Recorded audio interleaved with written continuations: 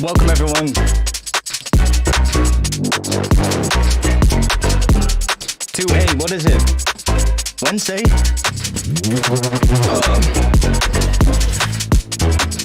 I think it is. Yeah.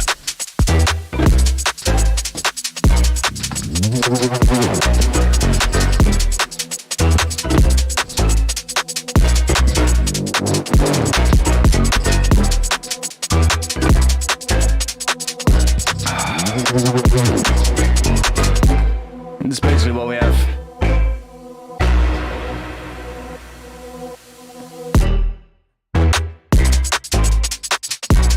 I'm really liking this part though.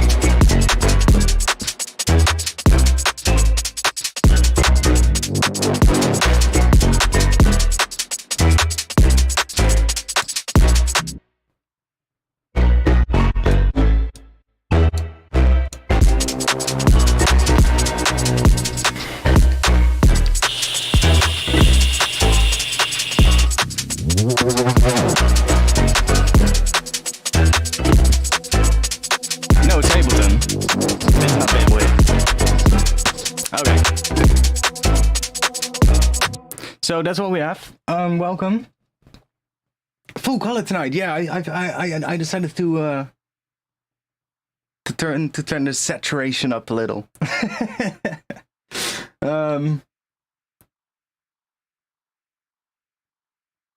What if you put that bass line under 4 to the floor drum beat?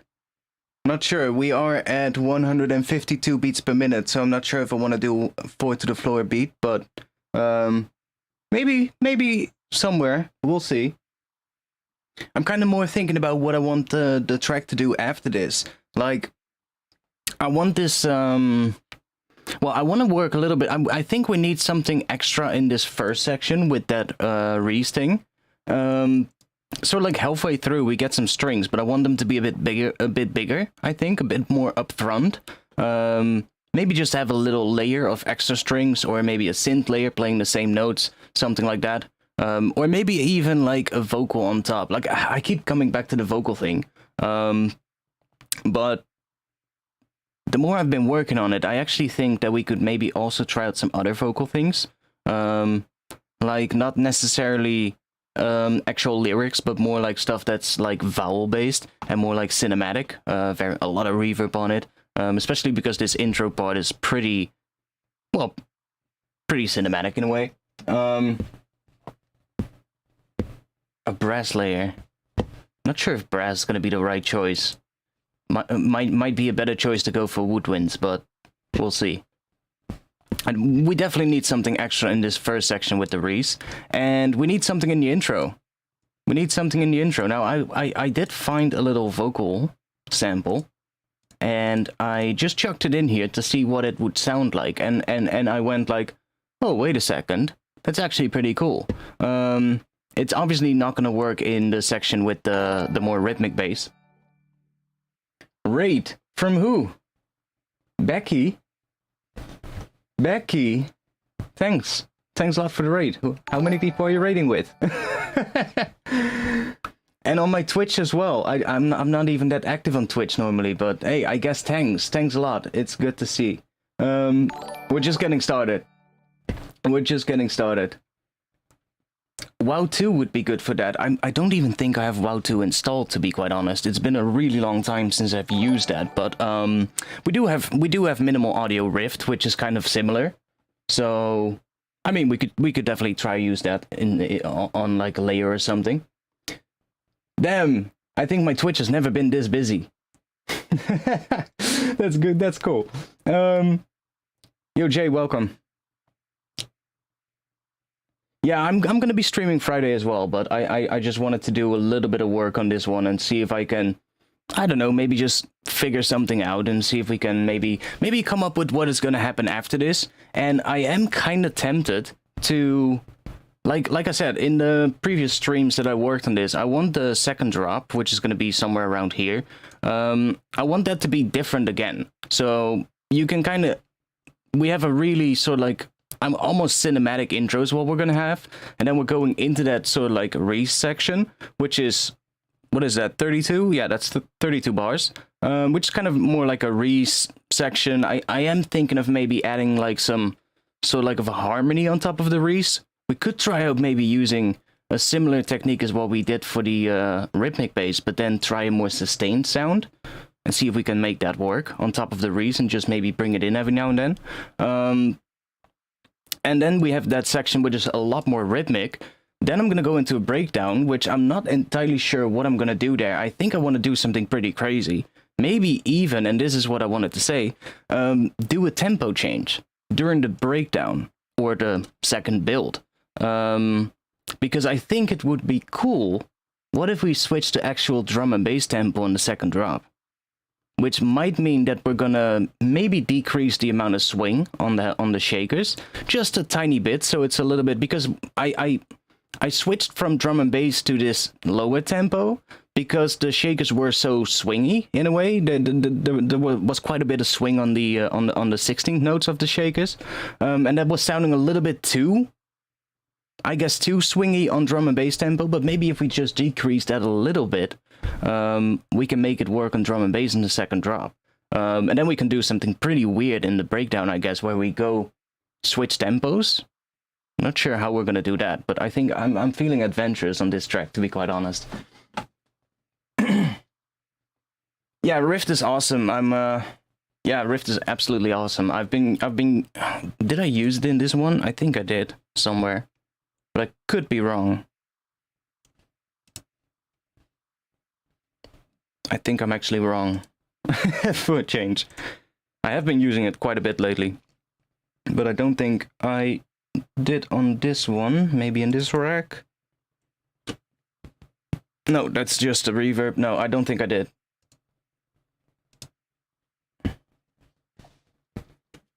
Yeah, there's an update coming as well. So, there's actually going to be an update coming for Rift. I think I can say what's... like, I don't even know fully what's in the update, but I know roughly what's in the update. I think I can say it, because I think they've also spoken about it on Twitter. But there is an update coming, and I'm pretty excited for it, to be quite honest. Main thing, of course, is going to be the dark mode, which is always good, because Rift has a very light UI. They're actually going to put a dark mode in, so that's pretty cool. For people like me, you know, the night owls who like their dull dark as well. It's always good. And this could be another really cool feature. I'm not sure what else is going to be in it, but there's going to be one other really cool feature, which I believe is a multiband feature. How come you decided to stream on Twitch? I'm actually streaming on both. I'm streaming to YouTube and Twitch at the same time. I do that always. Because sometimes people have issues on YouTube. YouTube just gives them issues, it's buffering or something like that, and then they can switch over to Twitch, and hopefully that works fine for them. But I basically just mainly stream to YouTube, and then just my Twitch is basically just a backup. Yeah, I dark mode everything as well. Like, all my skins that I make for Ableton are all dark skin as well. Like, there's no bright skins that I made, to be honest. Because I like that, you know? But the multiband thing is something that I'm definitely looking forward to. That's looking pretty cool. Like, just having, like, I don't know, being able to just set up like a band split and just having like the stuff that you can do with Rift on only the mid. Like just imagine, I hope the multiband is also gonna work for the filter and the feedback section. I really hope that it's also gonna work on that and it's not just gonna be tied to the distortion section. Like I said, I don't know. I haven't seen the update yet. I've just heard. But I really hope that you're gonna be able to, let's say, use like a key tracked resonator in the feedback section and then only apply that to, let's say, the mid frequencies of, let's say, a bass line so that you can keep the sub clean.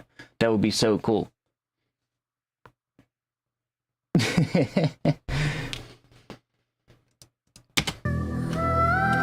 Oh yeah, that's what I was gonna show. I found this vocal sample. I think I can make a nice one that is more specific to what I wanted to do, but I found this one that sounded a little bit more cinematic, and I just threw it in just to see what that would sound like, and I kind of like it in the intro. And as well in the section where the re sits. I just don't like it being there the entire section, I guess. But I do kind of like it, so maybe we can try something like that.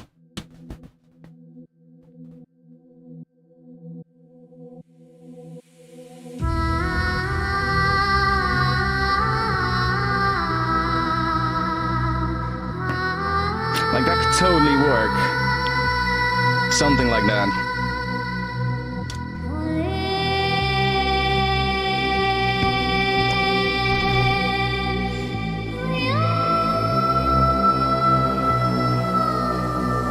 I don't like this one, but this part is nice.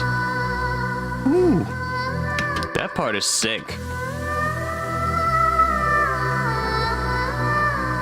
Ooh, I like that.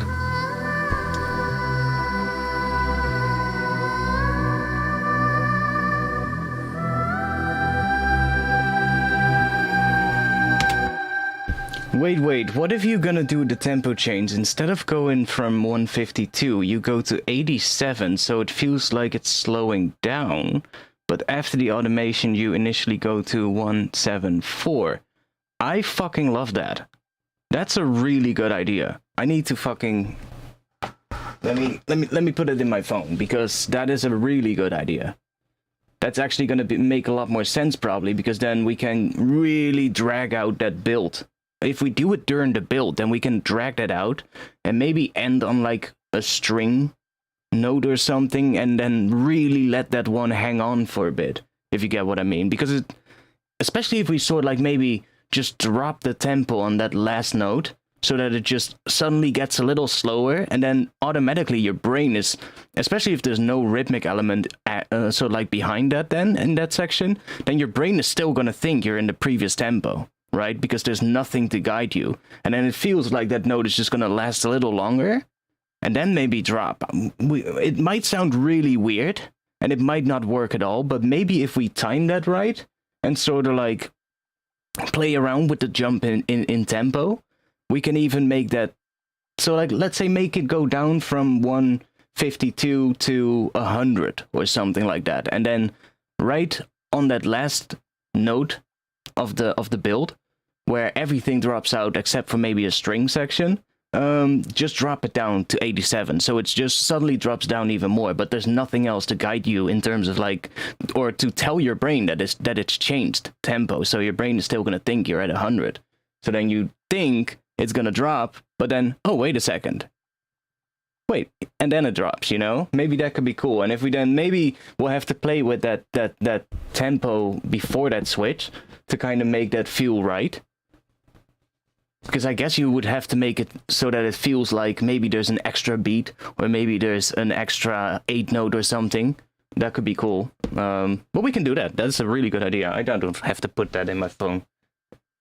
Now I know what I talked about. Now I kind of know that would work. But this section is really nice. I like this section of the vocal, to be quite honest. I still think we could maybe replace it with a contact library vocal. And then I have the key switches so we can do some like interesting variations every now and then. But we can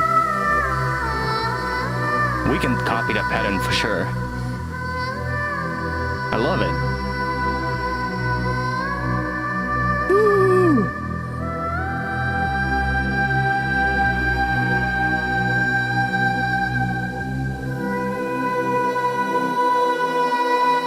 But then when the Reese comes in, I love that too.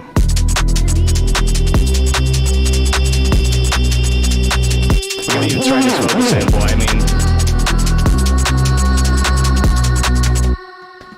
To be honest, I think this sample is from a Ghost Hack pack.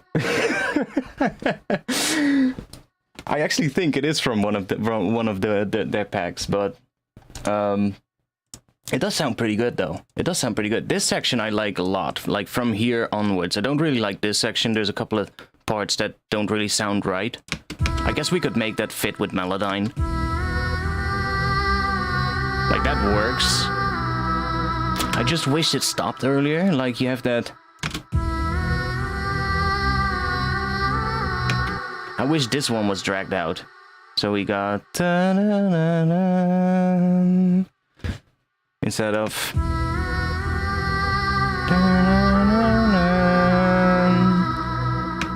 we can fix that. We can take this part, drop it here, and then pitch it with Melodyne so that it's this part but with this note. I guess.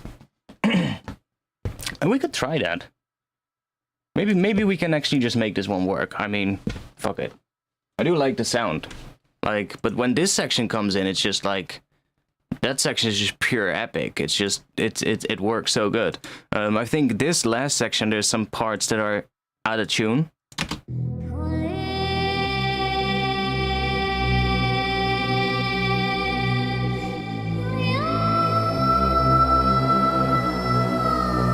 That last section is a little... It's probably not technically out of tune, but it's just a little bit of a strange note choice for what the bass is doing underneath it.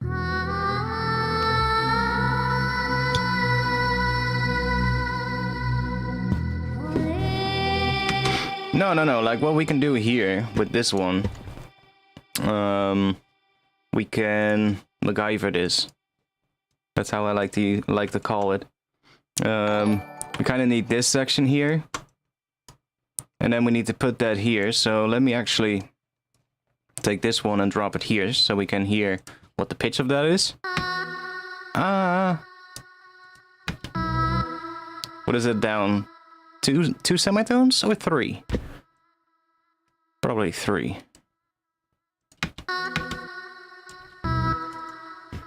But we can just take that and, I don't know, just crossfade this a little. Let's see what we get.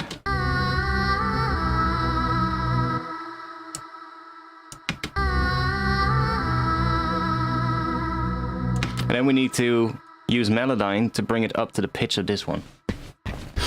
So all we have to need now is a bit of Melodyne.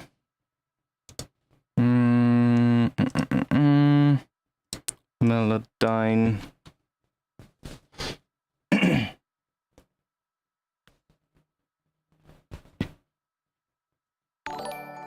Let's record this bit as well so we know what the pitch of that is.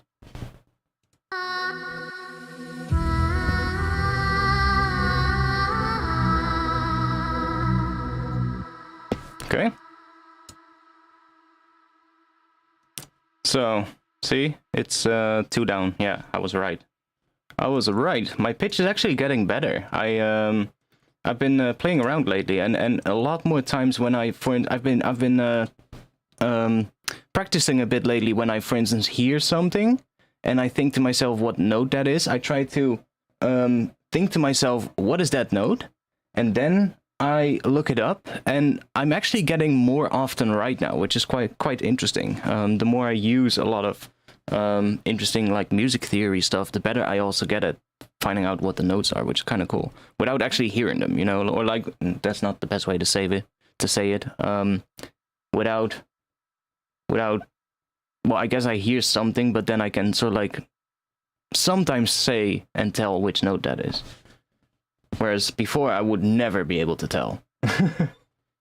Save, we've only just started, don't worry. So this one, we can just do that.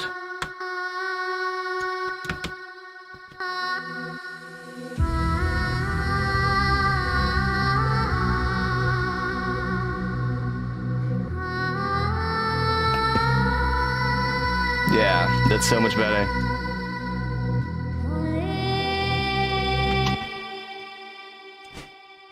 Don't really like that part, to be honest.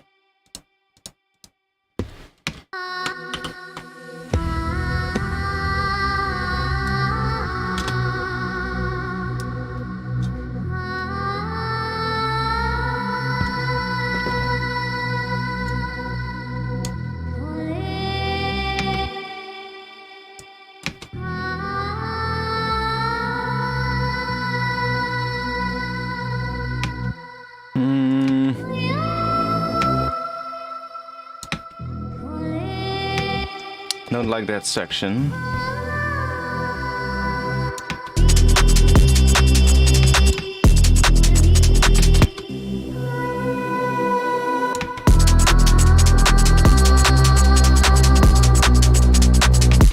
Wait.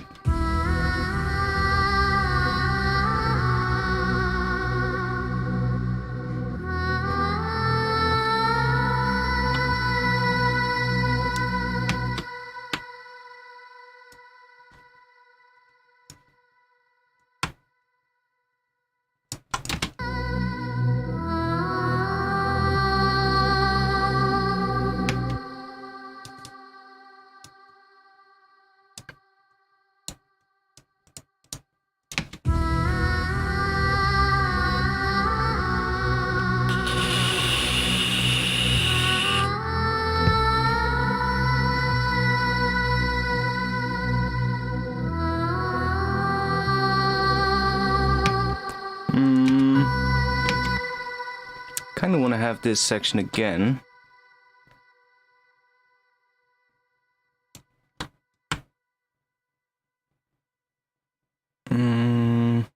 It's gonna sound weird, but what if we take...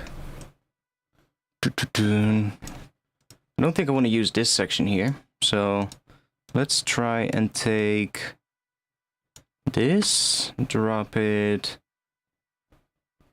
here-ish.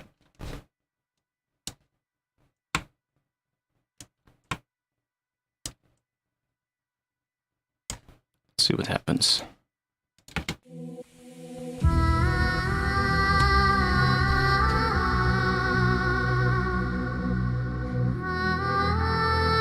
Well, hey, they better sponsor me then.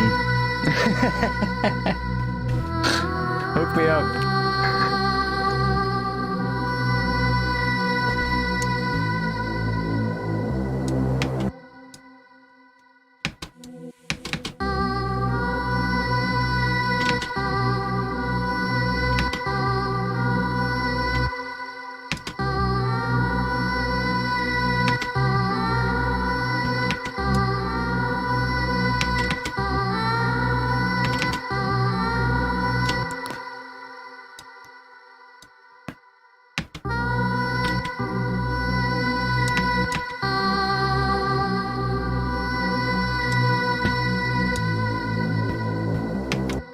Ooh, I like that on the end there, that it goes on in that transition.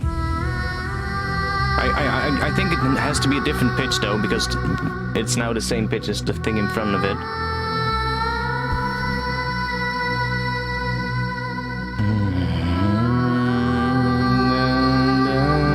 I hear some extra strings coming in maybe underneath that. Okay, let's see, if we do Melodyne again here. Let's record ourselves this section right here.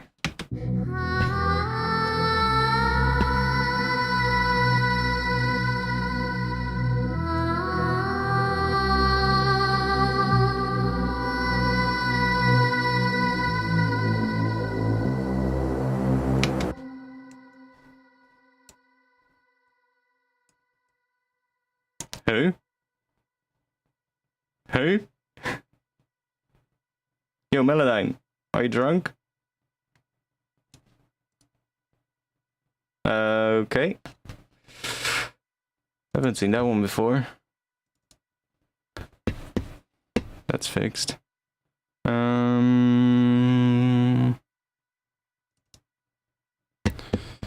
that.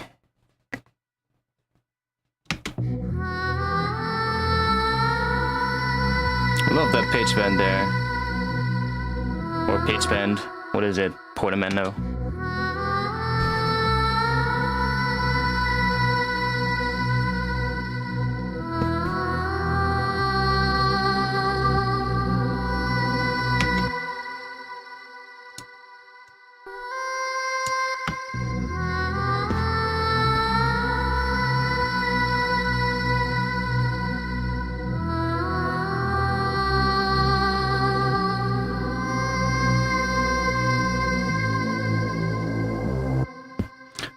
Does anybody know? I know there is a tool in here that allows you to play with the, so like the transition between the notes. Does anybody know which one it is, or how you do that? Like you can sort of like artificially create something like this. The G note is so wrong. Which one? Which G note? This one. That one.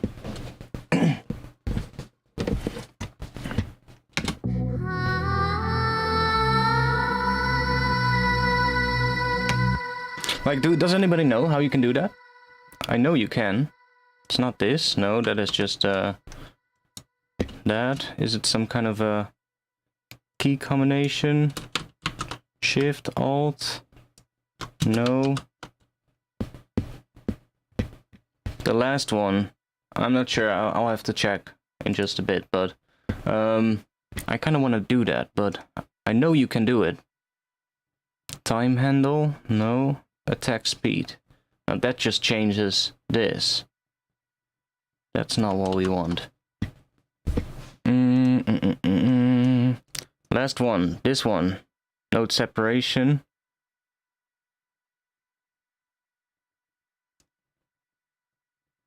Oh, you're talking about the note.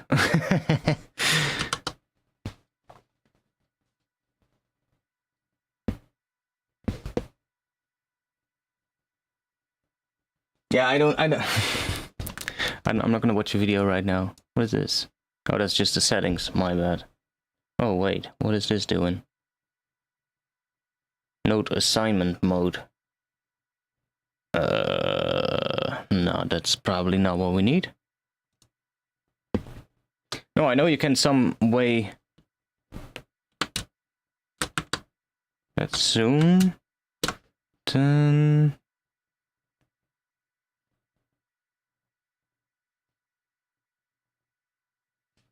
Let me check real quick. Melodyne.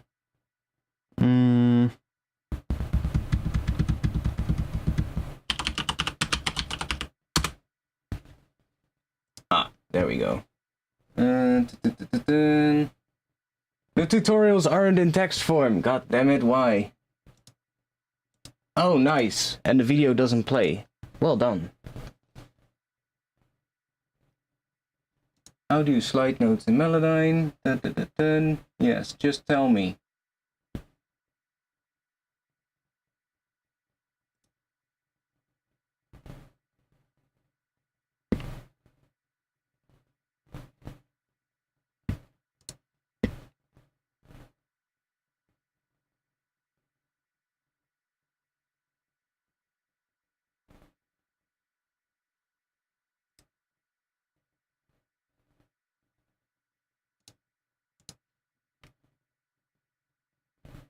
E.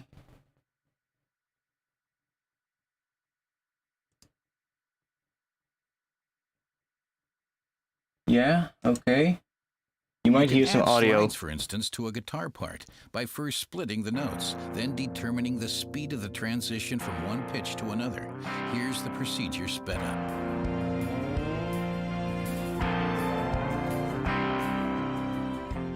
That's not what I mean. With the second separation tool, you change the type of separation. There are soft separations, shown by a vertical line, Oh, yeah? and hard separations, shown by square brackets. Choose soft separations if you want notes to adjust, with one automatically getting longer when you shorten another, so as to remain in contact. God damn it. That's almost what I need. Choose hard separations to disconnect them if you want to make them overlap or for gaps to appear between them. No. The melodic algorithm employs motion and also push them to soft. A soft from each other. Blah, blah, blah, blah, blah, blah, blah. Separations appear in both the original and the... Blah, blah, blah. Great, it doesn't tell us. Supposedly you hover where the note transition is. Yeah, I was thinking about that too. We need probably node separation type tool. So it is connected. Like this one right here. How do you even change the connection, the type then? Double click? No.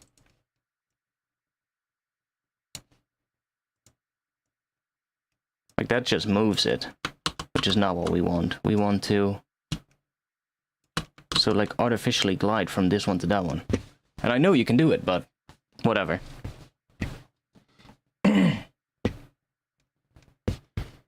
I'll have to figure that one out. Like this one is supposed to let you change the type.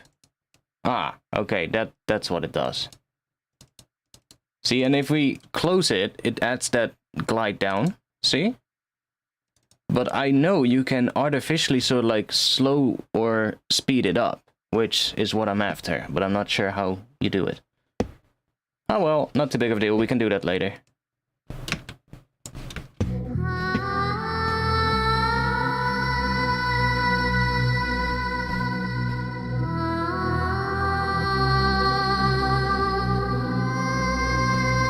There's a whole bunch more notes here, actually. Oh, let's go into that one. Like there is...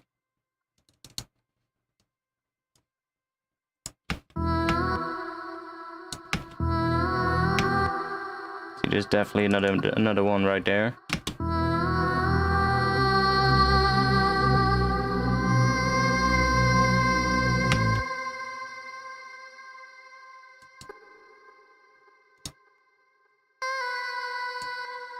See, and here as well, then it would be nice to be able to slow that, so it goes really slowly.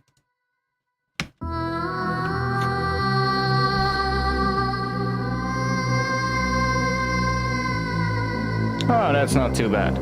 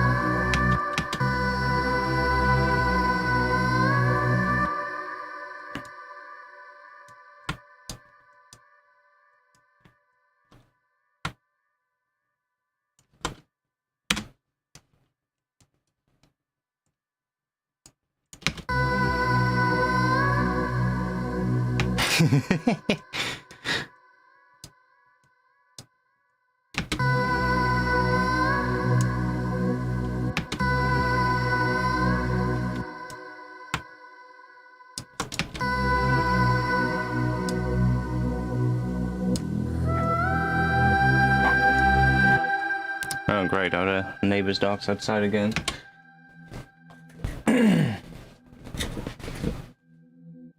Always when I'm streaming.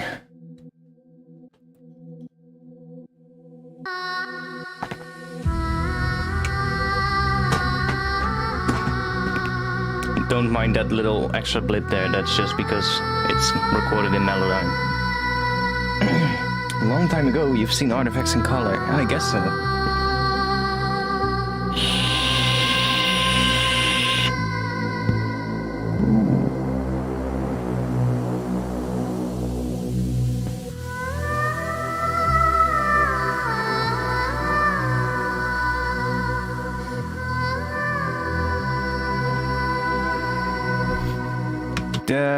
That's not nice yet. We're gonna do something else there.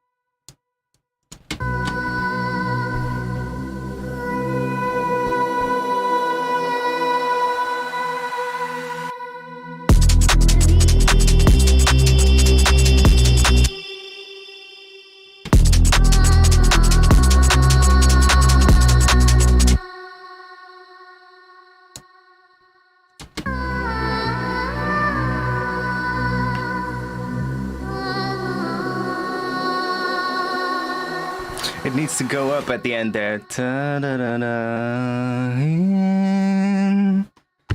We need something else that goes up. Do we have something?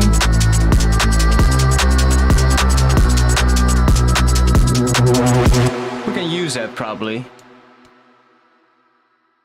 And we can make a version that goes up at the end there.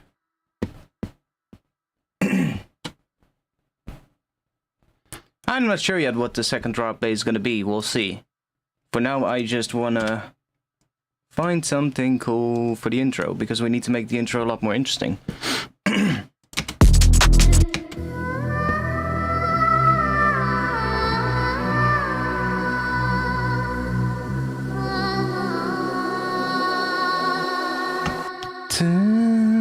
What is that?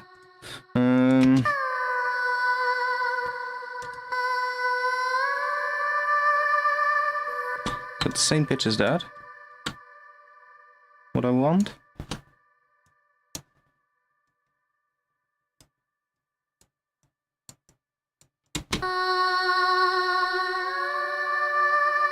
I think so.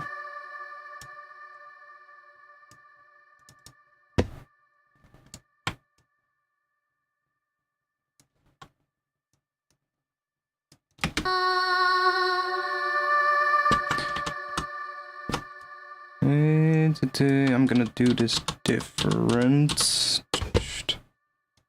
Let me... What else do we have here?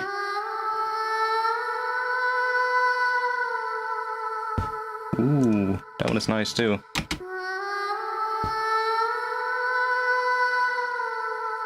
That end is really nice. What if we drop that here? Because it's kind of a variation on that. Well, maybe more on this.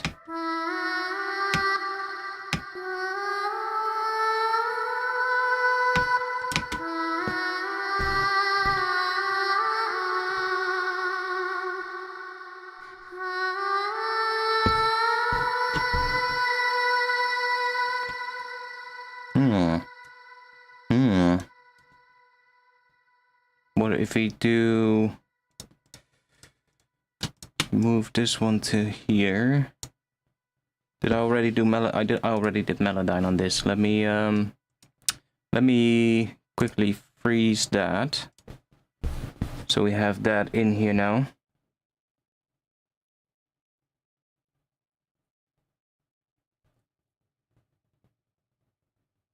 You bought the A77X instead of waiting? There's some really nice speakers made. I'm not sure yet what I'm gonna do.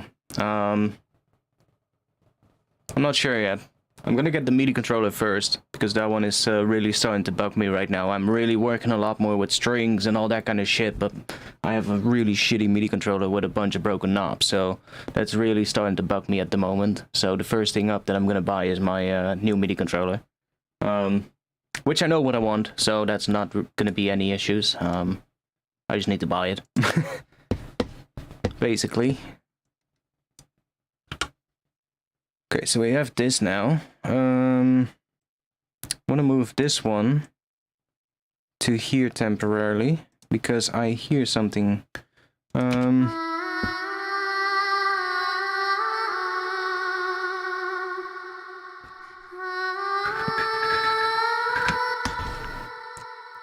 I want...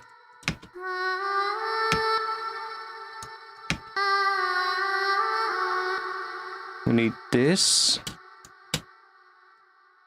Wait, we need a copy of that one too.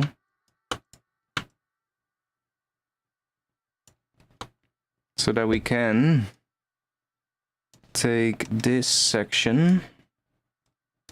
And we're gonna drop that right here.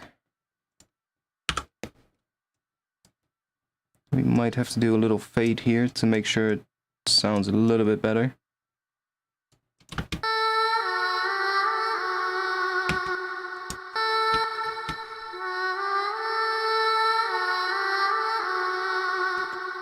It's not too bad.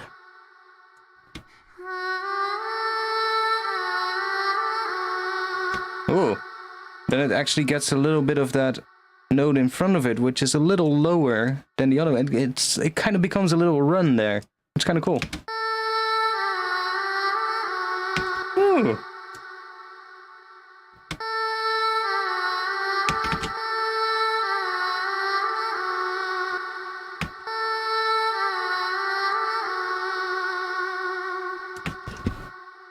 Then that one.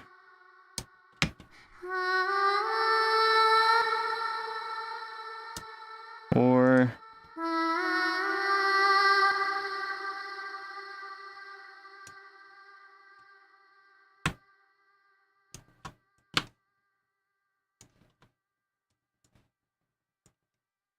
really doing some MacGyver work here, but it's fine.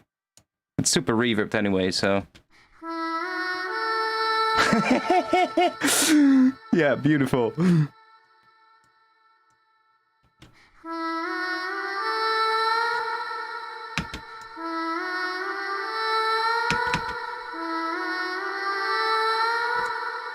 Yeah, no.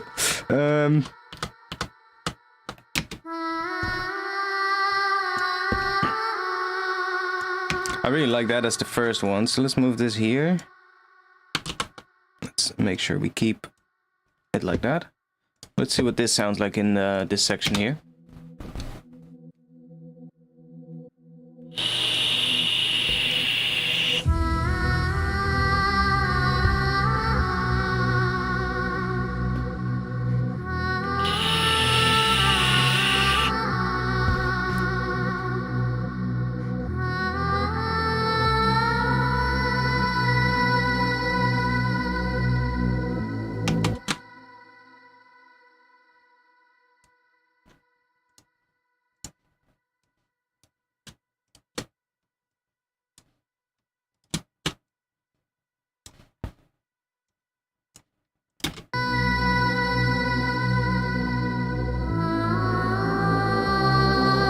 Yeah, on that lower note, on that Reese opening up.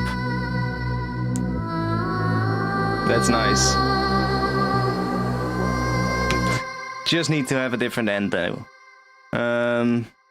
Okay, that's cool though, I like that.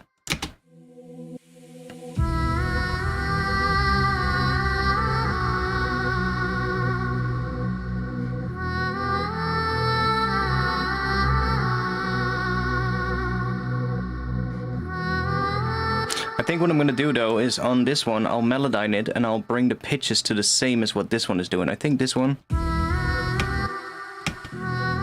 Yeah. See, it's turn, turn, turn, and this is higher on the first note. So we're gonna Melodyne that first note down so that it's the same as this one again. So that we kind of get this. And then this one, and then this one is a variation again on this one, basically, but with the same pitch again. So we kind of get that alternating kind of thing, instead of repeating this one twice, which sounds a little bit artificial, right? Because we took this part and we put that in front of here to kind of make that section better. we really just took this and that, and then we took, oh yeah, we took this as well, and then something else, whatever.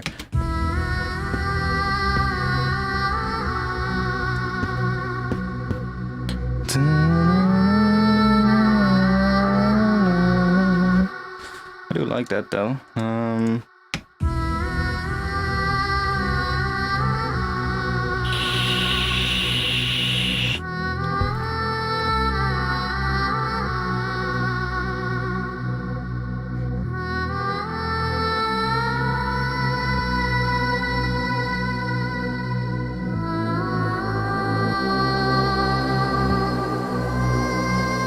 That last part is not good. Ooh. The transition is nice though, but well, in front of it is not that nice. So let's see. Yeah, so we're gonna bring this.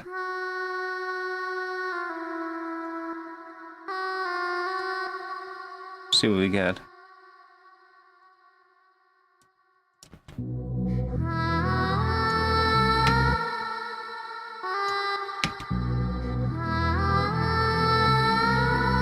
Maybe even that.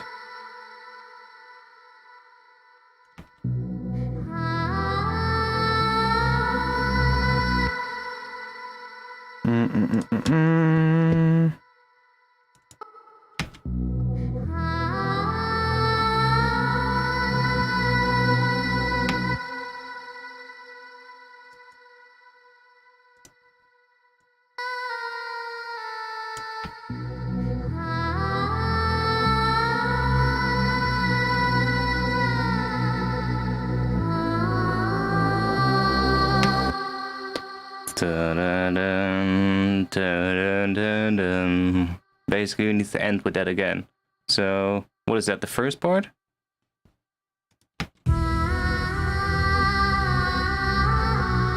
Yeah, we can take that part at the end here, but then just pitch it around again. So, I'm gonna... Can I delete these notes? Huh, nice. So then we can just fix this section now. And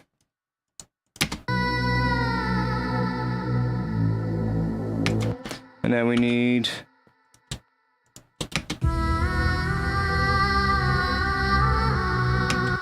Or this one.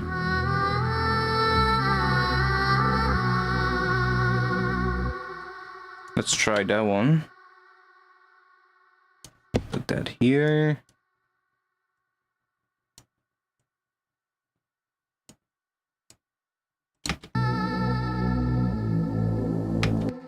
Okay, and then go back in here. And now let's hit record. And then we're gonna play.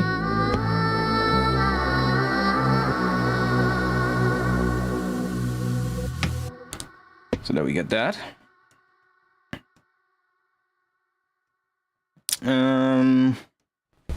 Let's see what we're gonna change it to.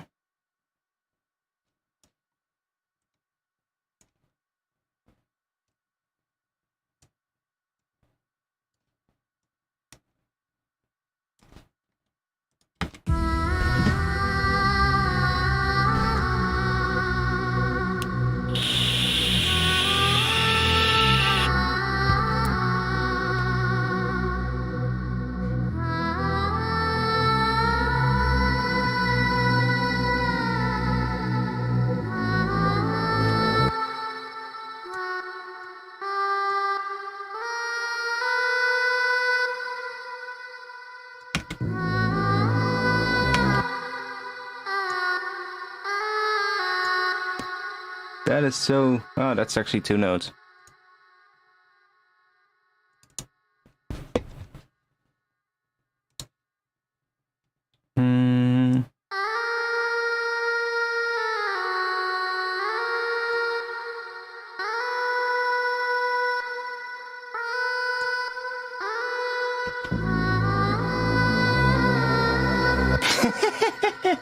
Beautiful.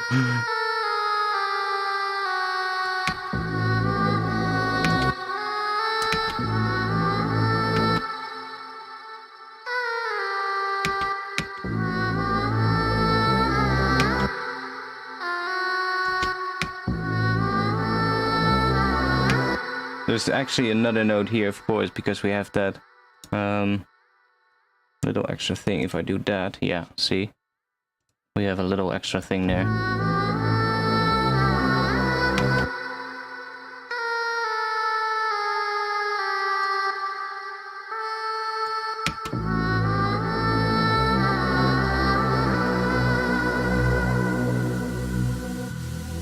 Yes. Yes.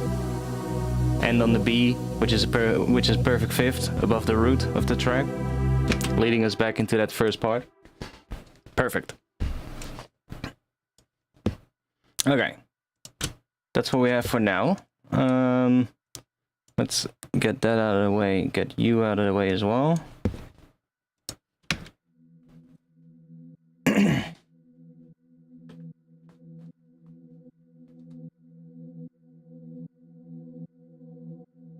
Now, obviously, we need something else here as well, but...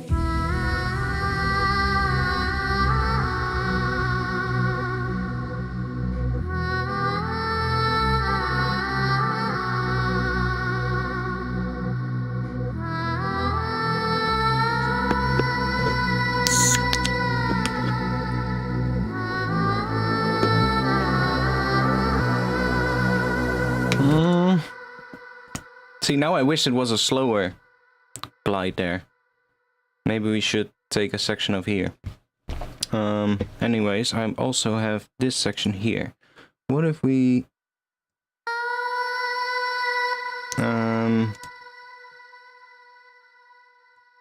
if I do this.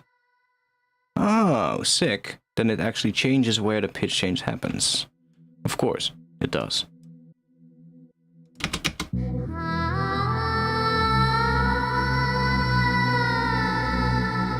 Yes, that's much better. Maybe even earlier.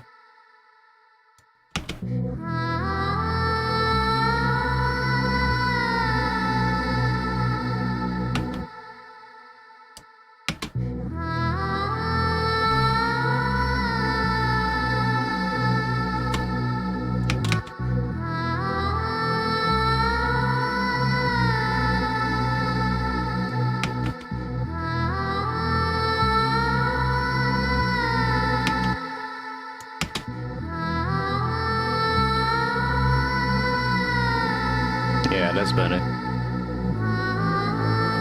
Maybe a tiny bit slower.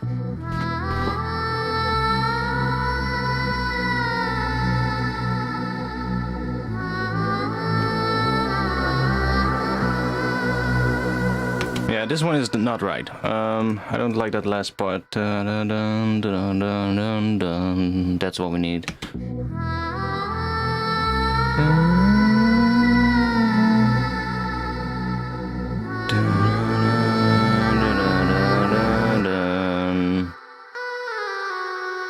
F sharp.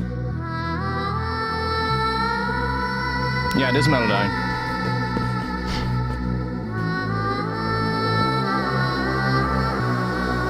Yeah.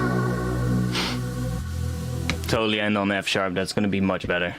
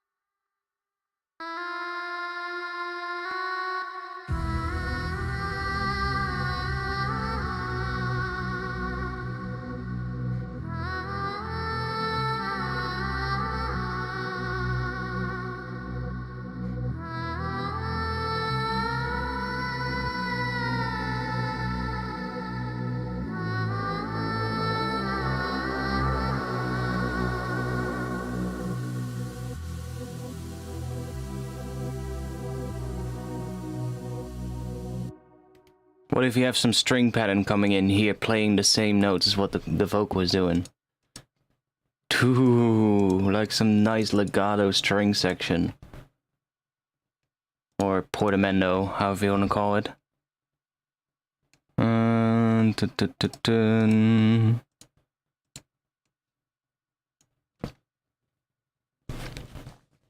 dun. Do we have that? Let's see.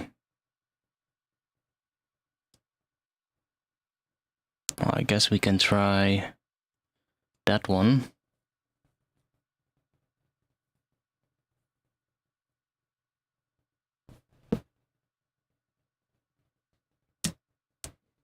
Like, I feel this intro can be pretty cinematic in a way.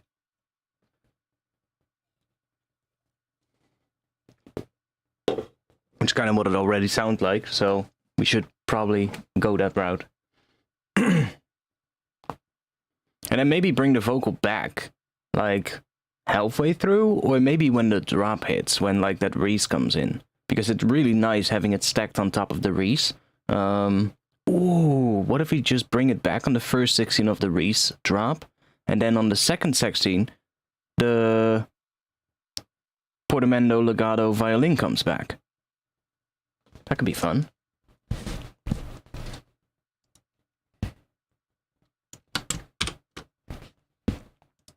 Now I can literally just do this. I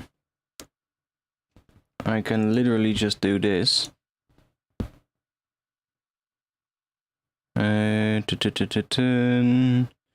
What was it again?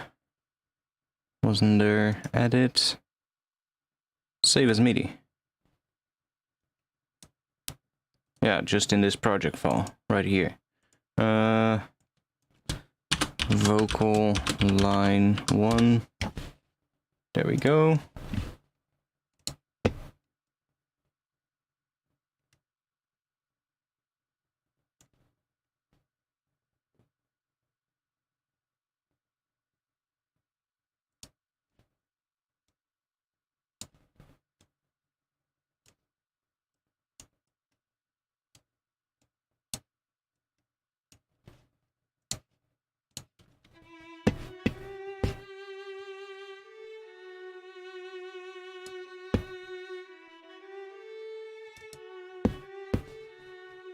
I'm gonna have to adjust it a bit.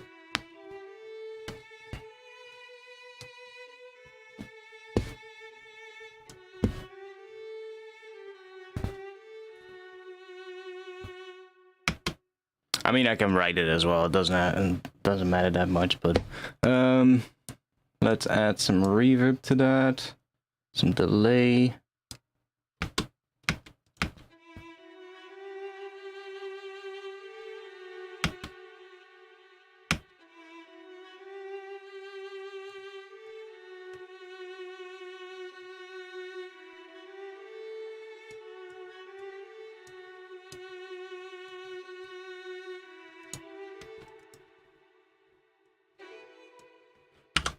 Okay, I know what it's doing. That's just the first part. Da-da-dum.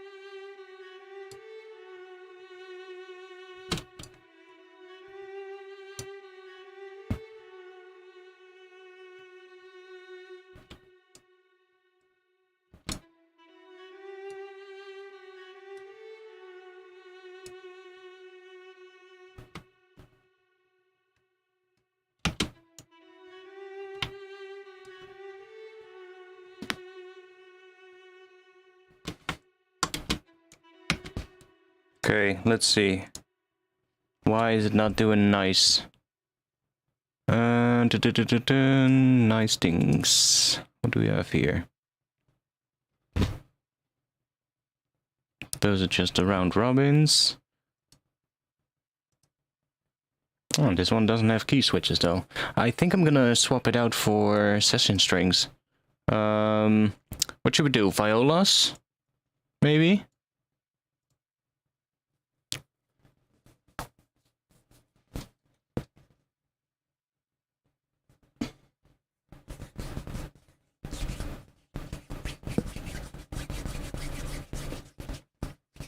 Artifacts, do you have any tips on making bass and sub more present in the track? My bass always gets drowned out by mid and highs. Is there anything I have to keep in mind with EQ compression or sidechain? My bad. I feel like the most thing with bass is like you don't want to have things to be too crowded in a low frequency. So that means usually you're only going to have one or two elements playing. Bass elements. Probably your kick drum and your bass, right? Probably your kick drum and your sub. You don't want to have anything too crowded there. You just want to make sure that those elements have their own space. which usually means that there's sometimes a little bit of a dip, a little bit above the sub bass, so like let's say around 100 hertz, to kind of create a little bit of a gap between the sub and the mid-range. You don't want to take everything out completely, of course, but you want to have a little bit of a dip there, which usually also works because that is also where your drums are going to sit. So you kind of get a little bit of space there for your drums as well, which makes your drums come through more and makes everything sound cleaner. But it also helps to kind of separate the mid-range of the bass from the low end a little bit. And that usually really helps to... well, I feel at least, make things sound a little bit cleaner.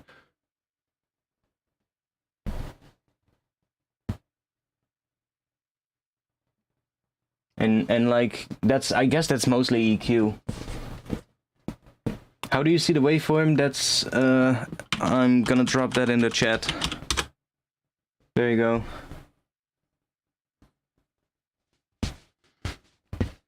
Let's try this one, with the portamento one as well. So we have portamento and legato, that's quite nice.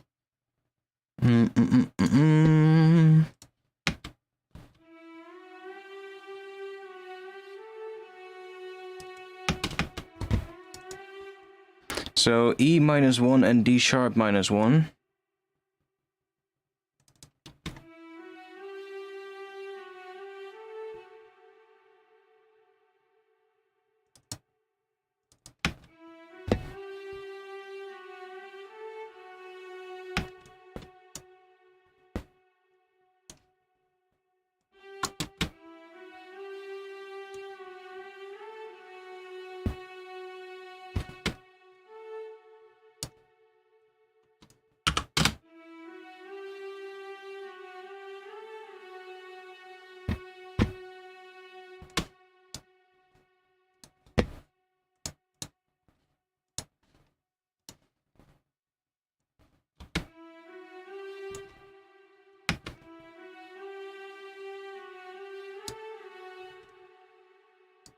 Is this controlled by the mod? Oh wait, I think I need to set that up. Yeah, mod wheel.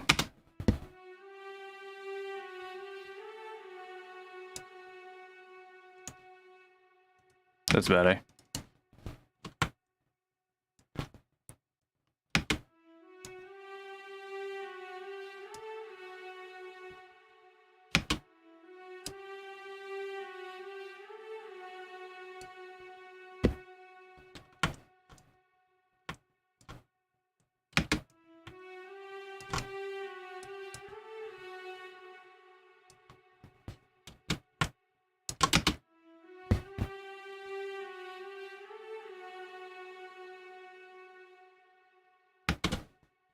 Dip as notch filtering? No. Like I say, you don't want to take everything out. You just want to have a little bit of a... You just want everything to be like when you look at at the EQ of my bass. I'm not sure if this one is the best example, but let's see on the Reese. So let's try this one. This one is mostly low pass though. You can even see what I'm doing here. Like right around 100 hertz. I'm just taking out a little bit here, which is very subtle, but it's still taking something out there. Here as well. You can see this is a little higher. This is a little bit where the mud sits, but again, that's also quite important. It's taking just a little bit of that muddy area down, which makes... It shifts the whole tonal balance of the sound, right? It kind of... Before this EQ, it kind of sounds too muddy, and then after this EQ, you just take that muddy area down, and that kind of makes the bass feel cleaner, even though they're completely different frequency areas. So, a lot of times it's not necessarily about your bass itself. It's just, like, well, sometimes it is, of course, but a lot of times it's really about how everything else is mixed around it. And it's, in the end, it's just a combination of everything together, right? So... yeah, you have to balance that.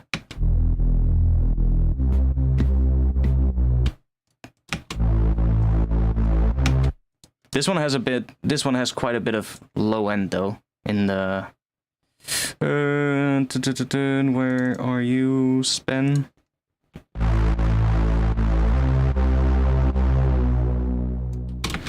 this is not the best example.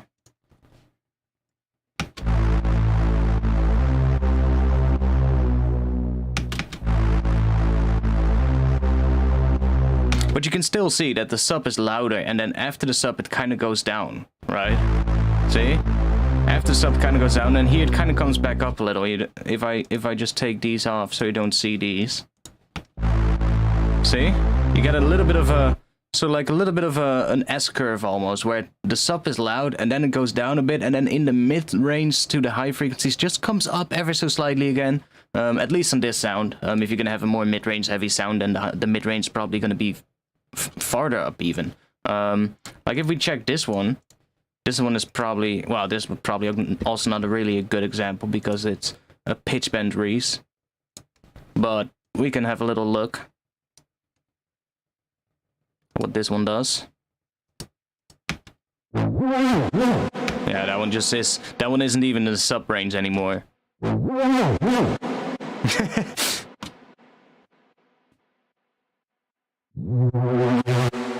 Like it's not even playing at low octave, so this is not a good one to demonstrate this with. And this one again, I'm not sure. This one is probably also not going to have that gap because sometimes you don't need it. Like it really depends on the track. I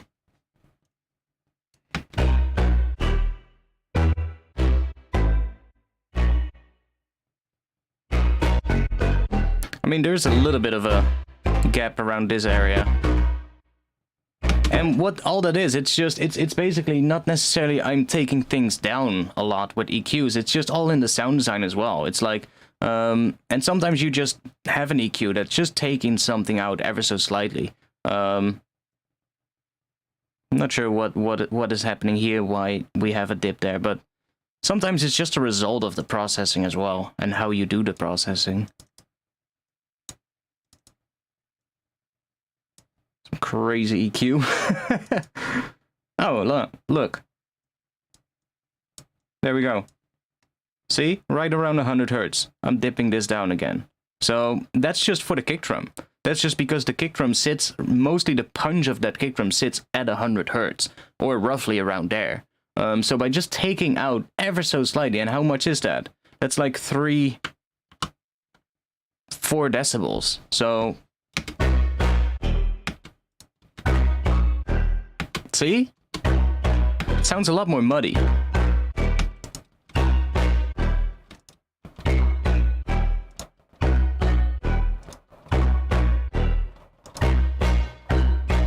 Even though it's very subtle, it does have quite an effect. Not sure what this one is doing then. Oh, that's just mid-side. Well, it depends on the kick drum, of course, as well. Like, it totally depends on where your kick drum sits. Like, if your kick drum is higher pitched than the one that I'm using, then you're naturally going to have to make that dip higher pitched as well.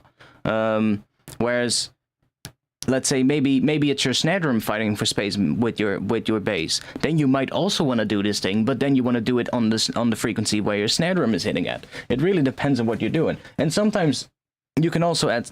Well, I am sidechaining. It's just that I'm sidechaining and doing that to kind of make it as clean as I need it to be.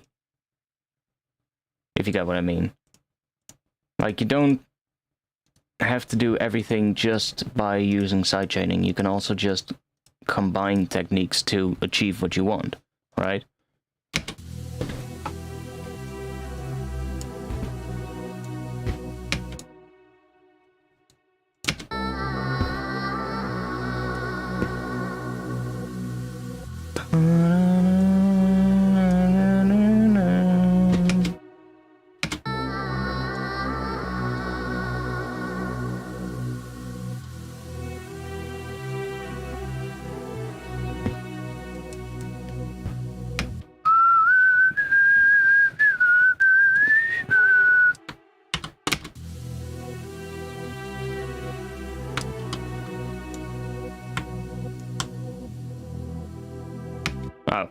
Oh, of course, we need this as well.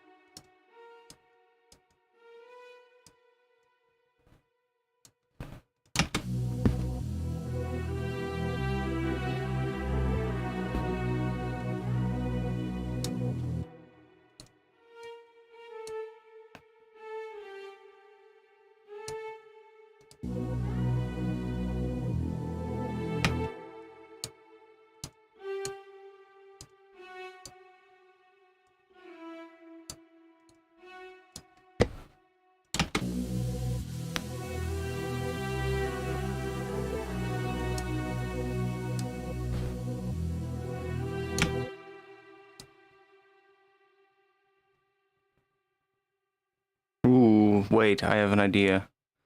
Dun, dun.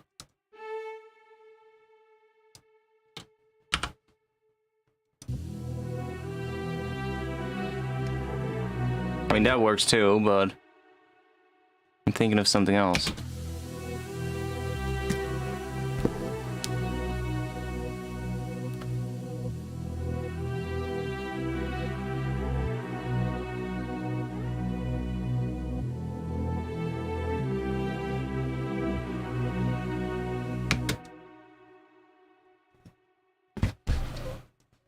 What if we do?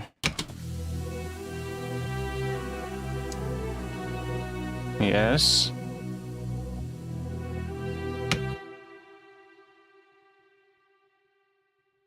Hmm.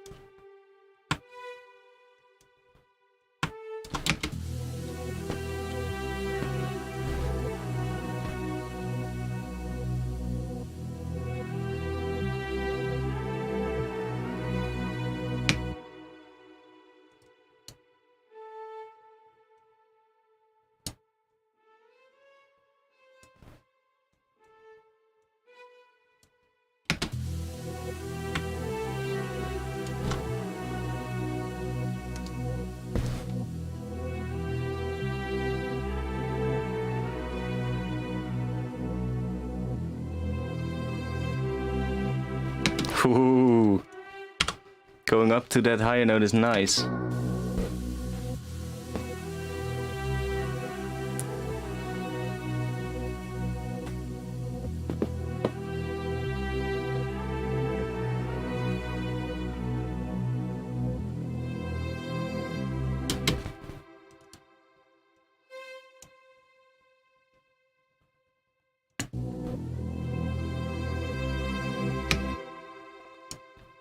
Hmm.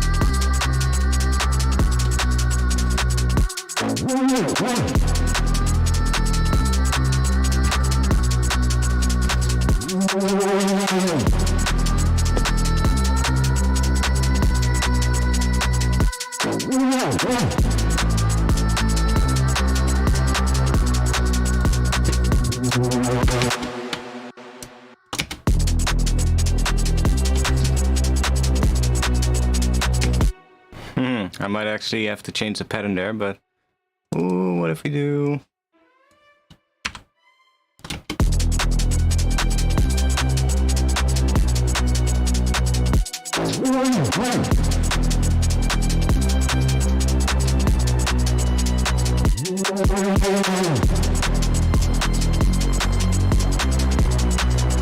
It's not that high. We don't have that high note, but hey, that's fine.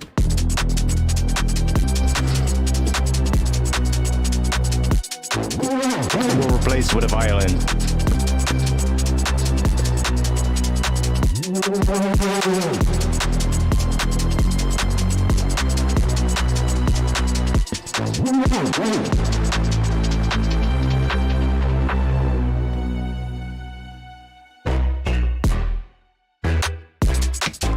It's gonna be such a weird section after it, but we'll see.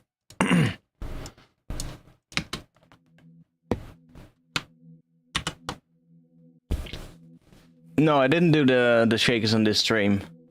I can show you the swing though, it's pretty simple. You can actually see it because it's in audio. Like, we have the shakers here. So, if you've got an 8 note here. So these are the ones that are hitting every 8 note. And then these are the ones that are hitting on the 16s. And you can see that these are, well, almost like a little bit less than a 64th note delayed. See, it's a little bit less than a 64th note. But let's say roughly 1/64th is what they're delayed.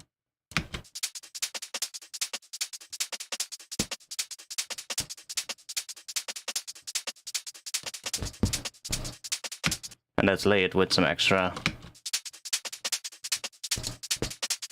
And then some extra.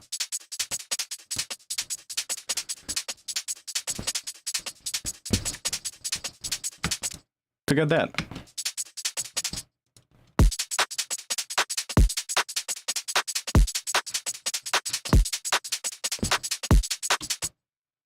Yeah, this again, you can see I just manually made the audio so like where it has to be. So these are all delayed as well.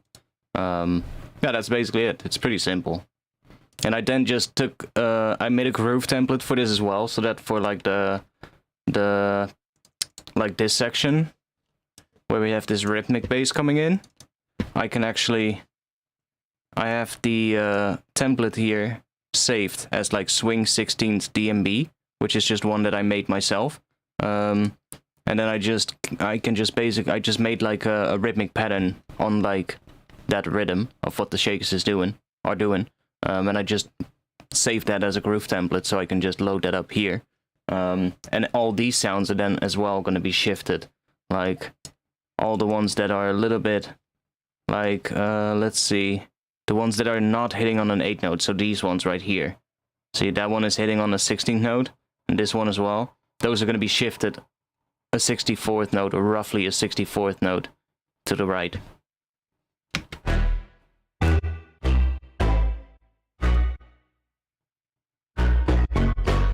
So that they kind of fall in line with the rest of the drums.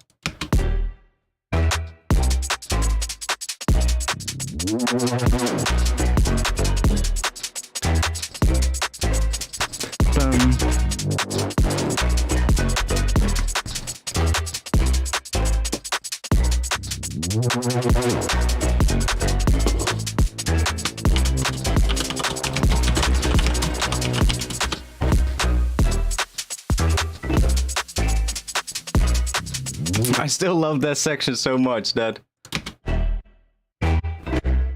that extra little thing, but it doesn't sound good every time. Sometimes it sounds weird, sometimes it sounds good. So we're gonna have to resample that at some point, but like this section right here, that little fast thingy there with these sort of like repeated notes. It just adds like the little extra variation there that it needed, you know?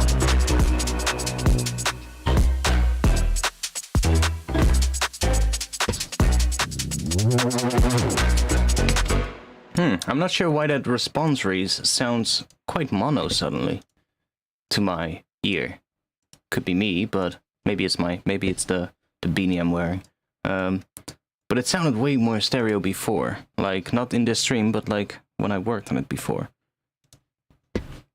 Let's see. Let me check. We take that off and take this one off as well, which is the mid-side EQs.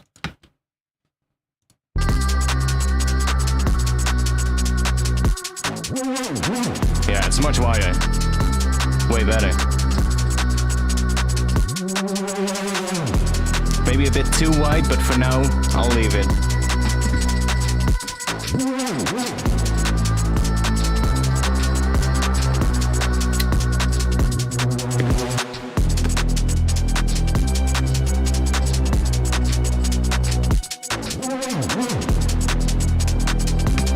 No, I don't put my basses in mono necessarily. I like, especially not these, because these in this section are Reese basses, right? So, and I'm not making them with like a mono source. I'm using unison.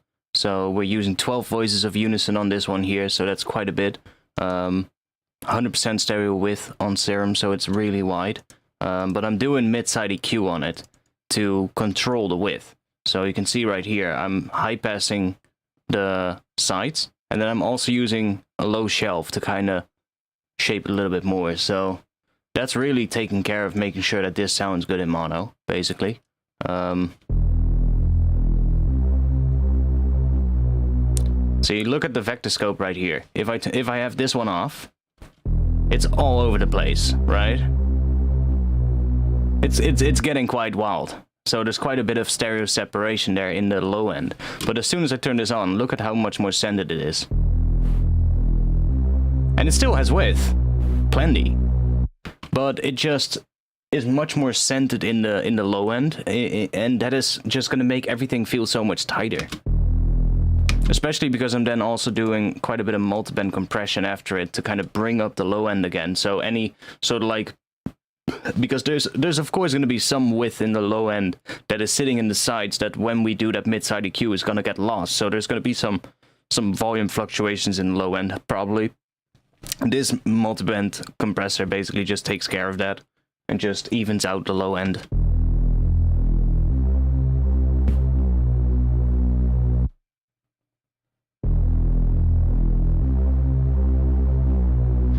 So yeah, without that, it's just so much...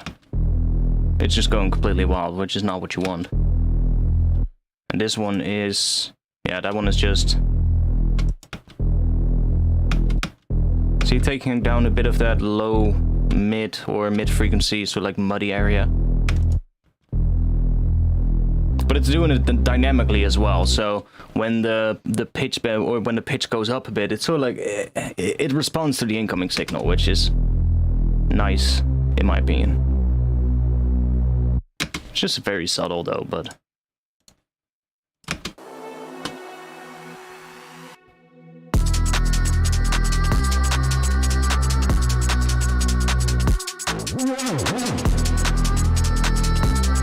Yo, DJ Hennessy. Well, I started this one as a drum and bass track.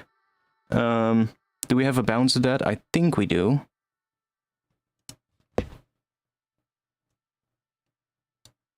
Or do we not? Oh, that's the that's the noise floor one that I bounced wrong. And this one is just the breakbeat one. Yeah. Sorry, I don't have the one. I'm not going to open up the other project, but I did start this one as a drum and bass project, and I also made it originally in G. Then I pitched it down to E and slowed it down to 152. And now this is where we're at.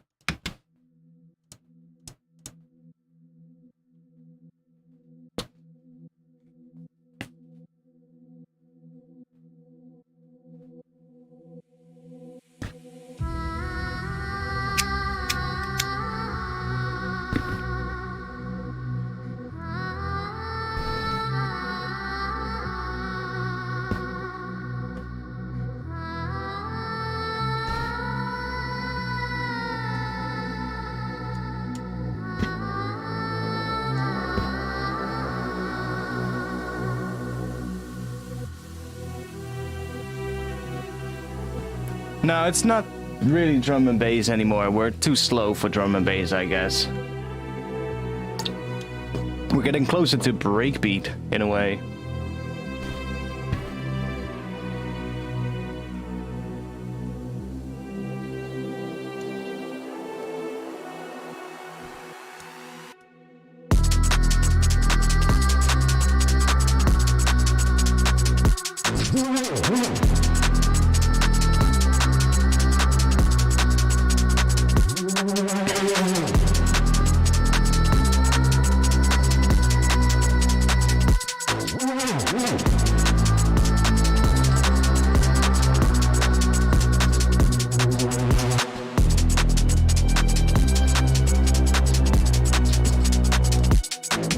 Yeah, we're gonna have to figure that one out, but I do like it.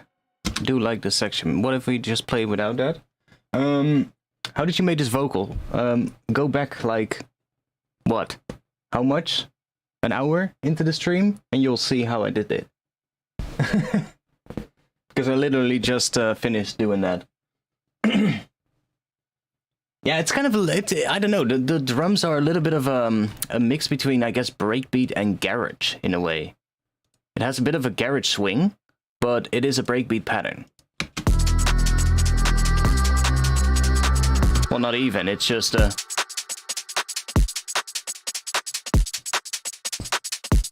Oh, and we played it without sidechain just now.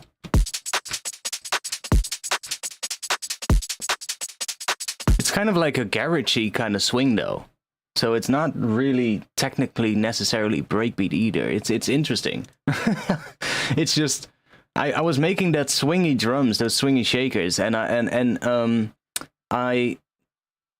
when I slowed it down, I played it back slower because I recorded what I usually do. You know, when I'm working on drums, what I sometimes do is I record the audio on like a separate track, like the one I have here, and then I go in here and I unwarp it. So I just unwarp, and then I just do like -3 semitones. So then I can hear the track that is written in drum and bass tempo. I can hear it in a breakbeat tempo, but it's also going to be, of course, a little bit lower pitched. But by unwarping it, it retains all the details, and it doesn't mess with any transients or anything like that. It doesn't introduce any artifacts. It just pitches it down, right? And it makes it slower by doing that. So that way I can hear better what is happening in sort of like quick fill sections in drums, or just sections that are getting really hectic, that are kind of a bit hard to hear what is going on exactly. And just by slowing things down, you sometimes can sort of like spot things that you don't hear when you hear it faster. And when I did that, I heard it in E, and I was like, ooh. And I asked the chat, I was like, should we go to E and maybe do it slower as well? Because it sounded so good slower, even though that was too slow, because it was getting more like, what was it, like I think around 130 beats per minute or something. And then we ended up on 152 in E, and it sounds absolutely insane. Yeah, the shakers are a bit too 16th note, like they're too full for like a garage pattern. I agree. With garage, you would have a little bit more of a gap every now and then in the shakers, but it's not garage, right? It's more drum and bass influence though, so that's why I kept it that way. And I do wanna go to drum and bass on the second drop, so we're gonna actually change tempo in the breakdown. Or in the build-up in front of the second drop. We're gonna change tempo, and then I am actually gonna do what somebody said in the chat at the start of the stream, which is slowing the tempo down from 152 to 87 or 86, which is half of drum and bass tempo, and then on the drop switching it to 172 or 174 depending on which one I choose. So it's actual drum and bass tempo, but then it feels like it's slowing down, and then it's gonna get back up when the drop hits, and should align properly if we do it well. I might have to do a little bit of change to those shakers though if I do drum and bass, because I felt the shakers were a bit too swingy for drum and bass tempo. So just make them maybe a little bit less swinged in the drum and bass section, but I think that could be really cool, because this track is already getting a track of many different sort of like sections, right? We have that really cinematic intro, then the drop hits or the first section of the drop hits with the low pass Reese, but it still is very cinematic, and then it builds up to that rhythmic thing. We will have to work on that transition a bit, because right now it's too cinematic still, so we have to kind of fade out a little bit of the cinematic layers towards the end, or make them more atonal so that they start, you know, the tension starts increasing a bit, and you start thinking like, okay, something is gonna change, because otherwise the change is probably gonna be too abrupt. And then we're gonna have this section, which is a lot more rhythmic, and then we're gonna have a breakdown where we're probably gonna do something crazy. I'm not sure what, but we'll see.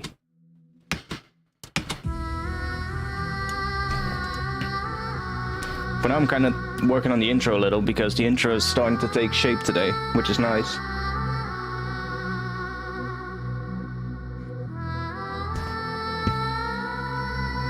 Oh, I do love that pitch bend in the vocal though. That's really good.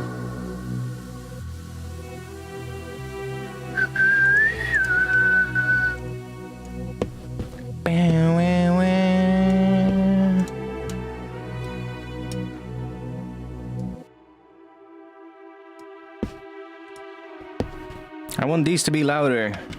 I already brought the volume up so much of these. I don't know, this library is just really quiet that I'm using in this section here, so I'm just gonna crank it up a little bit more. I mean, it's also low pass, so that's kinda also doing that, but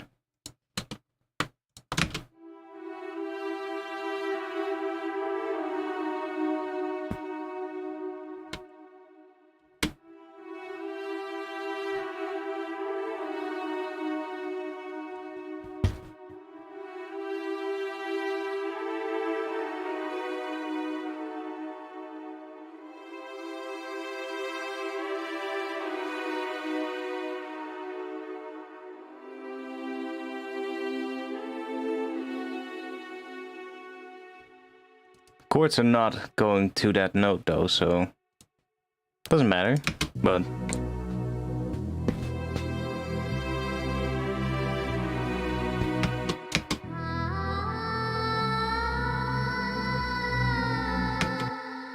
I don't like these right here. Just get rid of those.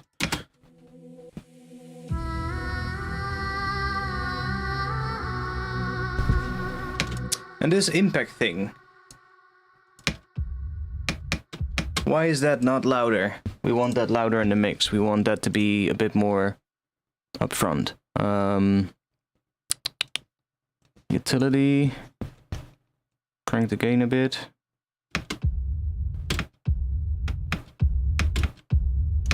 Crank it a bit too much, but that's fine.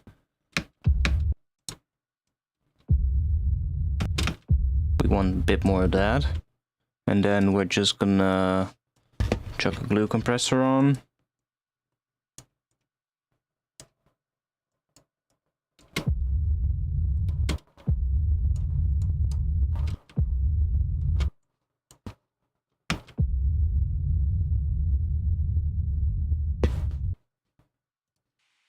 Maybe I'll find a different one, but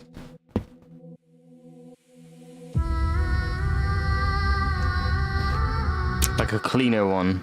This one is a bit rumbly, if you get what I mean. We need maybe a bit cleaner of a low end kind of thing at the start.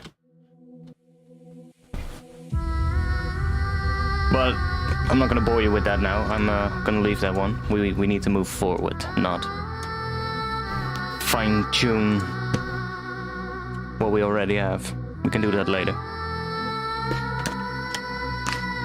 Yeah, we could have an ARP somewhere.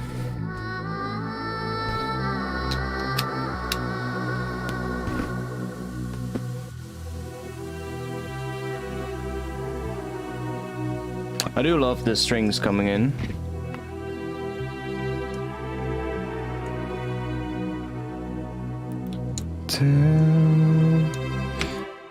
I do think I want to change something there in the strings though, but we need some low thing in the strings as well. So let's grab ourselves another contact. And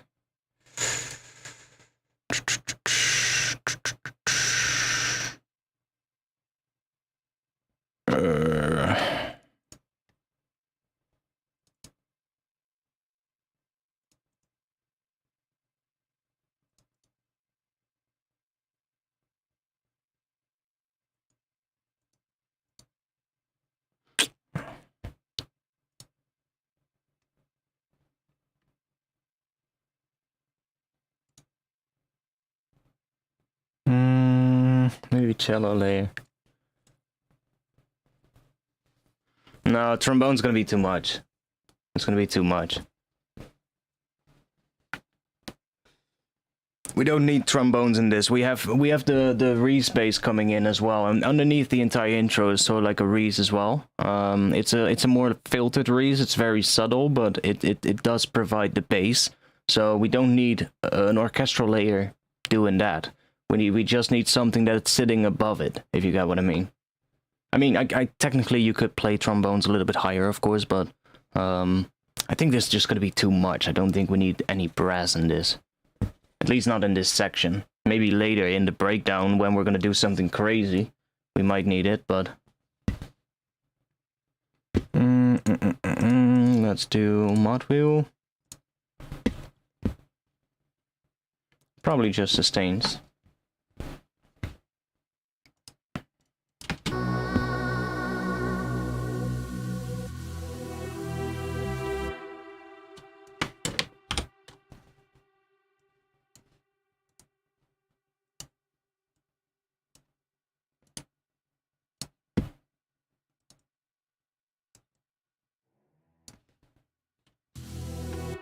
Let me just, for now,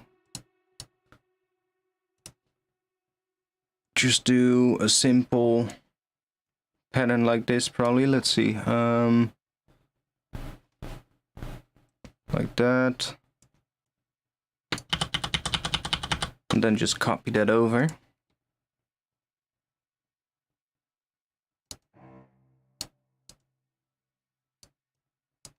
Okay, that's the lowest cellos go.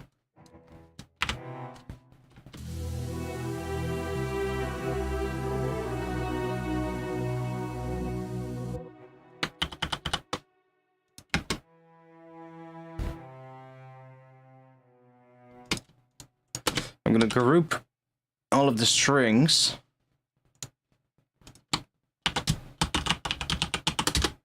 So that I can, let's see, because I have a whole bunch of stuff here. I'm not gonna complicate it for myself. I'm just gonna take the entire group and just take these through these two reverbs. See what that sounds like.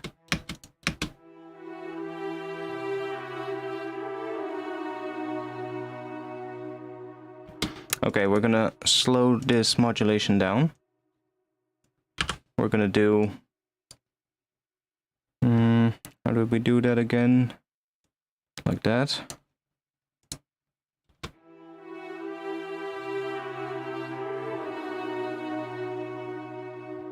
So it follows the pattern of the rest of the strings.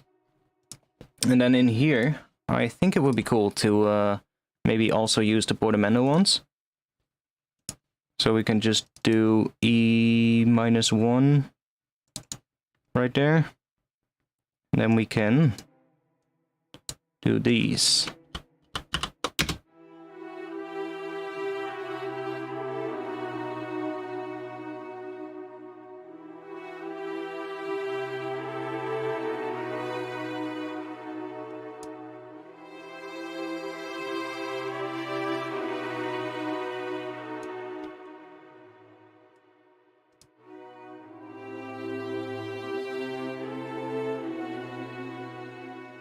It's A, right?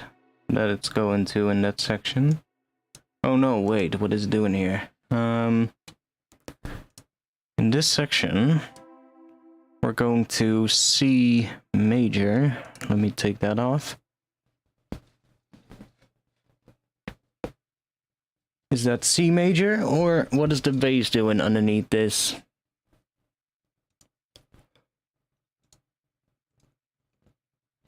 that bass ends on C. Yeah, so we're in C major there on the end.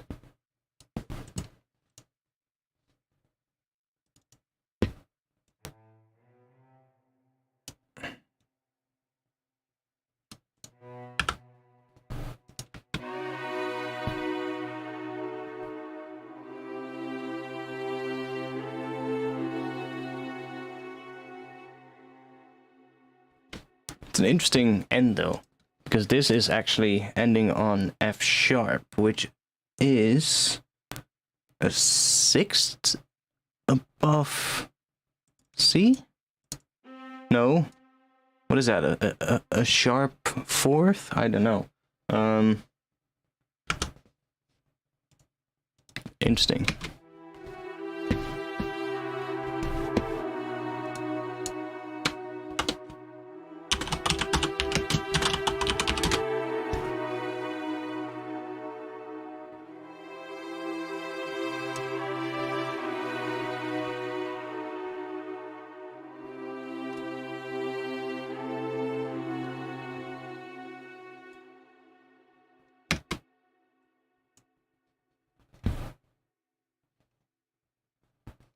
A diminished fifth. Okay.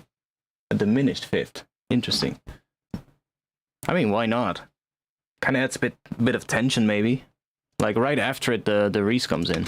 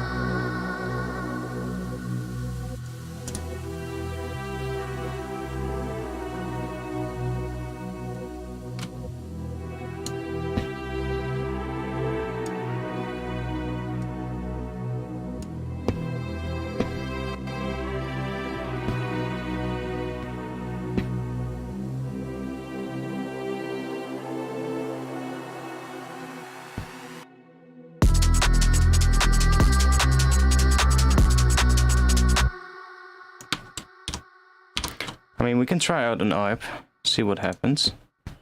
We are E. We're doing E to C to B. That's sort of like the progression that we're doing. And then here we do A to C to B. And then a little bit slower.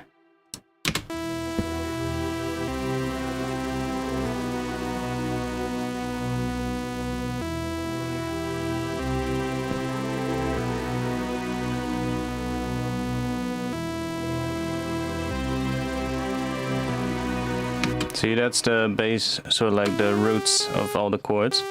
So we get...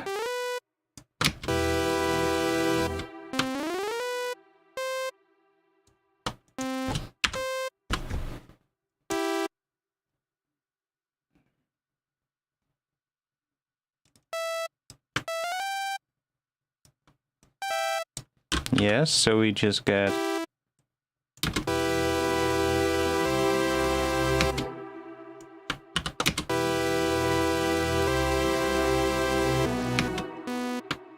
That's a B.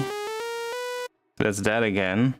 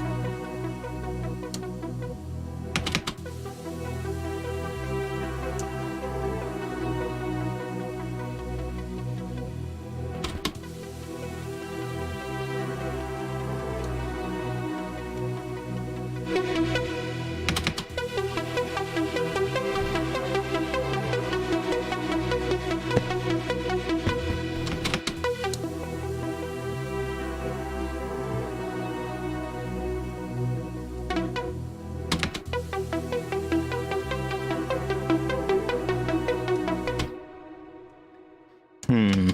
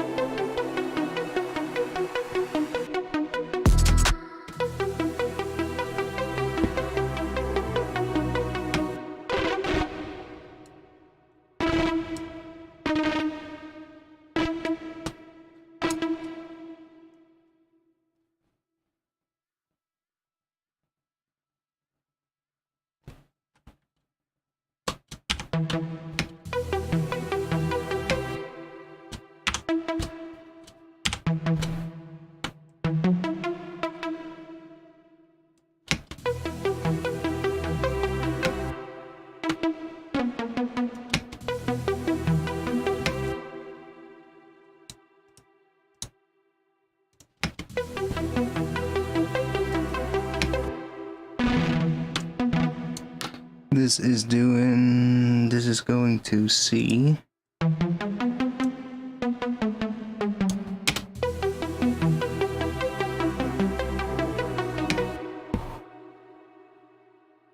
This is going to B. Yeah, B major.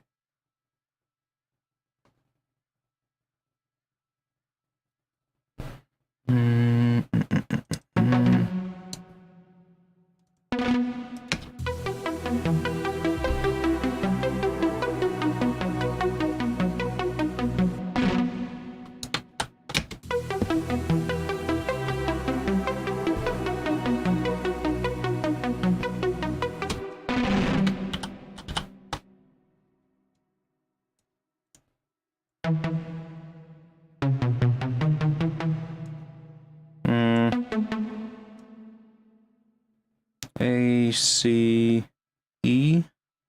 Yeah.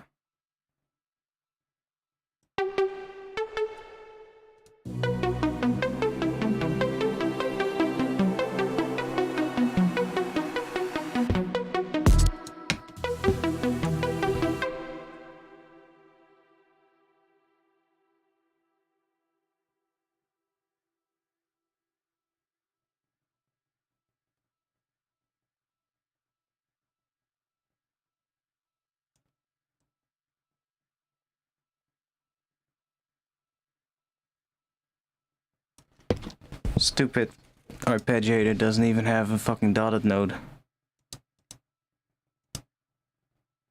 So stupid.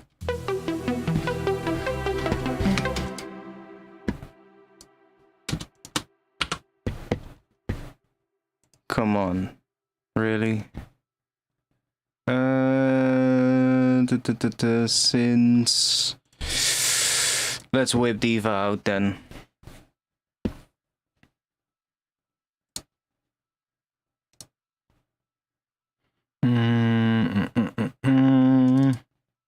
That one maybe?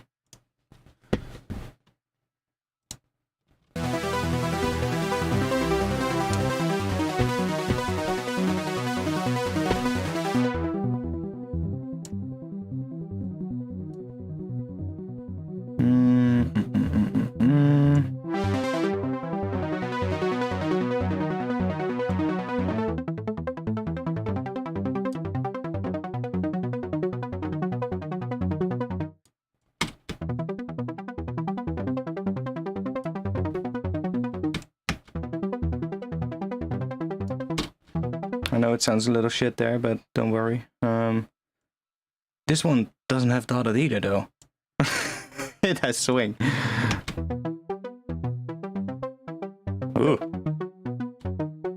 Ooh. We're getting...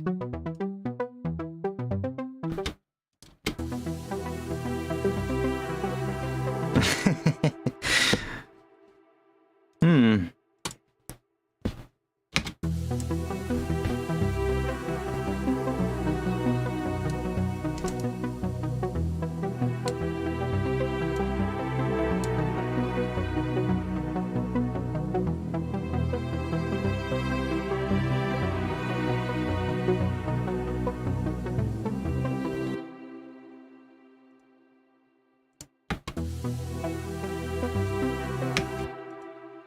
Why is it so weird?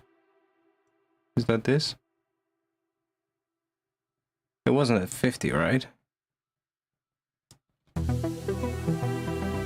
No. Oh.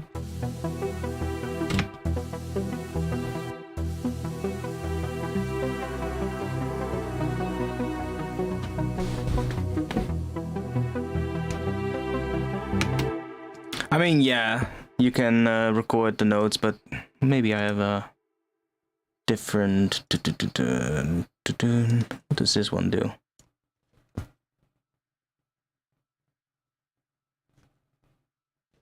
Ooh, wait, I know what we can use. I haven't used that one in a bit. Let's try that. I know a really nice plugin that we can use. That has a really nice sequencer.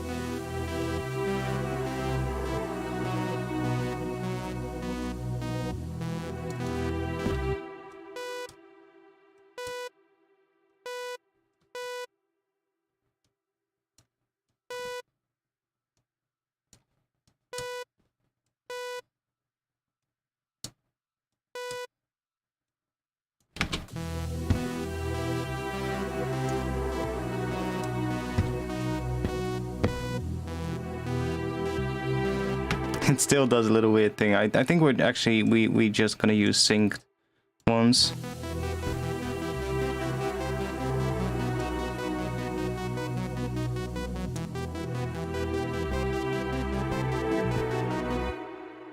You also have the sequencer, which is quite nice, where you can actually just change the notes here.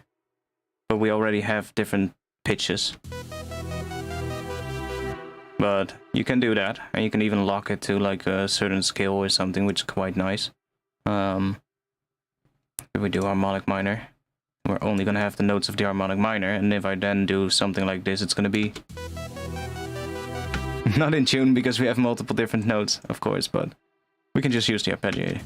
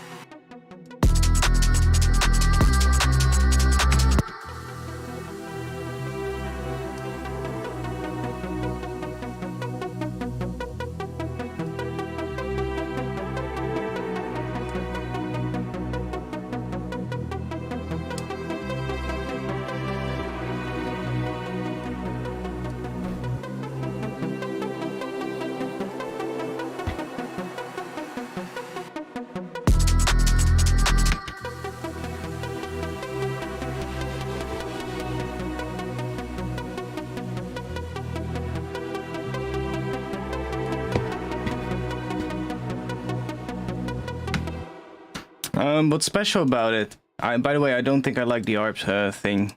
So, what's special about Pigments? What I really like about it is the Granular engine. The Granular engine is absolutely amazing. I'm actually gonna be dropping my Patreon sample pack for this month as well soon. So I've been making some samples, and those are actually pretty good to put into Pigments as well, I think. So I made a whole bunch of nice sounds like that, and they're all in C, so you can just put them inside of a sampler or inside of a synth and don't have to worry about the pitch. Yeah, it has Granular in it. Like, it has a wavetable engine here. You've got an analog engine with 3 oscillators, and they have sort of like analog pitch drift, which you can control here. So you can sort of like add some pitch drift between the oscillators, and you have FM as well here with these. On the wavetable, you've got FM here as well, all these things. So if we go here, you can do FM, and that's done from here, from this modulator, which has this as options, or you can change that to be engine 2, so that's this one right here, which is not in use right now. So you can do FM here, which is quite nice. Then you've got the sampler, so this is just your regular sampler with all stuff, and you can throw your own stuff in there as well, of course. And then you've got a granular mode on that sampler, which is really cool. And then there's the harmonic engine, which is quite interesting.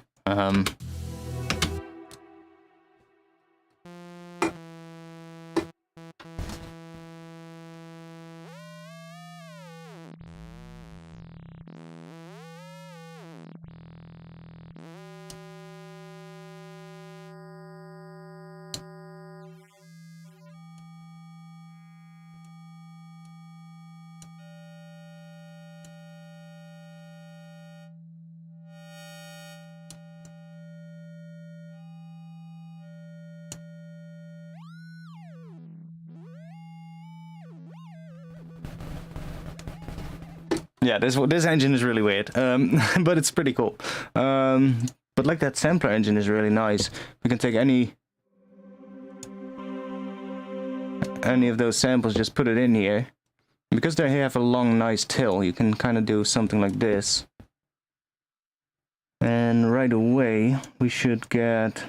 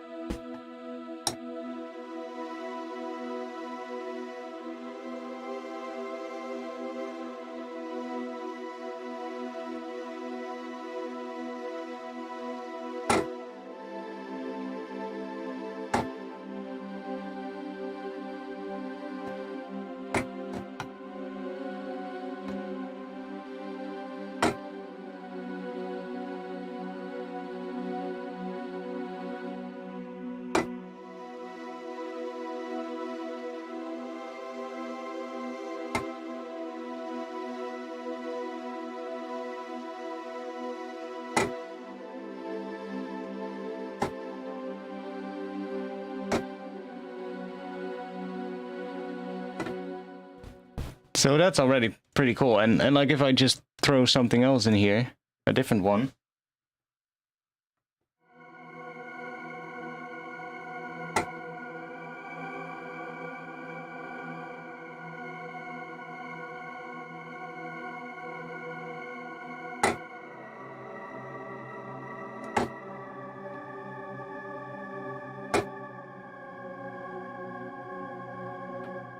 So you get so many different options here. Piano reverb too.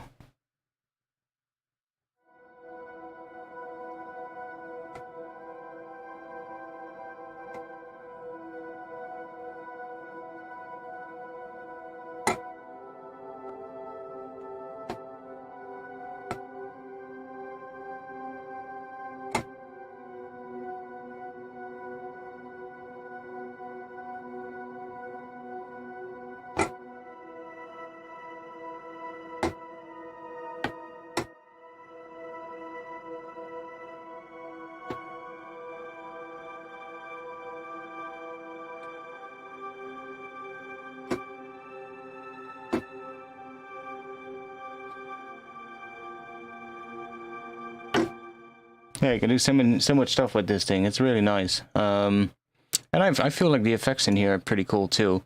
This pitch delay, holy shit, where is it? Pitch delay. This one is so good. Like not for this sound though, but if we just change this out for an wavetable, get like saw wave-ish thing here. Give it a bit of unison. Bring that down. A little bit of a plucky shape, maybe.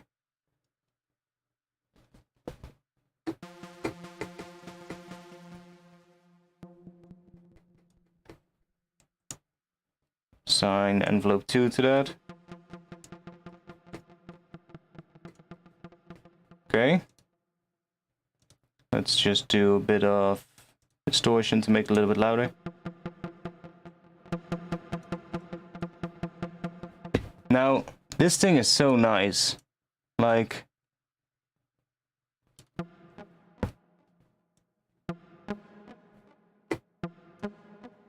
see, you can really get some really weird things with the pitch delay. You can do like really shimmery kind of things, which is really cool.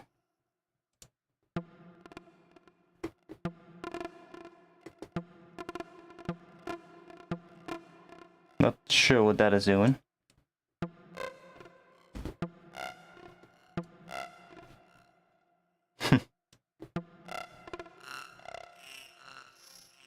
Oh.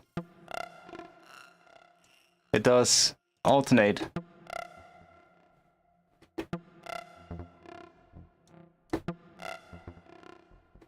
That's interesting.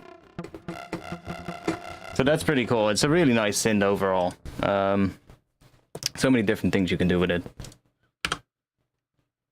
But I don't like the ARP thing, so I need to piss real quick. I'll be back in just a bit. I'll let you guys listen to this thing. You're probably gonna end on the rhythmic drop, which is the nicest part of the track so far anyway. So I'll be back in just a little bit, and then we'll continue working on this.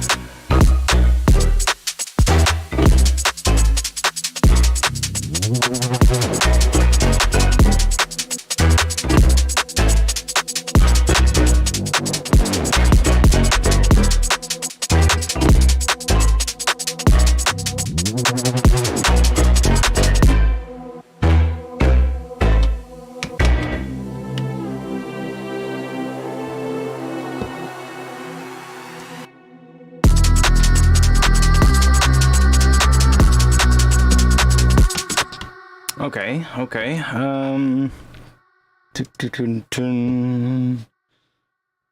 Let me...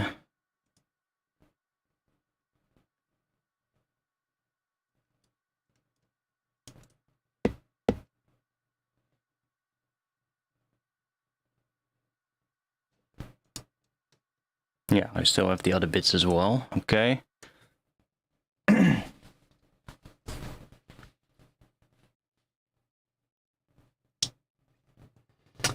I think I actually really like Pigments. Like, the modulation is so quick when you get used to it.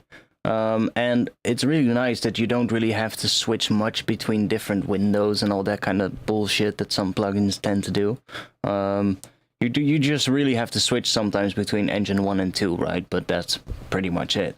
Okay, maybe the effect step, but like to set up your modulation, like I was mostly using for like granular stuff.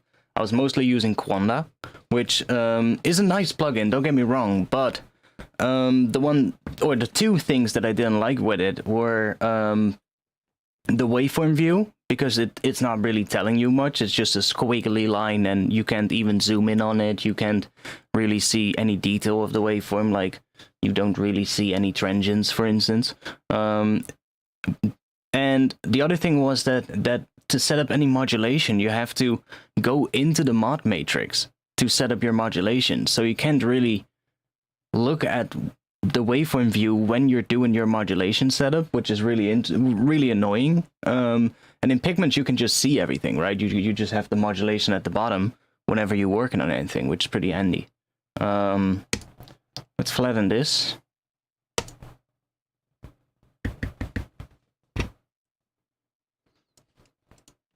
And I want a little piece of this right here. Just consolidate this one.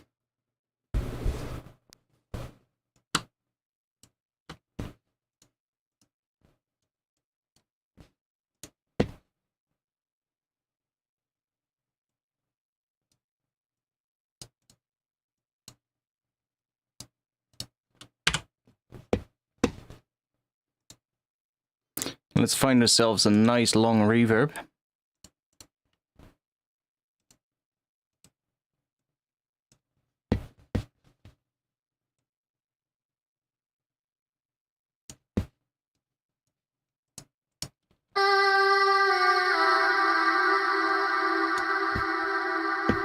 Yeah, something like that.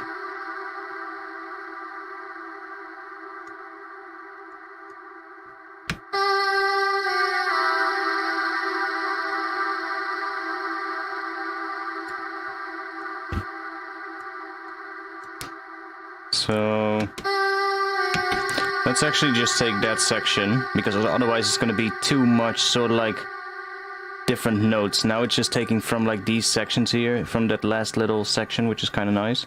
And then just freeze and flatten this one.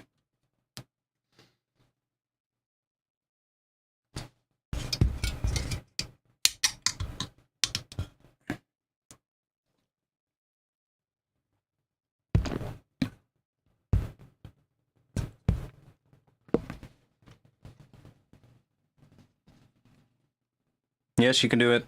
I know it's a long reverb. Holy shit. Flatten. Just get rid of all of that.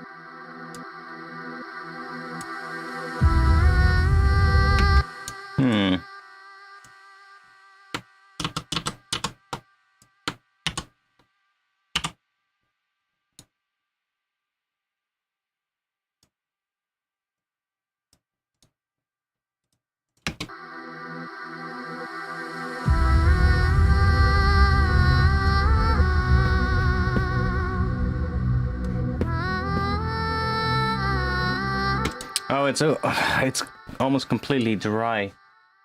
One moment, let me add this one. I'm already adding it here as well. Fuck it. More. A bit of that.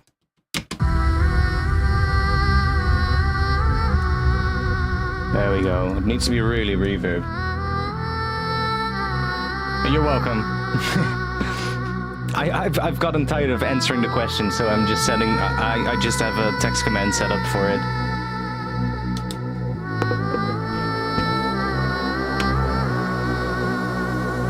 Dun, dun, dun. Bum, bum, bum.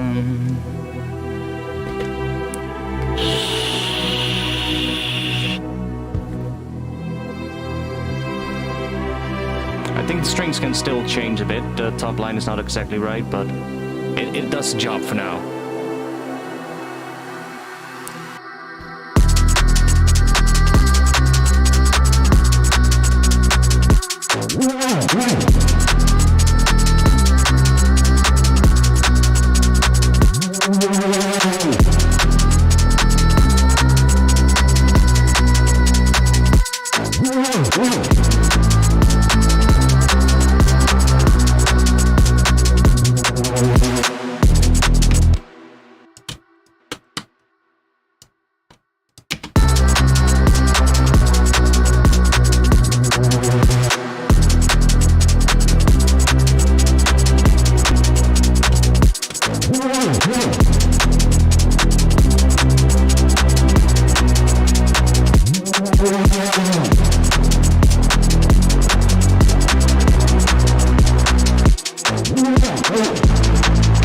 Okay, the kick drum is changing every now and then.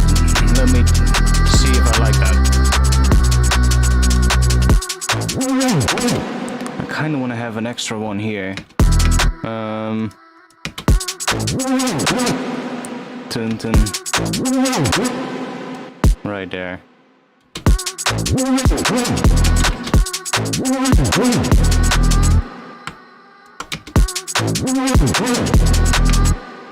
Oh, there. Yeah, there.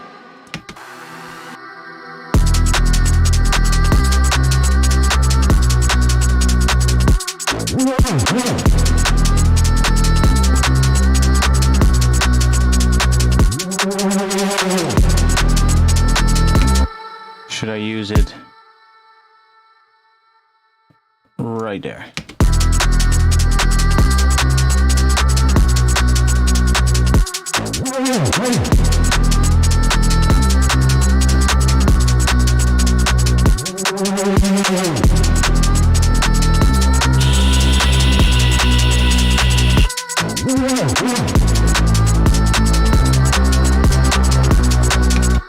I don't like these.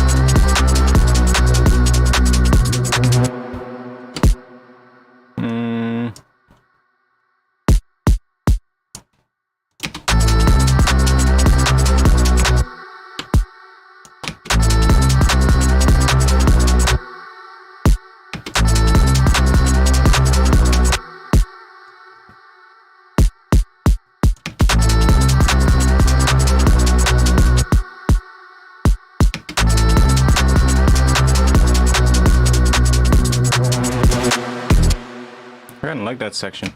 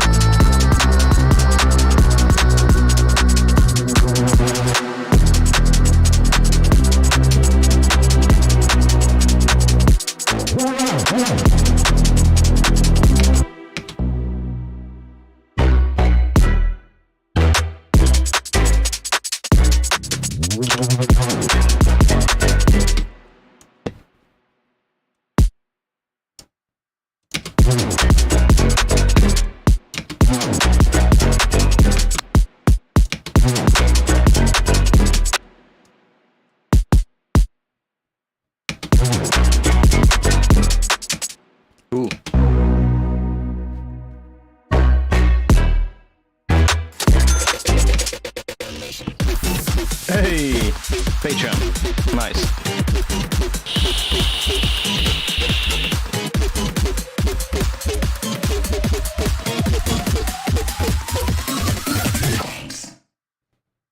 By the way, I also have memberships on my YouTube channel now, which is quite nice. You can now click that join button next to the subscribe button and pledge a little bit of money, and in return get some badges and emotes that you can use during the streams and in your comments as well, I think. I just, for some reason, I uploaded a bunch of animated emotes, but they're not animated. So they're just still images, and I'm gonna have to look into that. I thought you could upload animated emojis as well, but for some reason they don't show up as animated. Like I can, on YouTube, I can go here and I can type art, I don't know, art hype, but it's just a still image. It's not doing anything. So I'm not sure why that is. Or maybe YouTube just doesn't allow animated emotes. I don't know. I'll have to go and check that. But at least we've got the membership thing now, which is quite nice. I've been waiting for that for ages. And I asked YouTube about it a couple of times already. They were like, yeah, we're rolling it out to channels that are... I don't know, at one point they said something like channels above a size of 10,000 subscribers. I was like, yo, I had that like, what, 6 years ago? Maybe even more? And after that they just didn't reply, and I was like, okay, whatever. Thanks, YouTube. YouTube is so stupid sometimes. It's just, Like as well, today, I uploaded a video today, right? I posted a new tutorial today. I was uploading it. And in the settings of your upload, when you're uploading a video, it's actually gonna tell you. I can show you it. I can show you it. Let's see if it's still there. Let me just go here. And let's do this.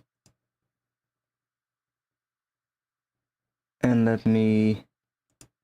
Do I still have it? Ah, nice. That's the tutorial.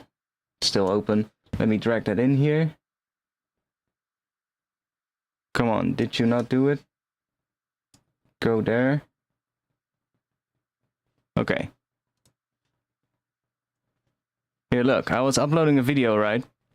So I go like, okay, I fill in all the stuff. I go down, and I click show more because I always do the tagging as well. And I'm like, okay, they added this thing, automatic chapters. Let's not use that because it's annoying. It's probably gonna get everything wrong. I do everything right. I scroll down further. I see this thing, and I'm like, allow people to sample this content. Oh, that's for shorts. Untick that because I fucking hate shorts. And then I go down and look at all the way at the bottom. Show how many viewers like and dislike this video.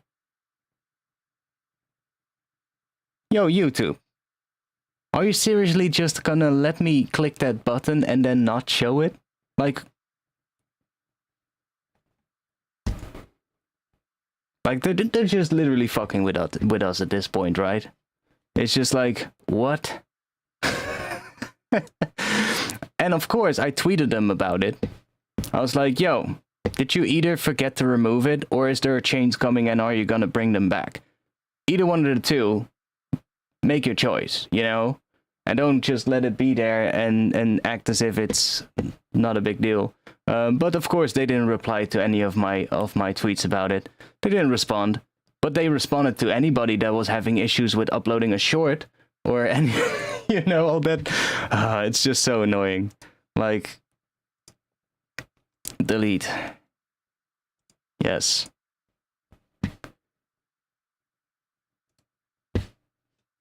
Like, seriously. Sometimes it's literally like talking to a brick wall.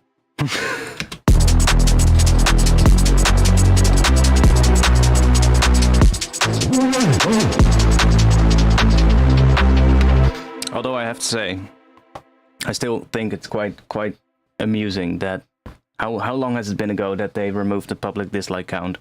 Quite a while now. to this day, if you look at any of the posts of YouTube that they make, like if it's a post on Twitter or on, I think, Instagram as well, or if it's like on one of their creator platforms, like if they post a video about an update that they did, or if they post a blog post on their Google whatever website it is where they post their blogs, which I don't even know who reads that, but whatever. Everywhere, literally, people are still going, yo, bring back dislikes. It's just like everything they post now, it's just people just complaining about it. And I'm so glad that people just stick with that people just keep saying that they don't like it, because like YouTube just keeps pushing through whatever they want. And it's so annoying. Have you missed the part where I made the Reese things? No, I made this thing over a bunch of streams, so if you want to see them, just go and look at the older streams as well. Because this was not made in one stream.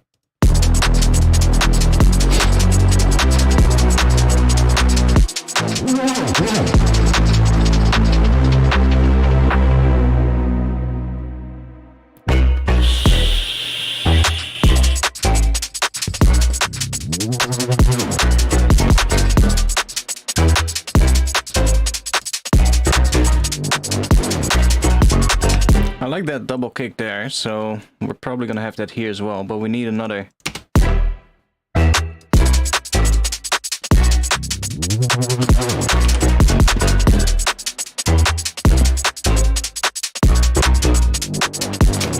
What if we do a bum bum bum?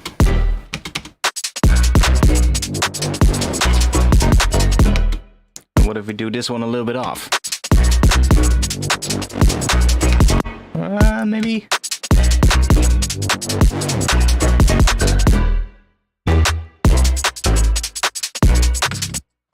Yeah, it's such a stupid change, you know? It's such a stupid change, like literally, it makes no fucking sense. Like and it's like, I still remember so clearly that they posted the initial post about it. It was like a hell of a year before it or something, and they posted it on like their creator platforms, and literally every creator responded, don't fucking do it. Like, this is stupid. Everybody said it. Like if it's just like, you know, if it's like, you know, just a few random people that said that, okay. But no, it was like literally the biggest creators on the platform were talking about it back then, and we're just saying like, yo, don't do it. And a lot of them were saying, they're never gonna do this, you know, stuff like that, because it makes no sense. And for them then to come out with the whole thing, we're doing this for the creators. Fuck off.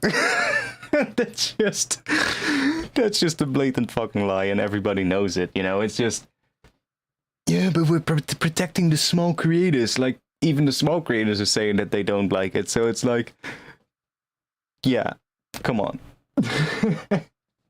But it's just, it's like with most changes, like, yeah, people are not happy with it, and of course you're never gonna make everybody happy, but with this one it's so clearly obvious that the overarching majority of all the creators on the platform don't like the change. Like, literally some of the most respected channels on the channel, or channels on the website, I should say, spoke up about it. Like, I still remember that YouTube was all around that change as well. When they implemented it, they were sharing like content from what's the channel name again? Kurz gesagt or something like that. It's a really big channel, of course, about science stuff and all that kind of stuff. And they were sharing content of him on their Twitter account, like just stuff promoting his content basically. And everybody just was responding on that video with like screenshots of the pinned comment that he actually made about this whole change, that it was absolutely stupid, it made no sense, and even the biggest creators that they are promoting on their social media profiles said that they didn't like it. And for you as a website then to say it's for the creators, what?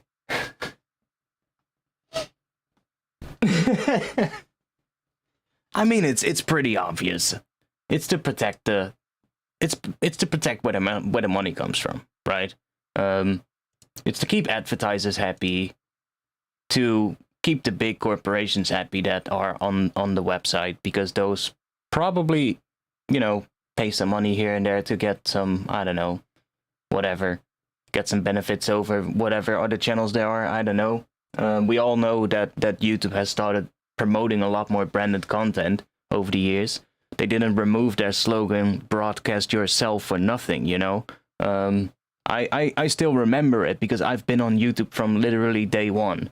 And I still remember that they had their slogan, you know? Broadcast yourself. Such a beautiful thing that they started with. And that has been long gone by now. It's literally just, yeah. I don't know. Definitely not that anymore.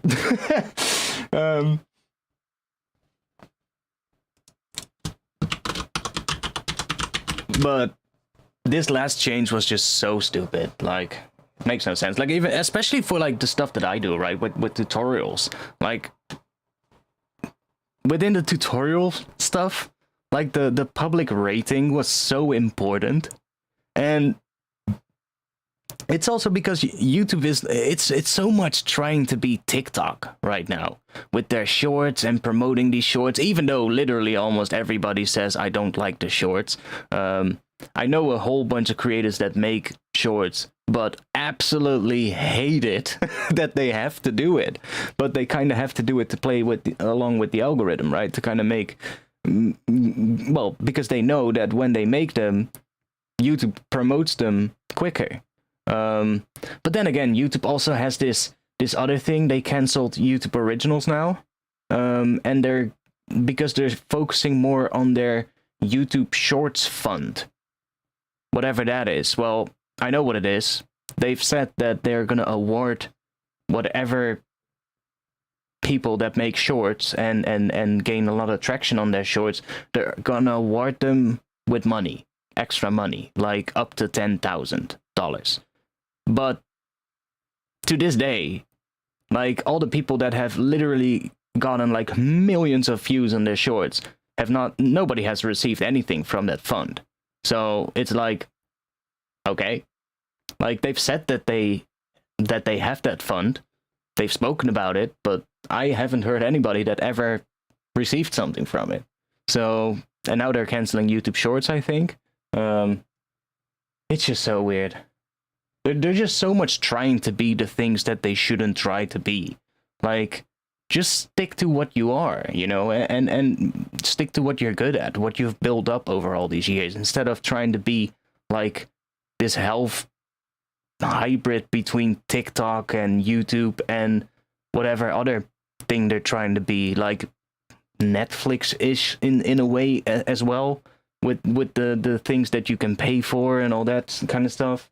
It's like, yeah, what the hell? Shorts is the future.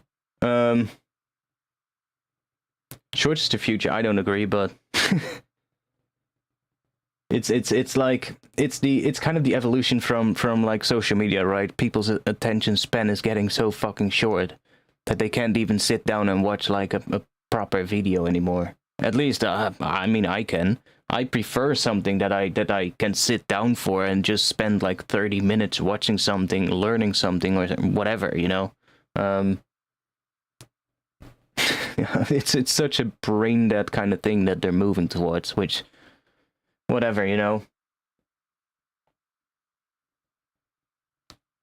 I know I'm not playing along with that though, that's for sure. I'm not gonna fucking make shorts at all. I don't like them. I'm not gonna do it. I don't fancy doing it, so I'm not even gonna do it.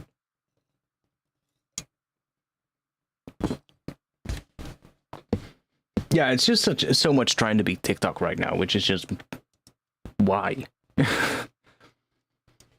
Just because TikTok has surpassed you? Literally? Is that it? Oh, my ears are getting fatigued though. I think I'm gonna take some rest.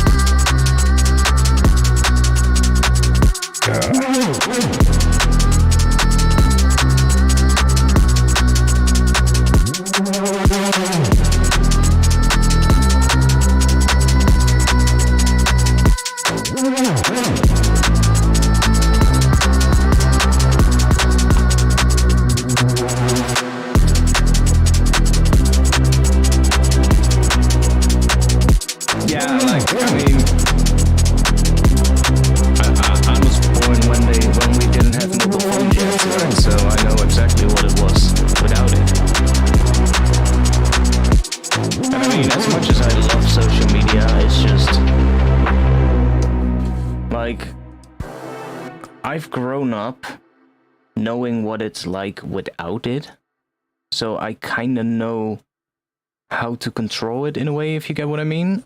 My social media use. Whereas I don't know. I think like when you've grown up with it and it's always been there, like you're probably not gonna have that as much. I think at least. Like I definitely am not that. Like I see what is going on. I see this fucking attention span shit, and I see this whole let's be honest. Even all the shorts content itself, it's like it's the most brain dead stuff ever. Like what? But yeah, like if you grow up with it, and it's like that's all you see from the day you were born, it's probably gonna do something, for sure.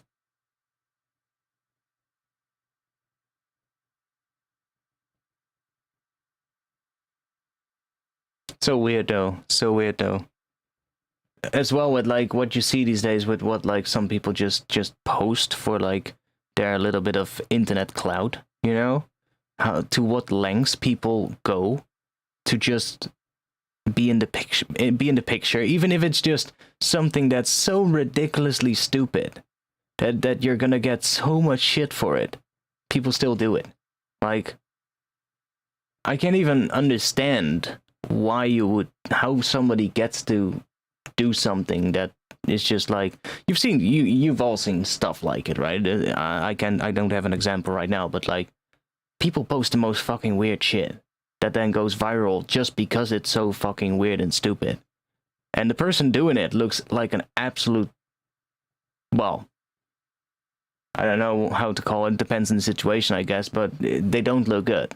And they still post it. It's like, what? Like there must have been something there that's gone wrong. But it's called idiocracy. Yeah.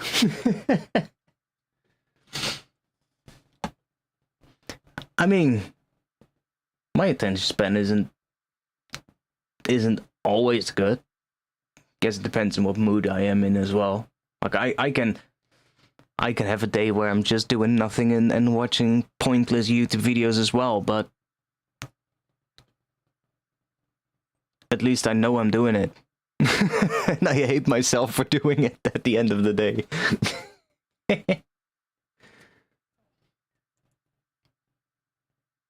But some people these days, like, I mean, like, I'm all for technology, don't get me wrong, like, I'm all for it, but there's a healthy balance, right?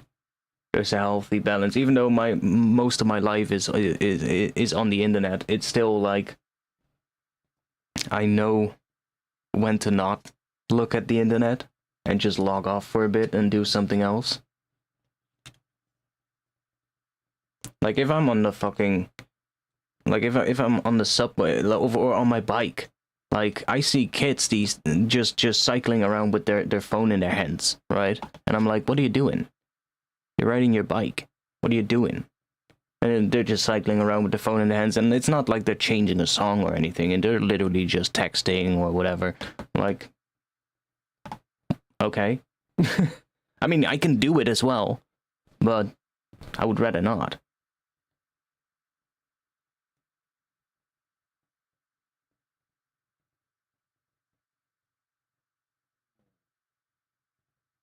I spoke to Muse's manager recently. They said that the majors are moving away from TikTok-focused promotion. I mean, that would be a good thing. But it's not going to be over with that, I think.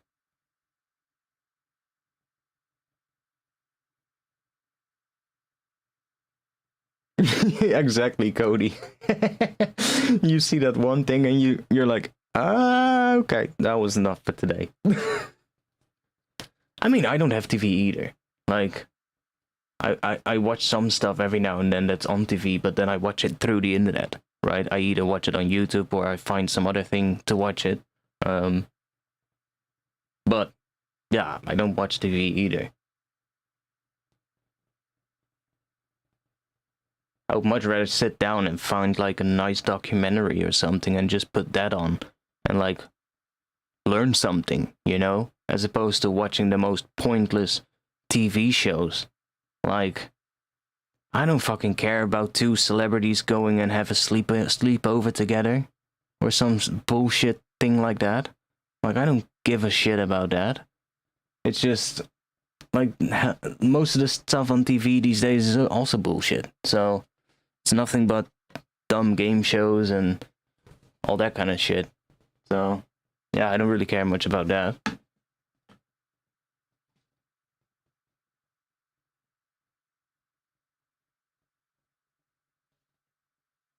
I mean, I know a little bit of stuff about NFT stuff, but for now, I don't want to get involved.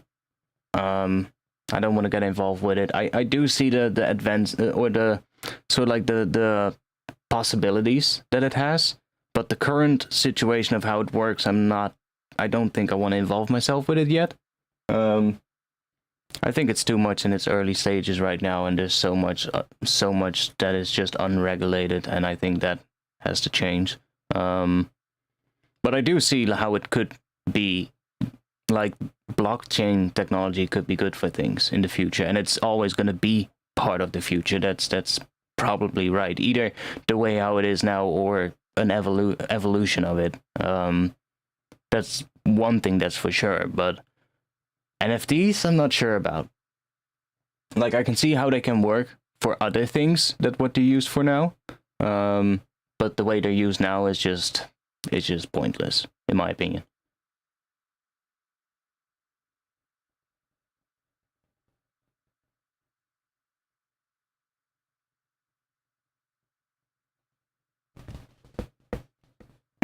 I've never used a Reaper. Honestly. So I can't really say much about that. I've used Reason, though. Sounds similar.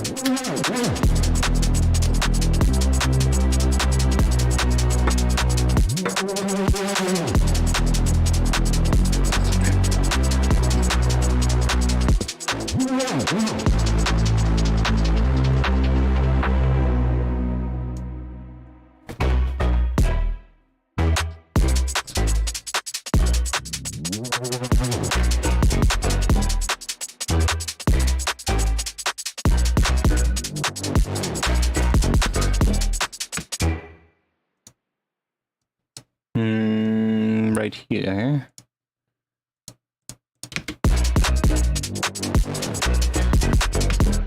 What if we take this kick drum just completely out of it?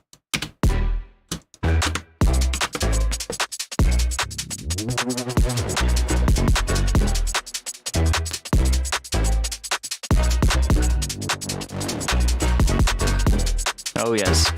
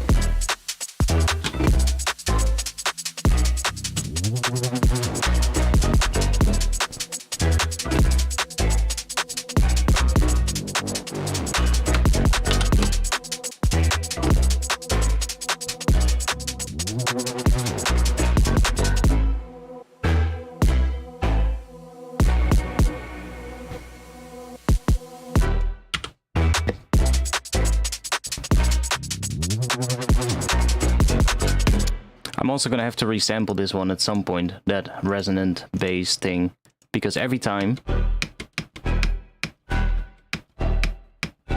it hits, it's different. So I'm definitely gonna have to resample that at some point, like a whole bunch of takes, and then just chop out the best ones.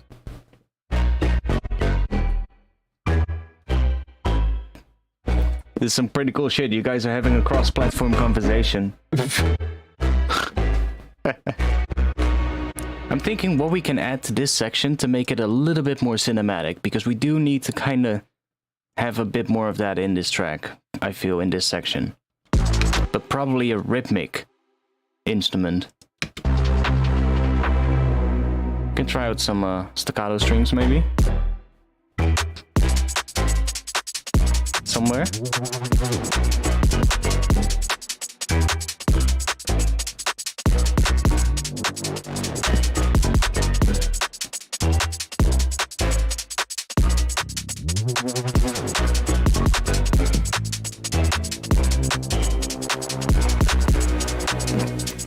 Some of those steps are really screechy and not nice sounding, and some of them sound absolutely great. So that's the whole point. I need to really resample it. Yeah, that's right.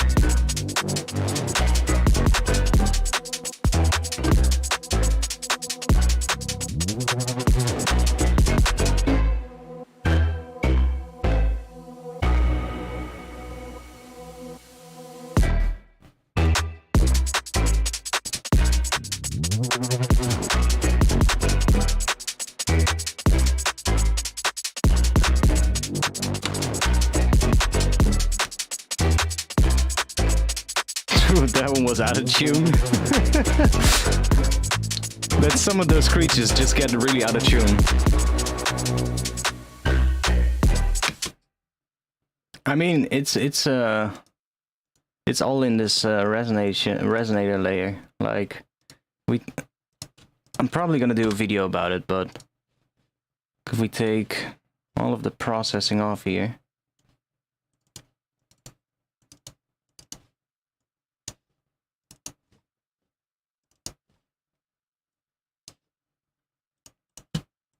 Because all it really is just this.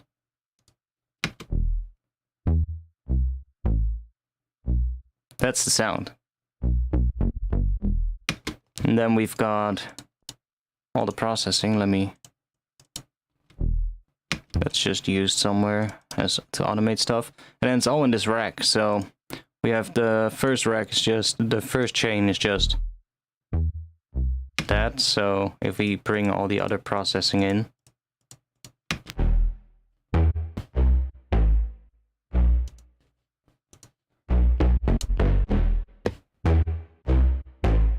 see, that's just the main bass sound, basically. And then we have this layer, which is just a couple of things. It's all basically this resonator. That's doing that. And that's using these chords as the input.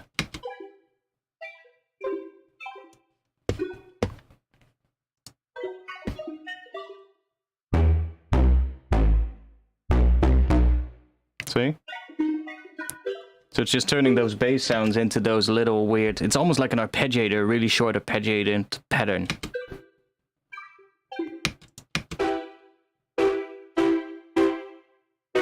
See, that's what it would normally sound like. Which also works, like if we... Also works pretty well. But...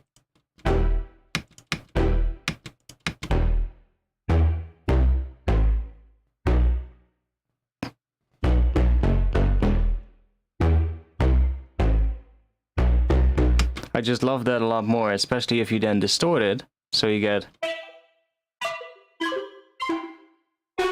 That's also where some of those out-of-tune parts are coming from. Like, you don't really hear that much like that, but then when the distortion is on it, it really... just starts messing with it, you know? And high-passing the hell out of it, actually.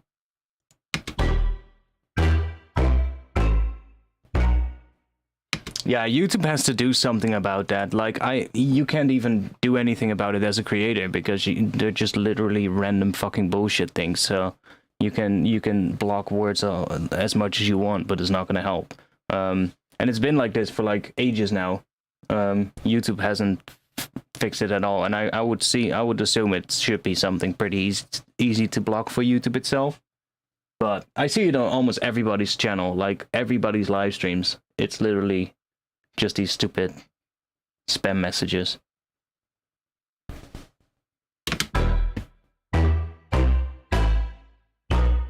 So yeah, that's basically it.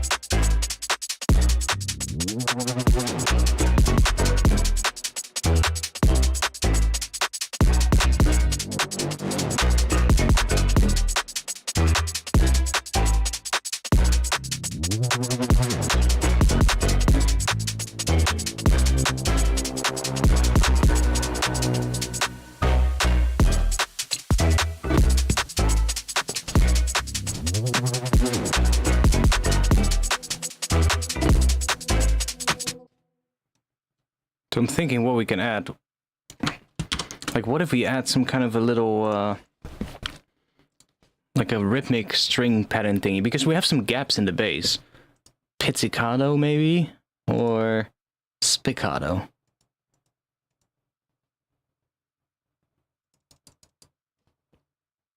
Can we hear it?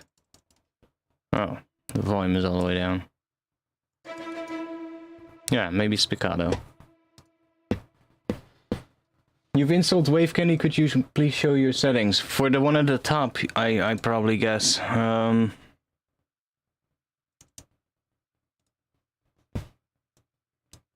Like that. And then here, you wanna go to... Which one was it again? You wanna go to this one. You wanna bring the opacity down. That's the ruler right there. You want to see that? Should bring that down. And then the waveform is where you change the color. So here you can just change the color of it. And that's basically it, I think. That's all you have to do. Like these two. And then here you can of course change the update settings. Like it's literally just all the way up. And then the stereo separation is all the way down, because otherwise it becomes like that. You get like two lines. Which is not what you want. Well, maybe you want it, but I don't. And then here you can change the gain, right? So you can play around with... Just put it like... something like that.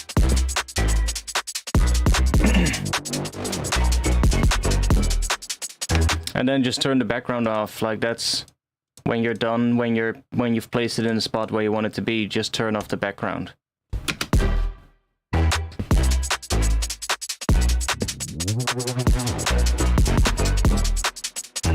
And the other one is literally the same thing. The other one is the same thing, the one here at the bottom right. But then you just go to vector scope, and there you have your two options. So you've got your ruler, and your color as well. So that's pretty much the same thing.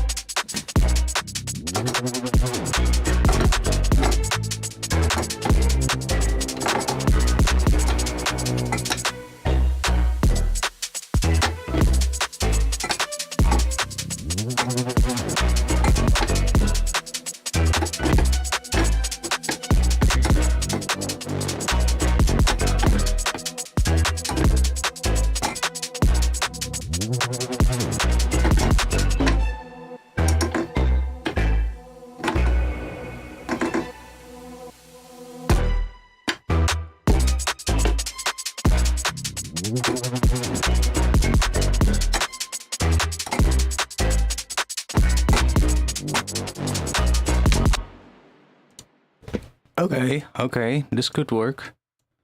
Grab some of this one, increase the loudness a bit.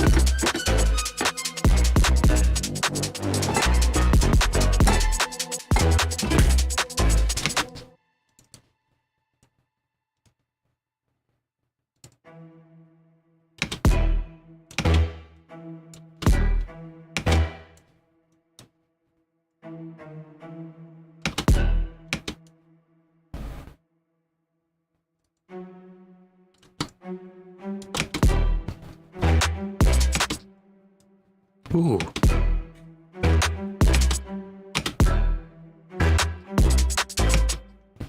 Ooh.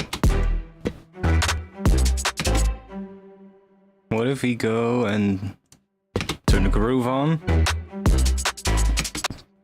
Dun dun.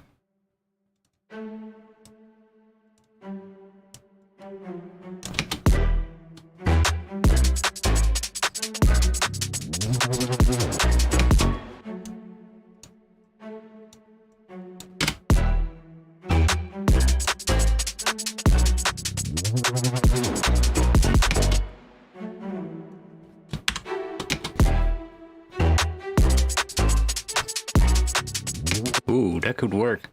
Somewhere here, maybe. Or should we do it here?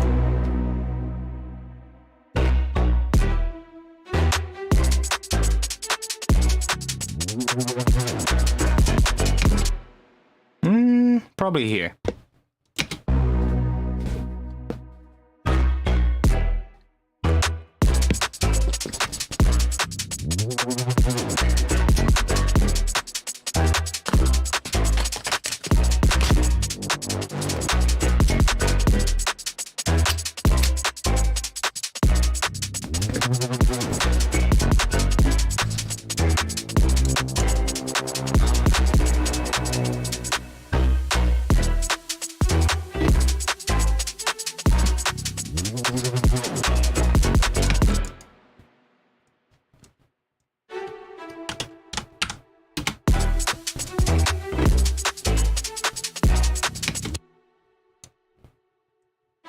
I like them a little late, honestly. Maybe that one can be there. Woo! Yes.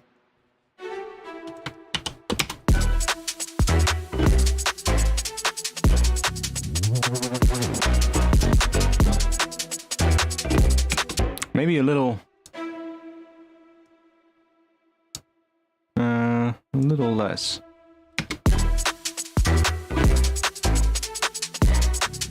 Yeah, a little bit less.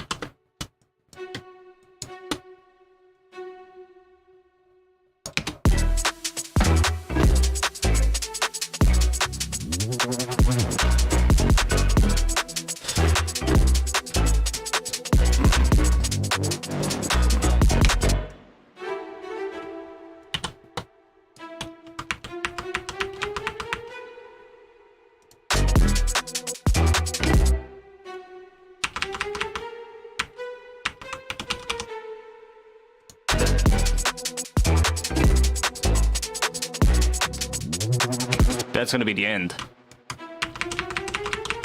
Boom. That's gonna be the end.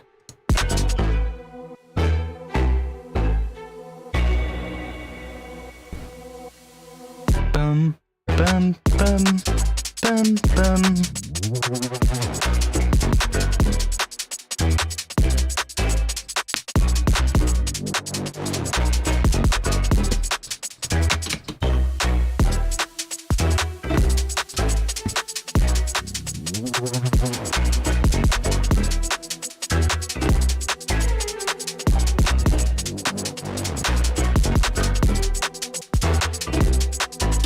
Yes.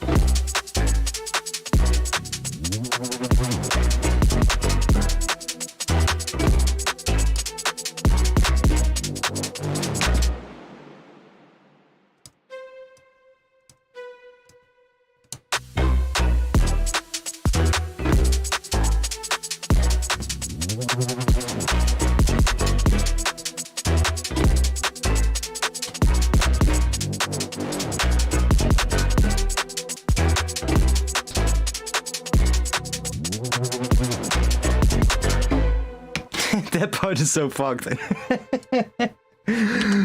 get rid of it.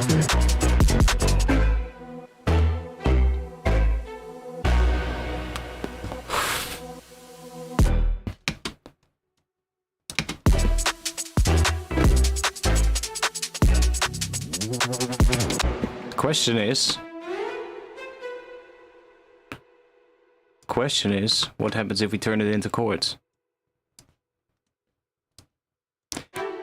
We can try.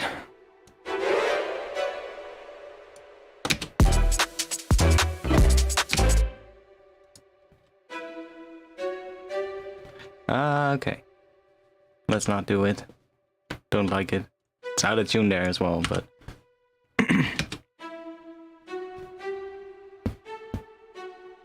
this just works better as well.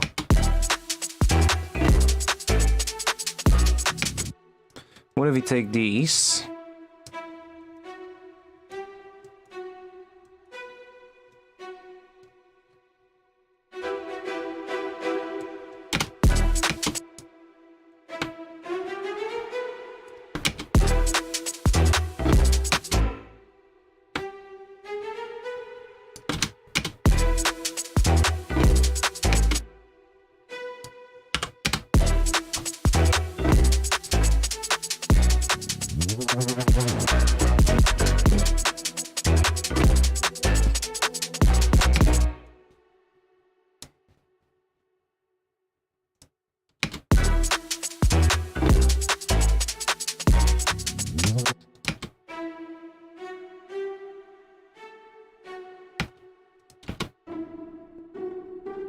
Ah, that's gonna be too little.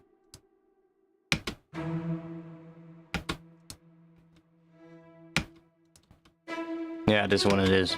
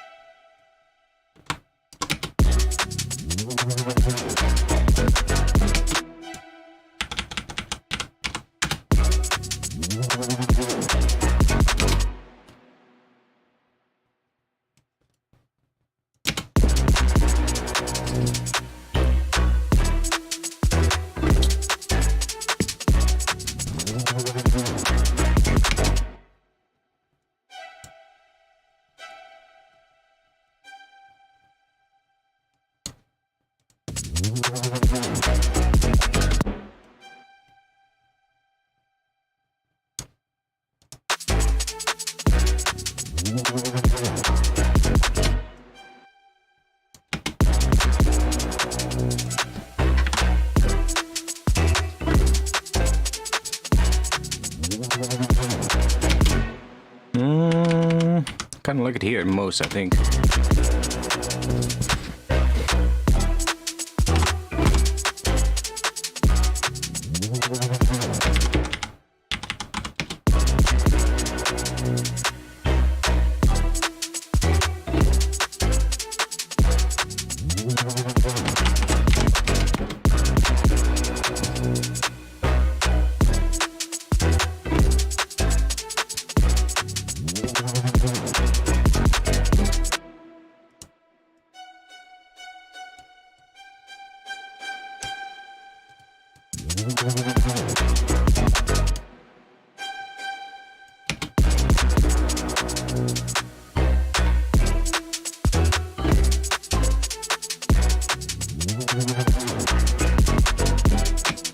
What is that last chord? The last chord is a B major.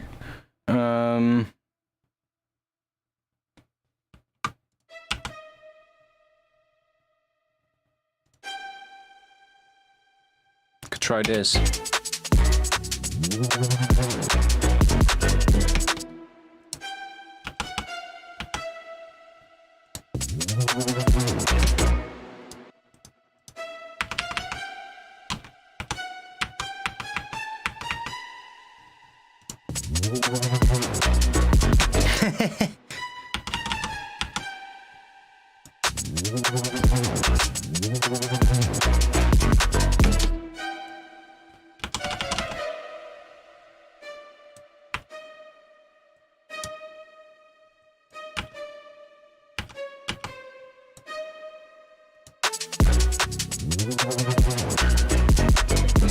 Ooh, that might be good.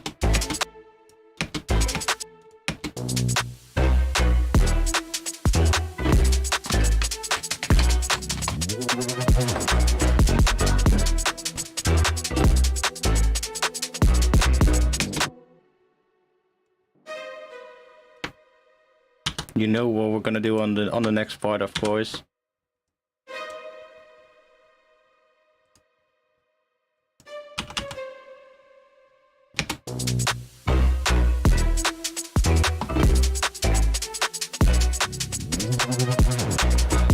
And then we're gonna go down.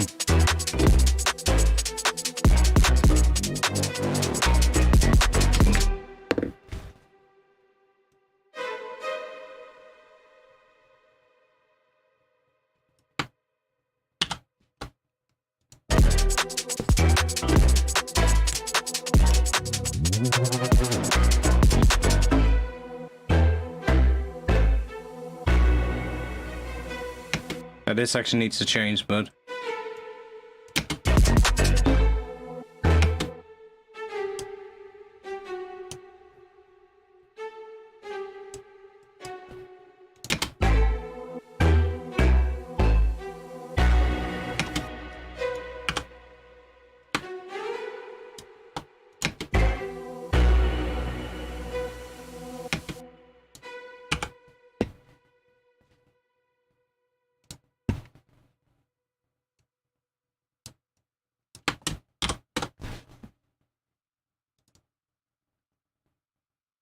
Not sure if that is the right note. The right note.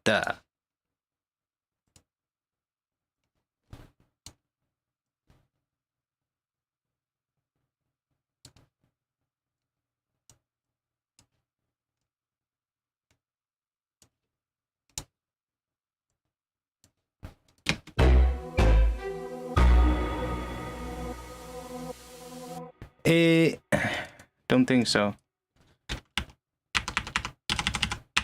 Where's the volume all the way down here? Channel volume.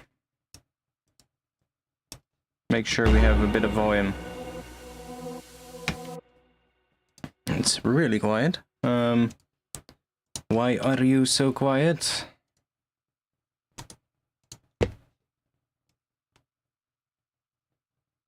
Ah, because you're all the way low passed. That's why.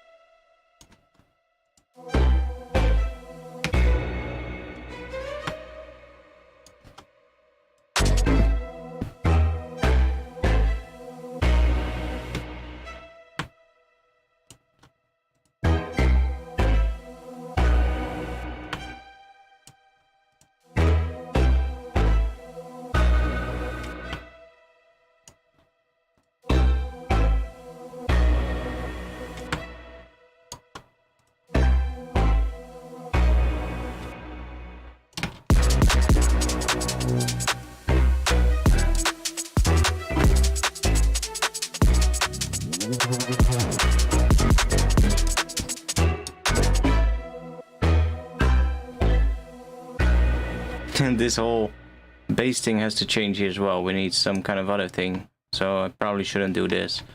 Probably should work on what that end section is going to do with the bass. I do like the extra string layer though.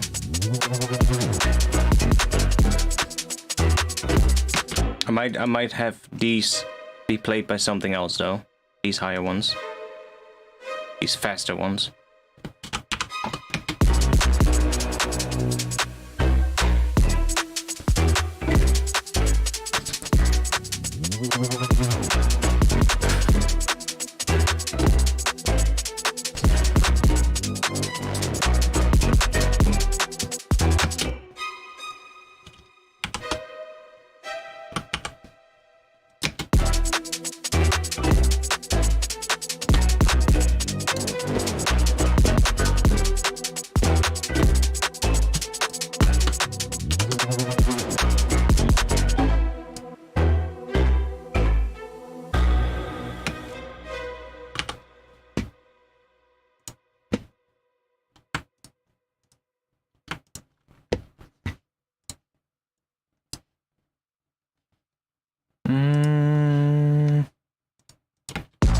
need to hear it on my speakers real quick.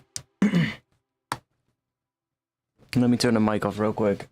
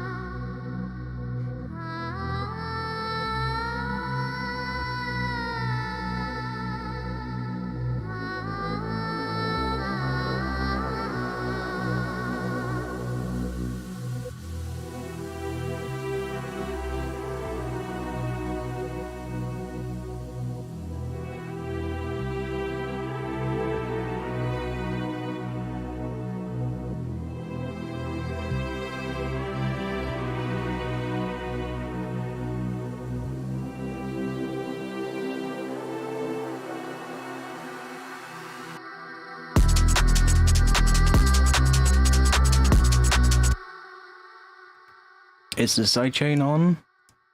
Oh yes, it is on. I still feel like the kick is a little bit distorted. Could also be just a processing on the kick.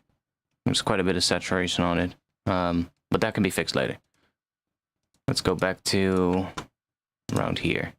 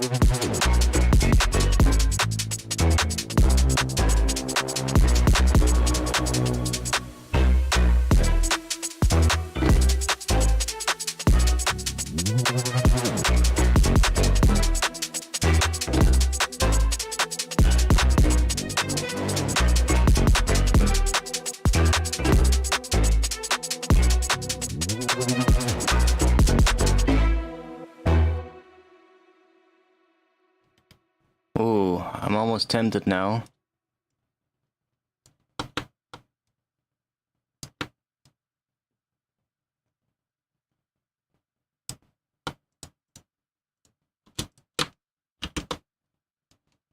What does that sound like?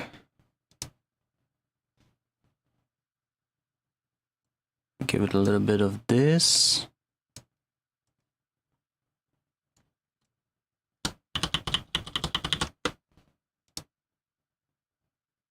Make sure we have volume as well.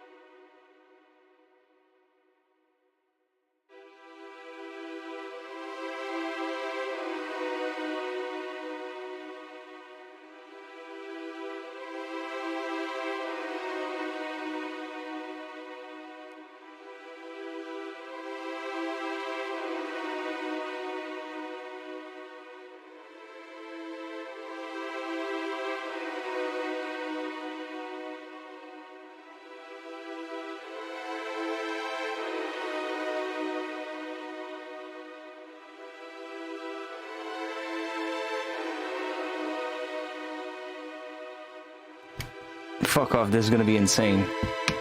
I know what we're gonna do in the breakdown. We're gonna have a long breakdown. We're gonna have a full-on cinematic breakdown before going into the drum and bass part. That's one thing that's for sure. But this is gonna work so well after that section that we had already. Yo, come on.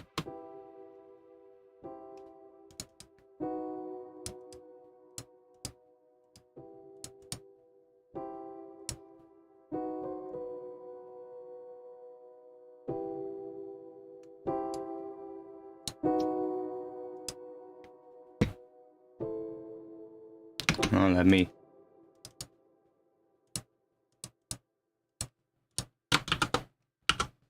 Get rid of all of that.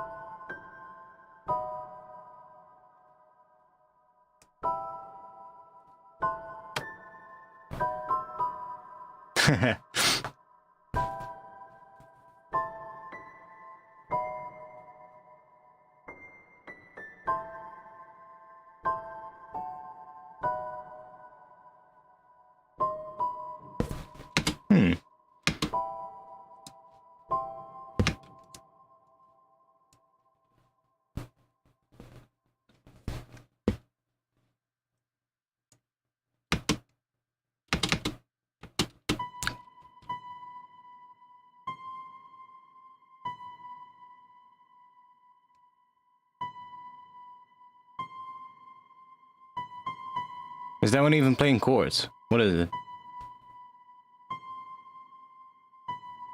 They just play single notes. Why are you playing single notes? Is this one literally monophonic? That's strange.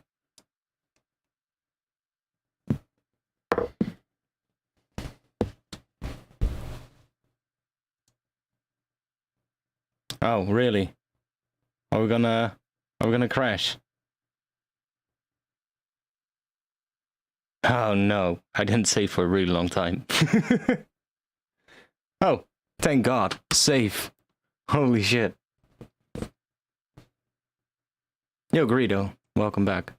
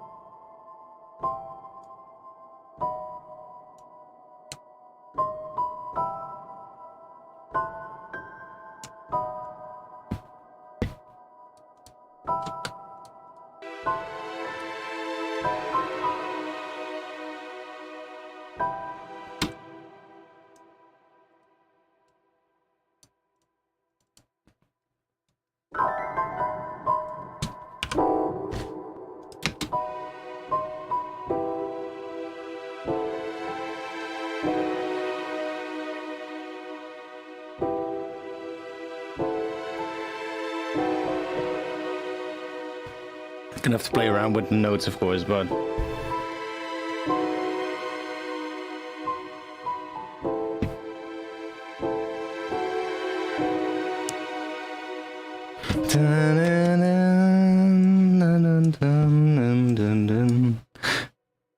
That could really work, though.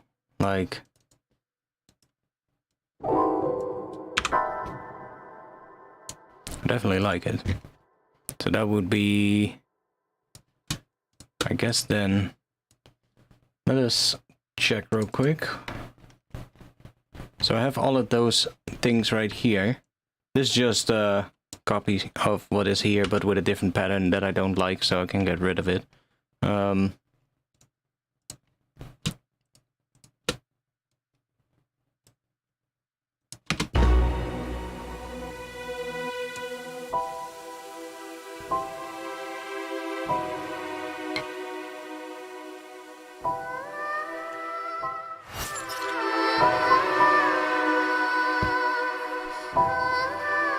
Let's move this one out of the string group as well. It's not a string, it's a piano.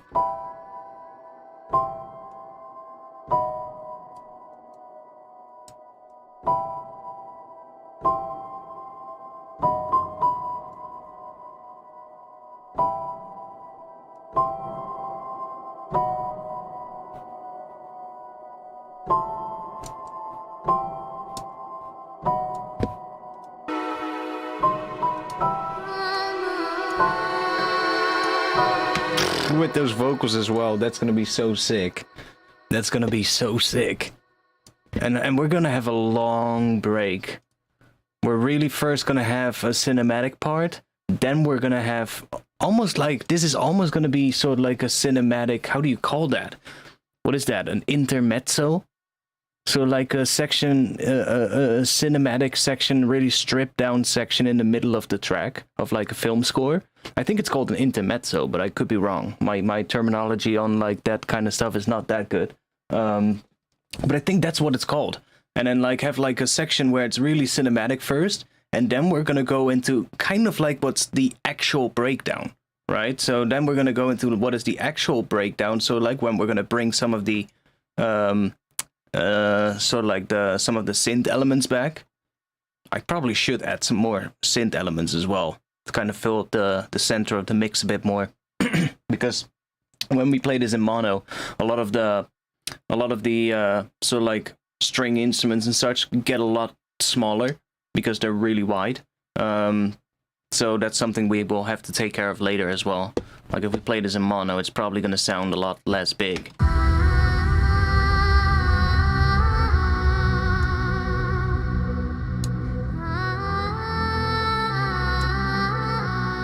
Okay, let's see when the strings come in. I do love that vocal melody though.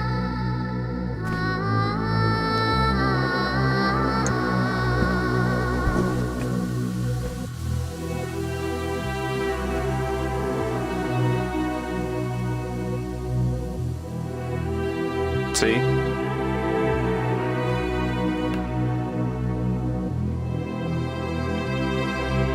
Well, we can do some mid-side EQ as well on it. Make sure that there's a little bit more in the mids.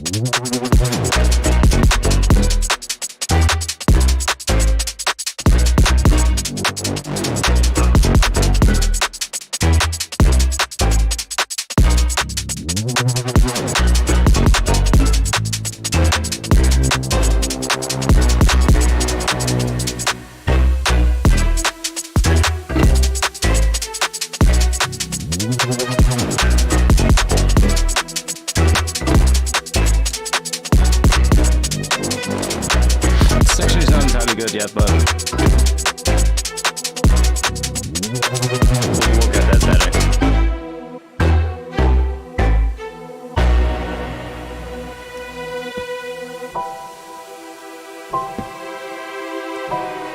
Really have to start building towards this section as well, at the end here.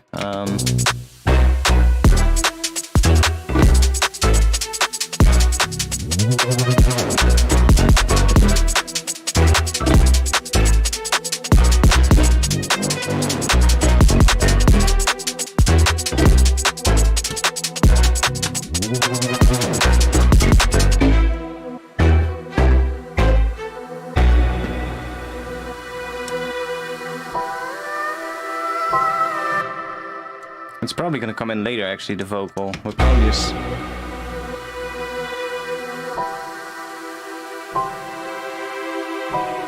I don't think I want to have hip-hop style vocals on this.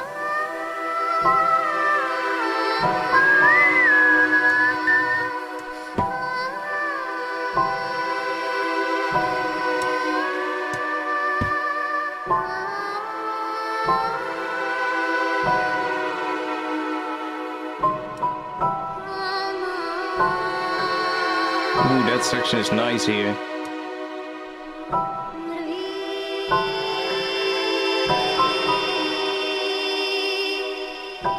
That section, this section is really good here. These two.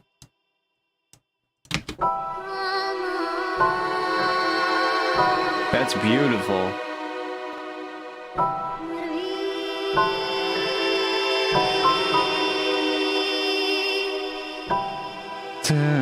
We need another one there.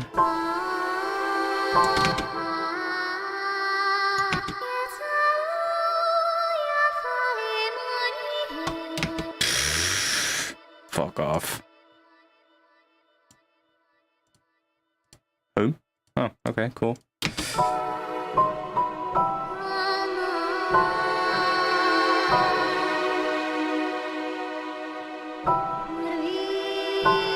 The second drop is gonna be so madness. I already hear it.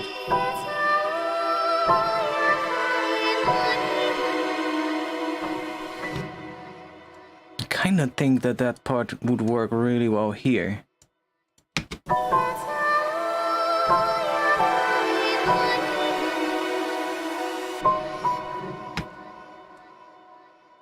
Then what can we do there? Let's see. We also have the other parts, but I don't want to reuse this one here. I think this one is going to come in after this section.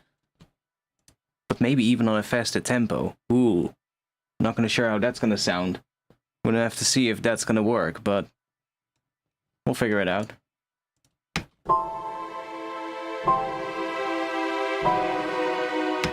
I guess the vocal thing needs to come in here then. Or maybe not. Maybe just having that one start really just almost from, well, without a reverse into it, maybe.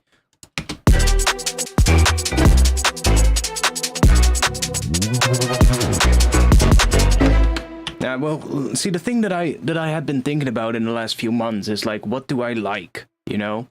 All these years, I'm just aiming for like what other people make, right? And that's cool, you know. It's great to learn, but at some point you gotta say to yourself like, what do I like? And then combine what you've learned with what you like. And I love cinematic music, right? So I was like, how can I, in some sort of way, bring a little bit more cinematic stuff into the electronic music that I make? And that's kind of what this turned into, and I kind of like it. I'm not gonna lie. I think it's actually a good thing to do. Like, it's not. It needs to be a good balance, right? Maybe right now it's a little bit too cinematic, and it takes away a bit too much of the electronic stuff, or vice versa, right? But this stuff that can be balanced when I sort of like start getting to the final versions of the track. For now, I'm really just laying down ideas, to be quite honest. I'm laying down ideas and kind of mixing as I go, but things could still change, right? But I really like the direction it's heading in. And that intro is just, like, it's not done yet, definitely, but I really like where it's going. You don't kind of like it, you love it. I mean, it's starting to go somewhere.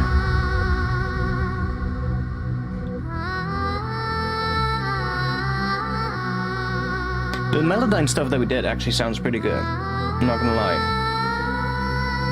It fits pretty well.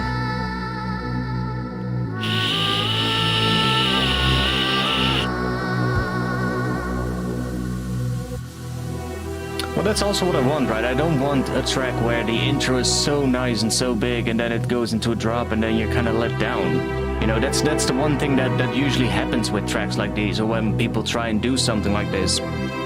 More often than not, it just turns into this, like, the intro is beautiful and it becomes really big and then the drop hits and you're like, it doesn't really go together, right? Let's say if we would drop into like a heavy neuro drop right after that intro, it would not work. It would just sound out of place. And even if we maybe switch over here to like a really big neuro build-up, it's still gonna sound out of place. Right? Even though that intro is beautiful and it sounds really cinematic, it's more often than not still gonna sound out of place unless you make the intro cinematic but with a lot of neuro influences, like a lot of drum and bass influences. So you replace a lot of the cinematic instruments with like synths, right? And kind of work maybe a little bit less cinematic than you would do with cinematic music. And maybe not use as much like chords and stuff like that, and just stick more to like one note or like a couple of notes. But I actually like it when there's a lot more cinematic stuff in it, you know? So I've been trying to kind of find if I can make it work. Like heavy music, a lot of times it's like heavy electronic music. It's either going to be melodic or it's going to be heavy, right? It's usually with electronic music, there's not often that you see heavy electronic music that is also melodic in a way, whereas I think that's a beautiful thing and it can definitely really well go well together. It's just a lot harder to pull off, right? But I'm willing to give it a shot, you know? Maybe at some point I go, I don't like it, and it never comes out, even though I think that the chance is pretty small because I really like it, but you never know. Probably when that happens, I know that I need to go back to an older version because I fucked something up somewhere, but I just kind of wanna, you know, take what I learned, but add that thing into it that I really like, and who knows what that leads us into. There's definitely gonna be other stuff like ethnic influence as well. Like this track, not necessarily, even though we are in harmonic minor, so it has a little bit of spice. Because we have that D sharp in it, right?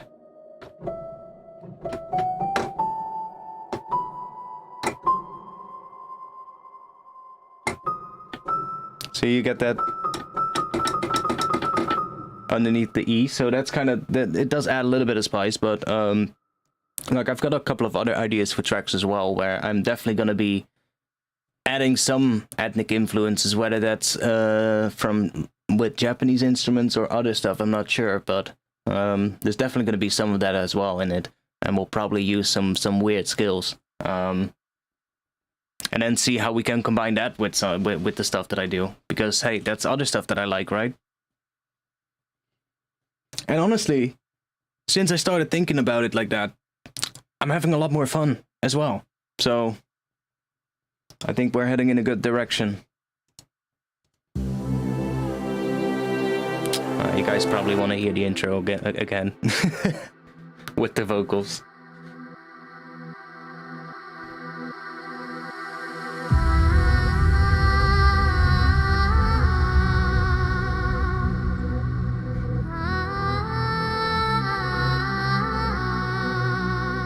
I'm definitely gonna have to do some granular stuff on the vocals as well. See if we can make some interesting, like, extra layers from that vocal.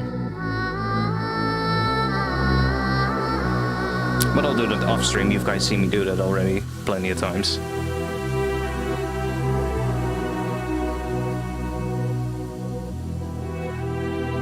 You're welcome, Daniel.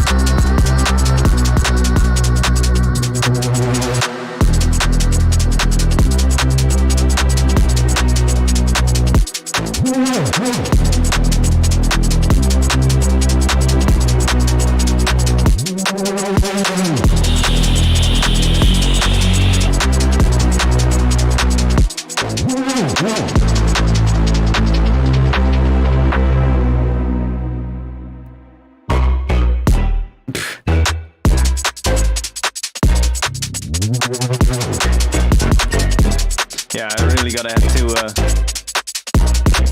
resample the screeches.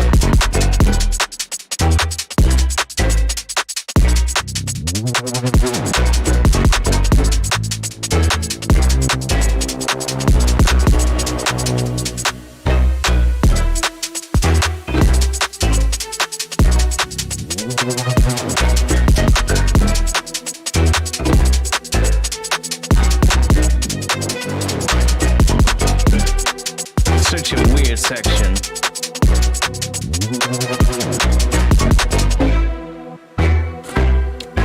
Something needs to happen here, though.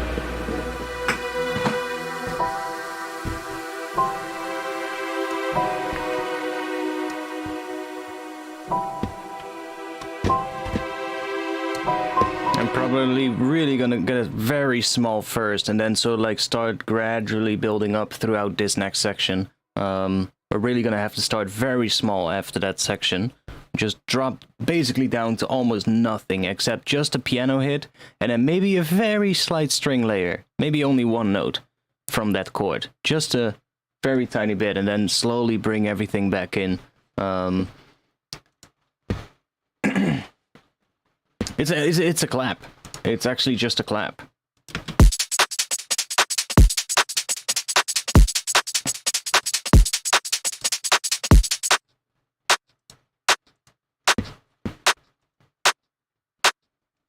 It's kind of just a clap thing, but it works.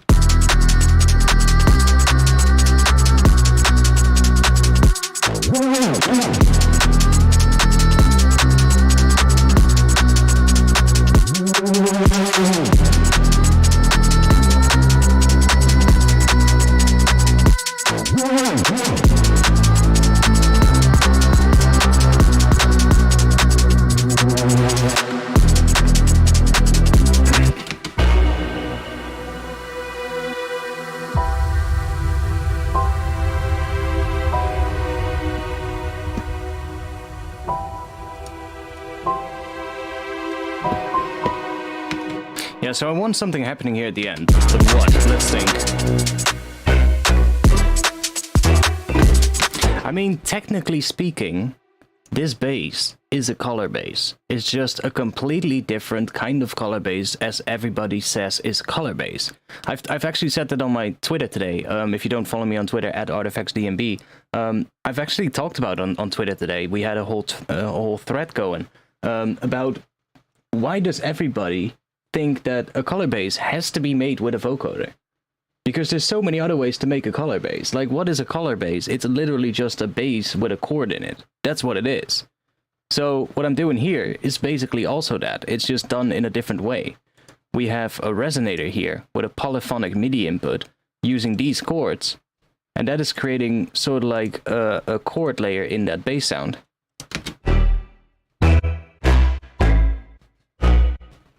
And even though it's not your typical color bass that you are maybe familiar with, and holy shit, it starts raining and hailing outside, I think. Let me close the window.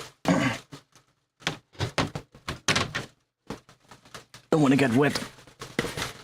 But it's kind of, basically, it's still a color bass.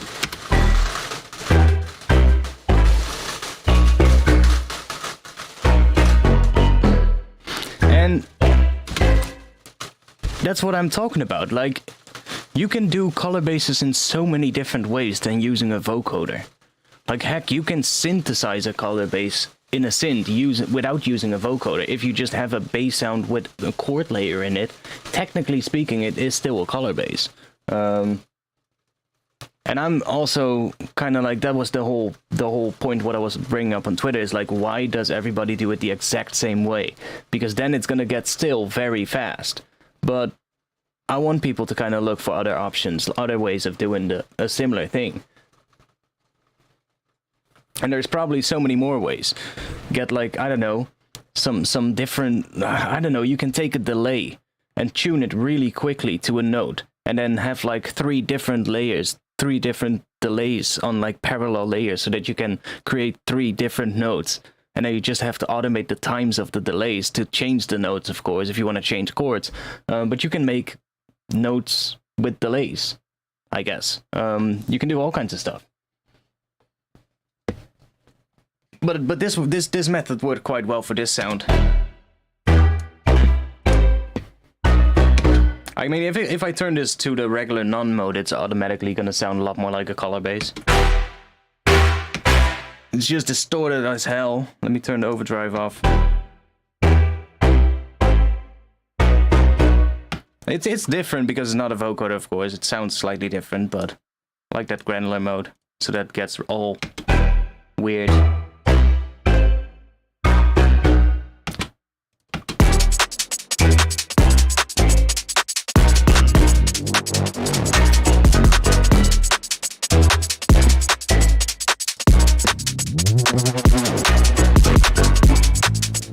Is it 3 layers? No, it's basically just 2 layers. It's actually just this.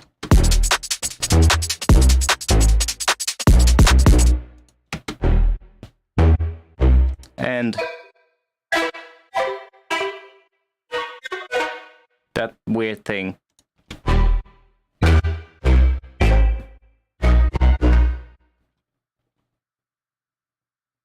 No, this one is not. This one is literally just... It's just a very simple bass sound. Like, honestly, if I take everything off, it's really just a very simple bass sound.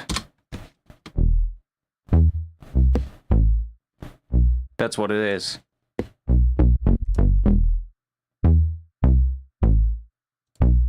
It's just sort of like a plucky bass sound. Just a couple of sols, basically.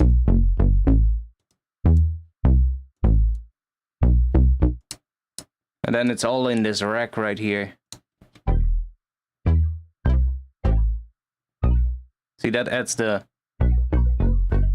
sort of the harmonics, or the chord, in a way.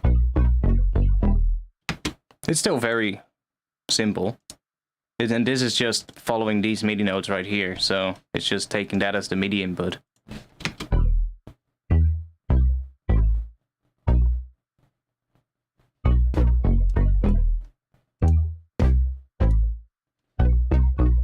And then after that, it's, yeah, reverb. Making the bass mono. Some dynamic tube. To add some grit.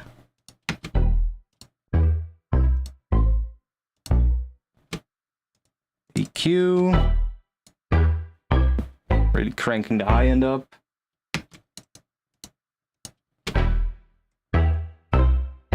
This one is automated somewhere. Not sure where. Oh, here.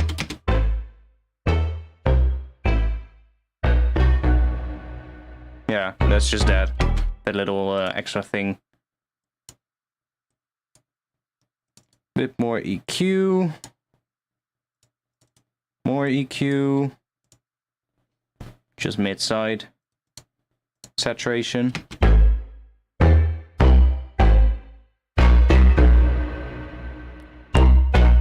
Which is after the reverb. Like, if you think about this sound as well, like, there's so much reverb stacked in this chain. Like, this rack right here, that one, is also a reverb. So there's, I think it's pretty short. Yeah, that's a really short reverb. So it's just messing with the sound a little bit, giving it a little bit of room. And then later on, we have that automated reverb sitting here, which is automated. And I'm also automating the decay time. So decay time is actually getting quite long here, like 6 seconds, 6.5. And that is all running through that saturation. So that saturator is bringing that all up as well. It's kind of really... But because the sound is slammed into the saturator with the reverb, when the sound hits, it almost sounds like the reverb goes down. It almost sounds as if it automates the reverb down, but it actually doesn't. It's just the sound is just slammed into the saturator with the reverb together. And that's why the reverb kind of temporarily just sounds like it goes down, because it's just fighting for space with the main sound. But hey, it works.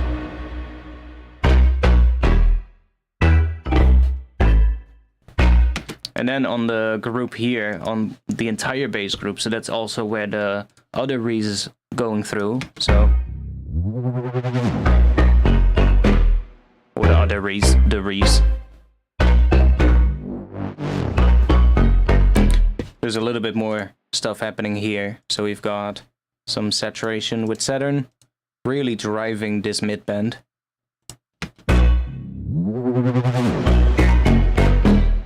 That's where a lot of the harmonics are coming from.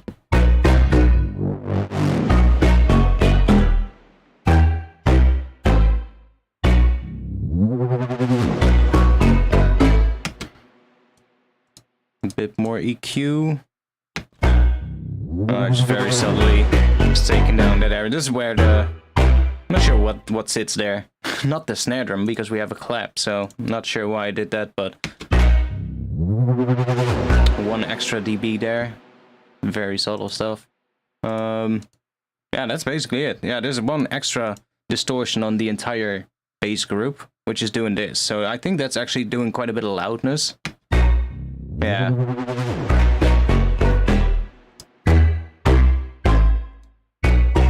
Just really cranking the loudness up a bit. And it's slightly asymmetrical as well, this distortion. So it's not like I turned the bipolar on and then just played around with these shapes, so they are slightly different on the positive and negative side. I found that sounded interesting. It's such a small little thing, it's probably don't even hear it, but hey.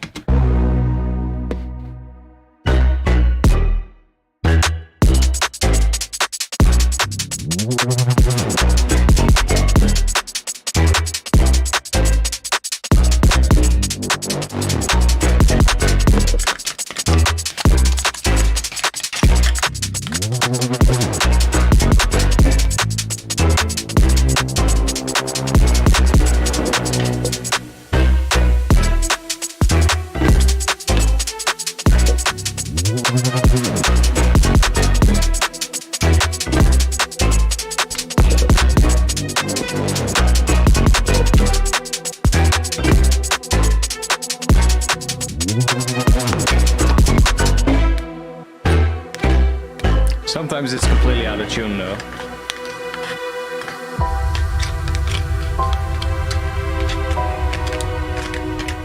Needs to be smaller at the start. Like really small.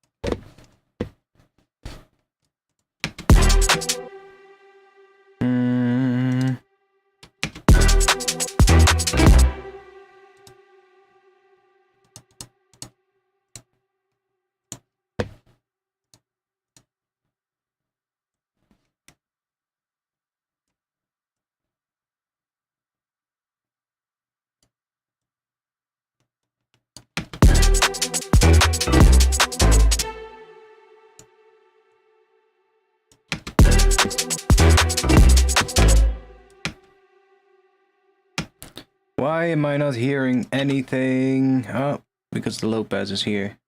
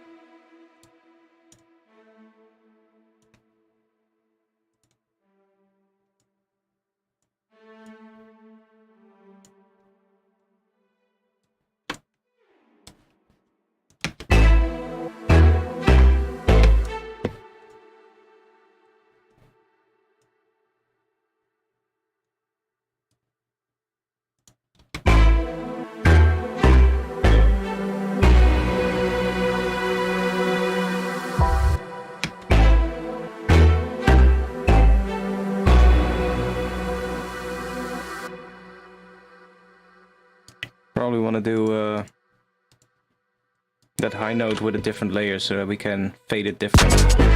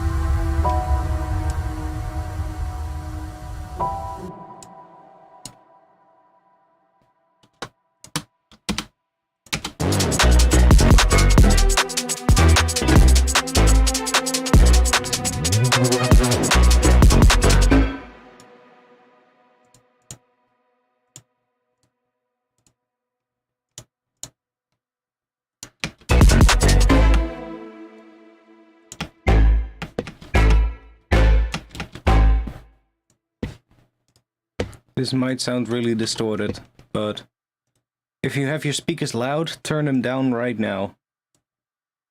3, 2, 1.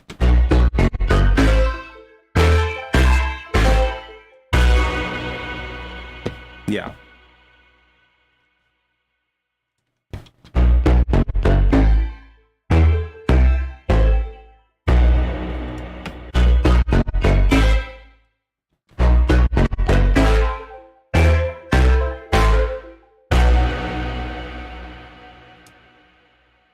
Yeah, don't like that.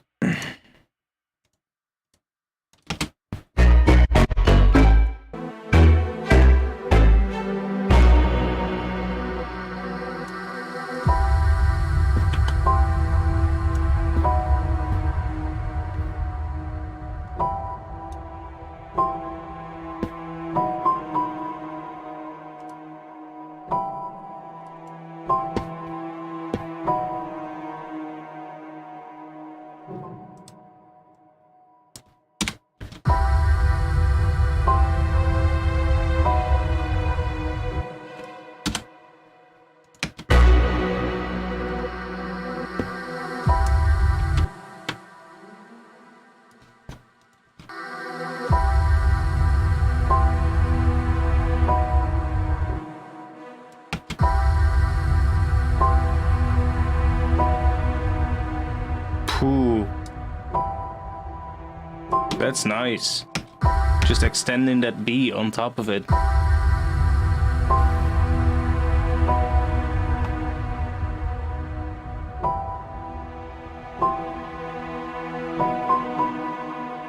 That's beautiful. Could even do a little C here.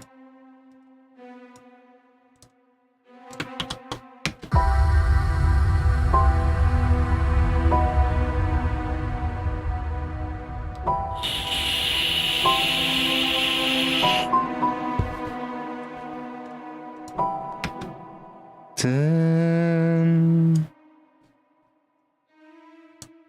dun, dun, dun, dun, dun, dun. Let's do a low. What is that gonna be? What if we do a C underneath this?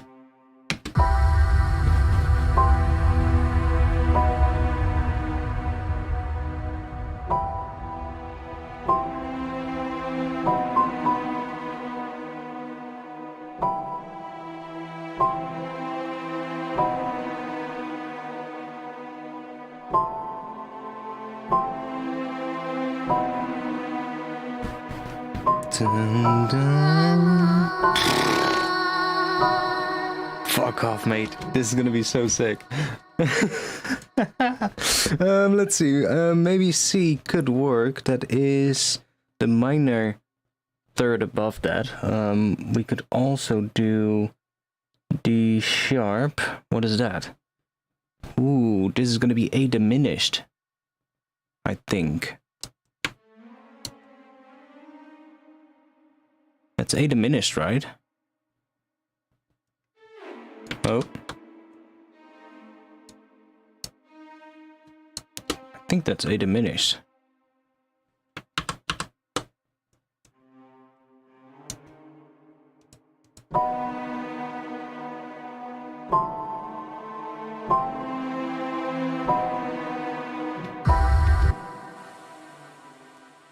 What if we do that one higher up?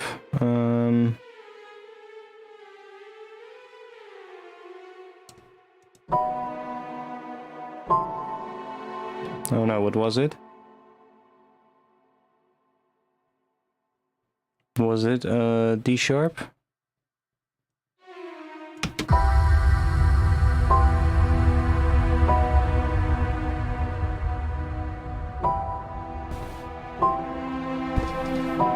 The piano's not good yet. The piano needs to be worked on.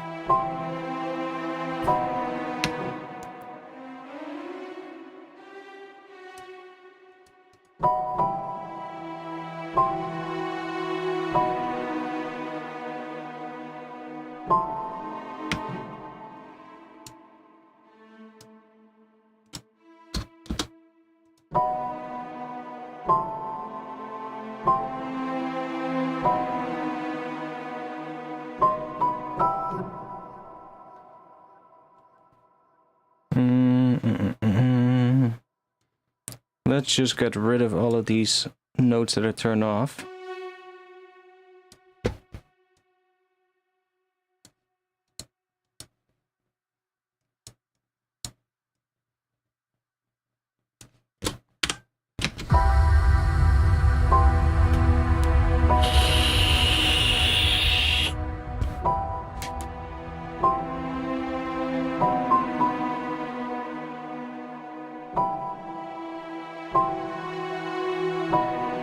That's nice.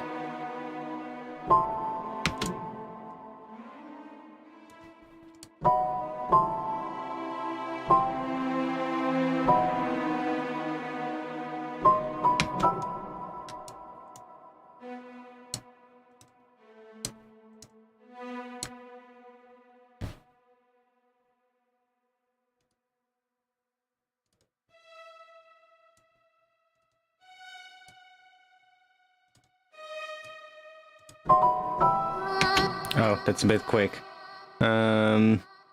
Times 2.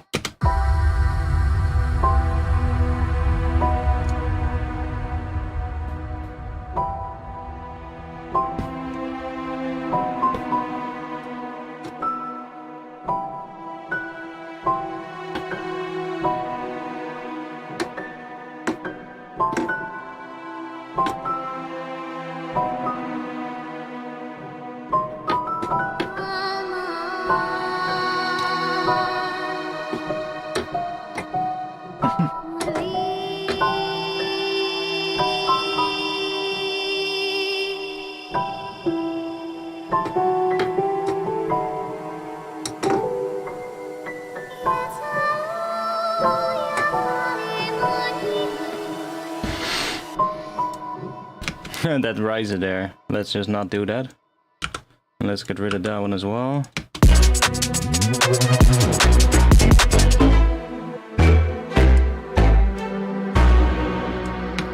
Like this section here, we need to do something to the bass, because the bass is a bit too much here. What if we just take it out?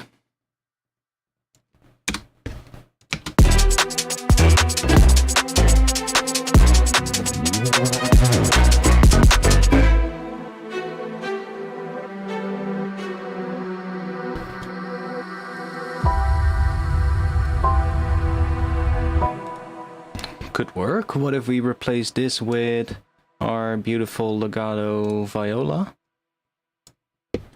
And we play these notes with that.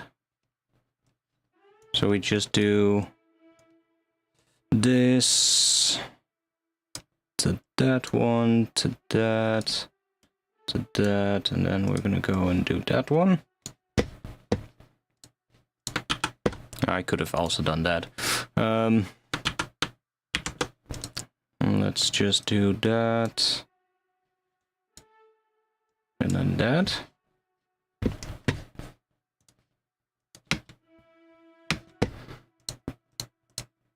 And then go into here and change the modulation here.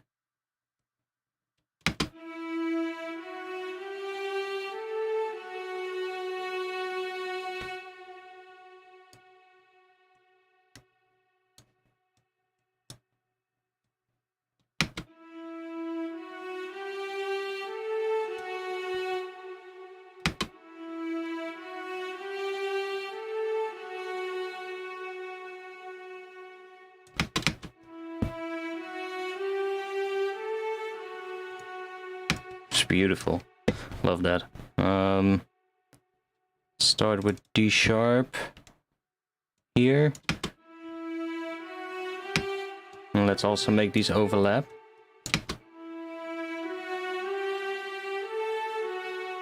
And then that one is probably gonna be ooh,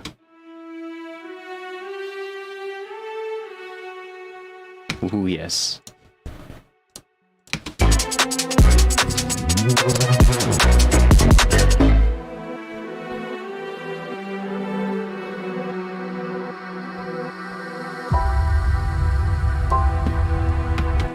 What if we duplicate that to the cellos as well?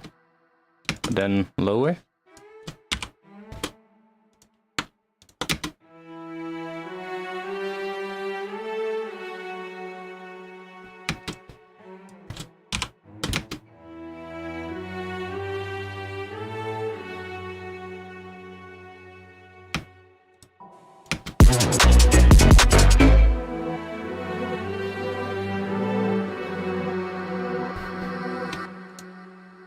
That one is also playing low notes though. A, E, or A, G to F sharp.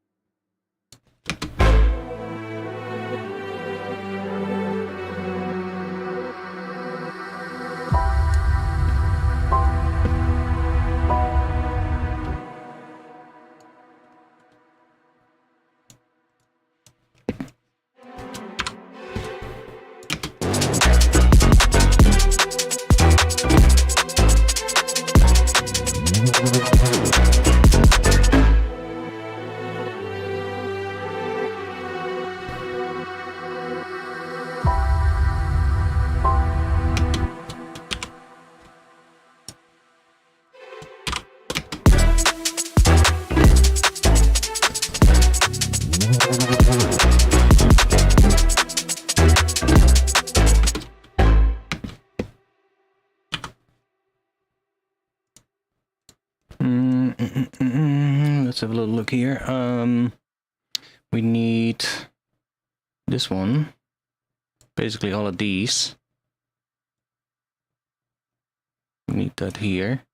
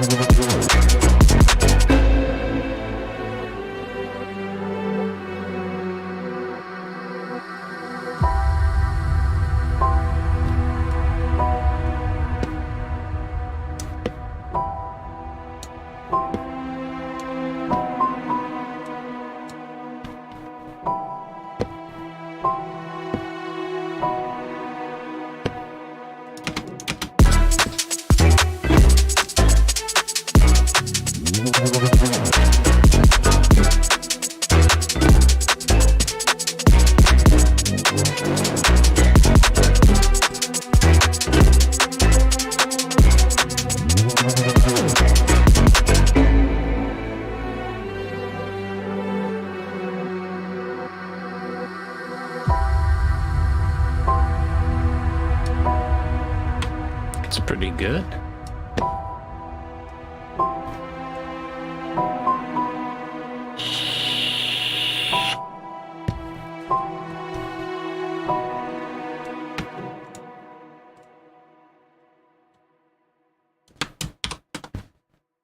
Let's just copy this section so we don't have to redo all the modulation. We can just do this and just do something like that.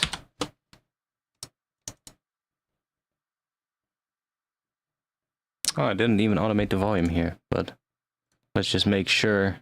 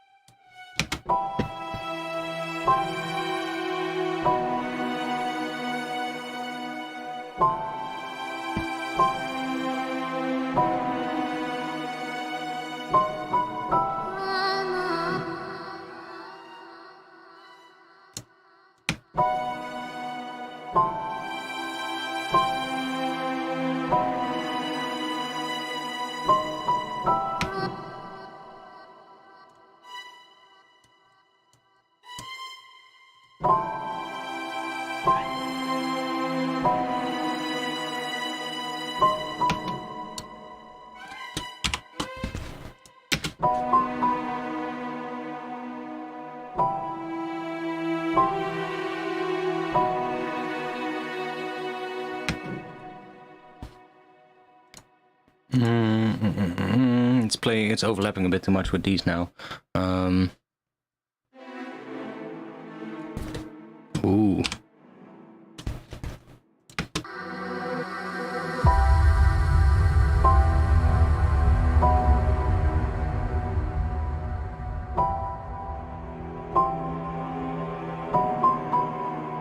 It's a bit too dark.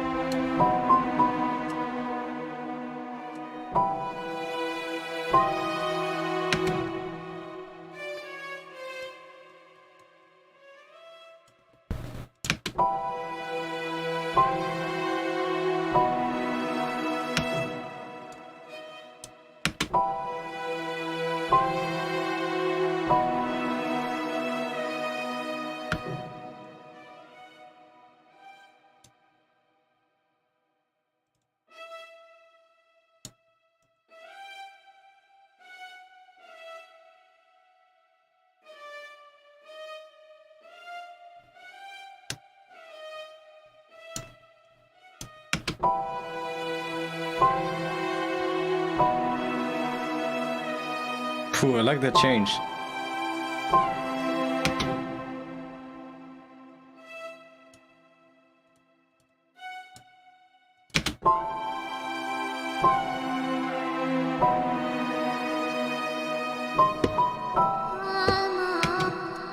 That vocal is so good.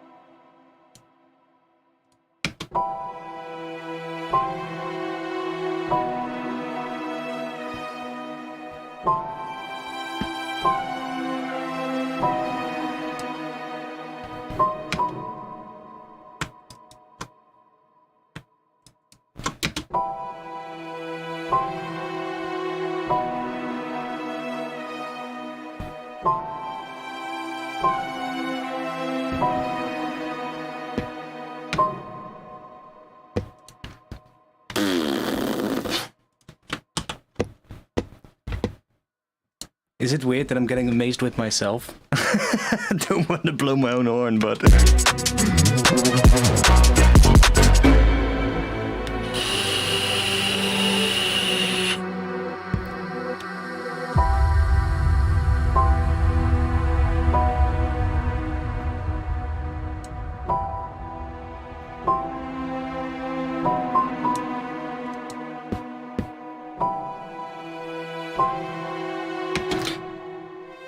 That one sounds a little weird here.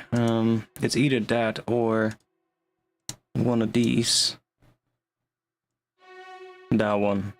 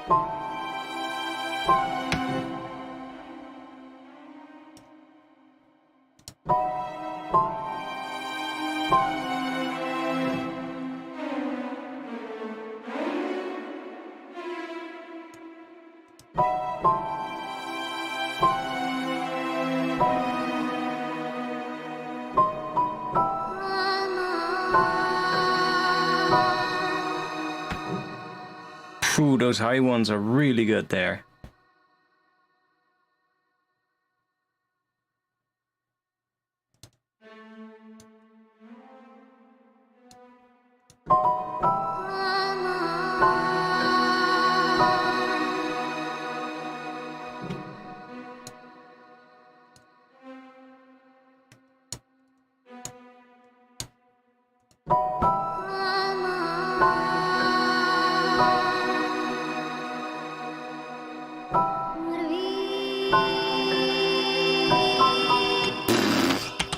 change to C here. What if we do that here as well?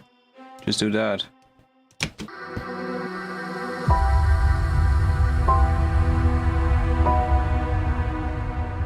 Oh, that's good.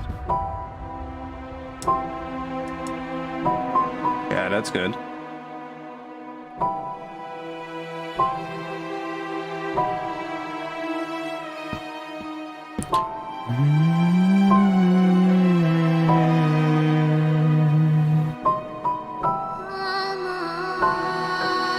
Yeah, that hits right in the feels.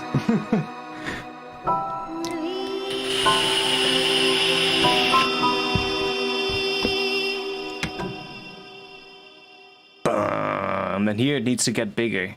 Like something big needs to come in here, right on that section.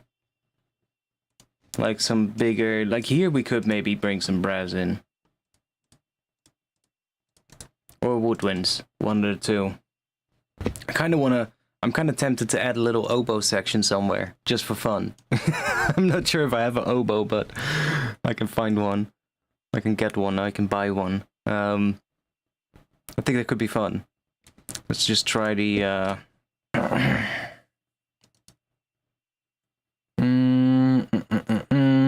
like some mid brass maybe?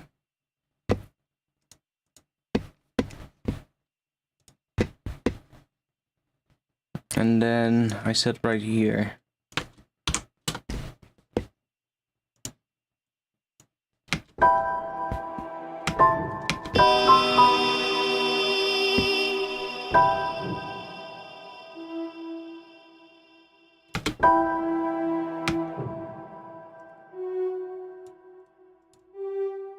Ooh.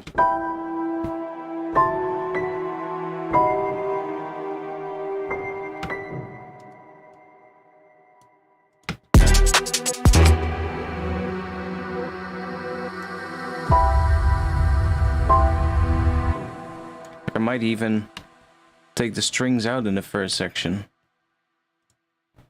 Right here.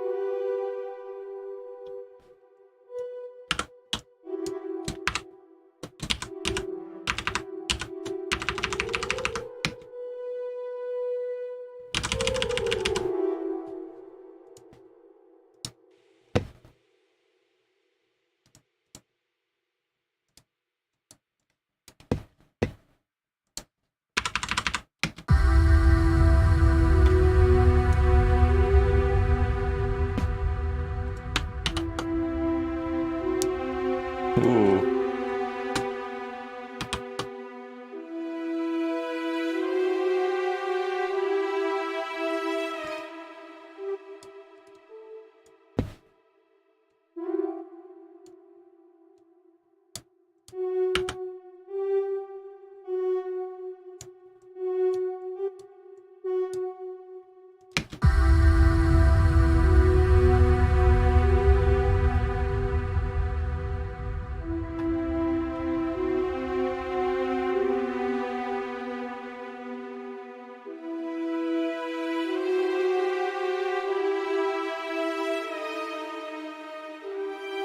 That's gonna be sick.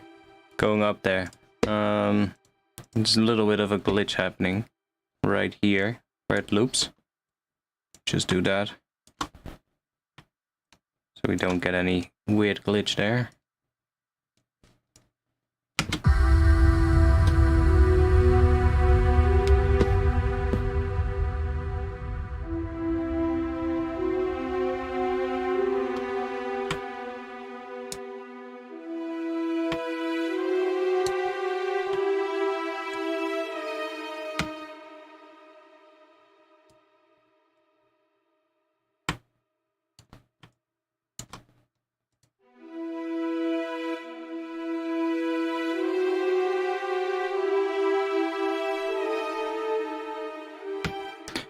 Dun.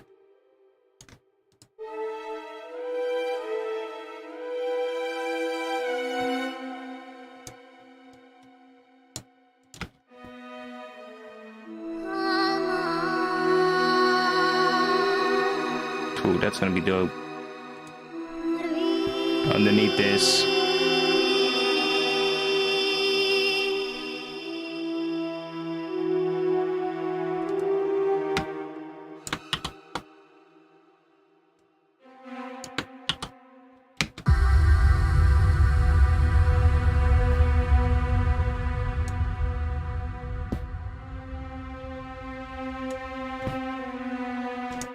I really need to work on the piano as well. Like right now it's just too static. It's too digital. We need to play with the velocities. We need to play with all the offsets here. Like if we just do something like that, it's already gonna sound so much better. And then do something like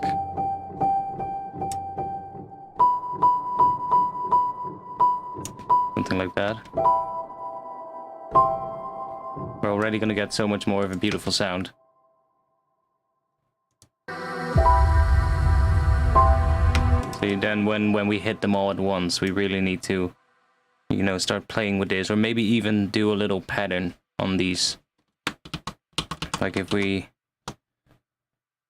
just, for now, chuck an arpeggiator on it, we can hear what that does.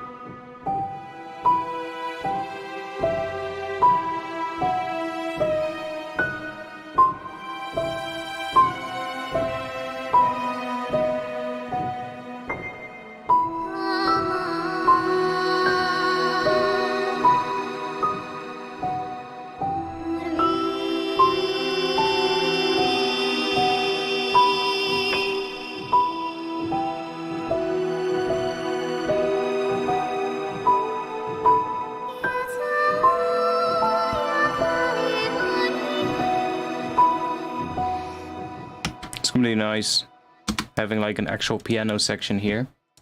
We're just gonna have like chords with like some extra things on top in the higher notes probably to get some kind of a shimmery kind of sound on that.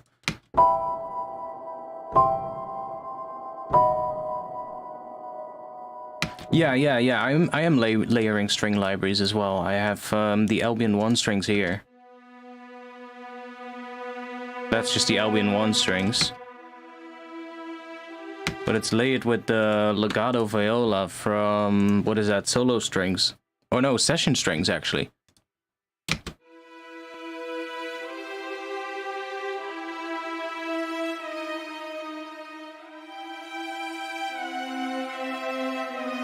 for like the longer portamento slides. I hear that Perez is coming in.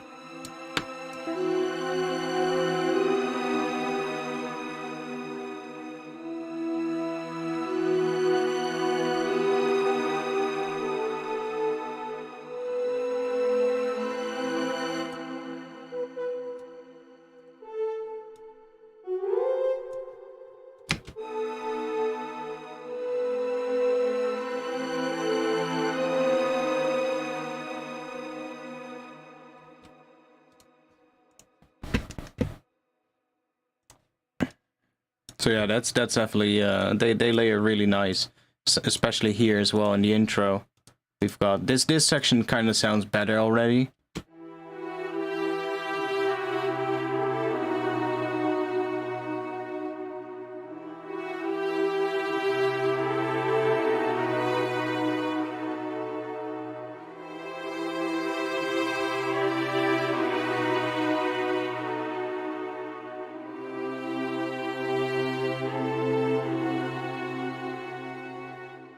That works pretty well there, especially when you have the bass underneath it, so that you get the full chord progression.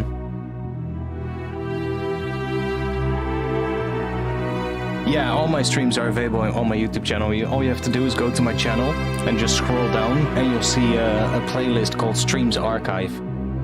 Because I unlist the streams from now on, so that they don't clutter up my channel. But you can just find them by going to my channel page and just finding that playlist there. Because it's all unlisted videos in one playlist, basically. So you can just find them there. But previously I had them all on public, but then when you go to my channel, to my YouTube channel, and you go to my uploads page, it's just live stream, nothing but live streams, and then every now and then in between there's like a tutorial video, and it looked really cluttered. Especially because the live streams always have the same thumbnail as well. So it's like, yeah, you know, I can be asked to make a new thumbnail for every live stream, to be honest. So I was like, how can I fix that? And then I saw, oh, if I just make them unlisted, they don't show up. And then just put them in a playlist so that everybody can just go to that playlist. And that way the channel looks so much cleaner. So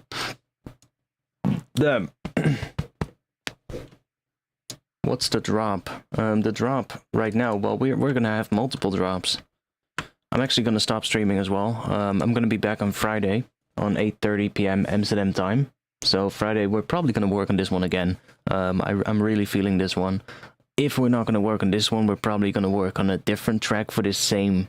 I guess it's gonna be an EP or something. So we're probably gonna work on one of the other tracks. If we're not going to work on this one, but I think we'll work on this one again.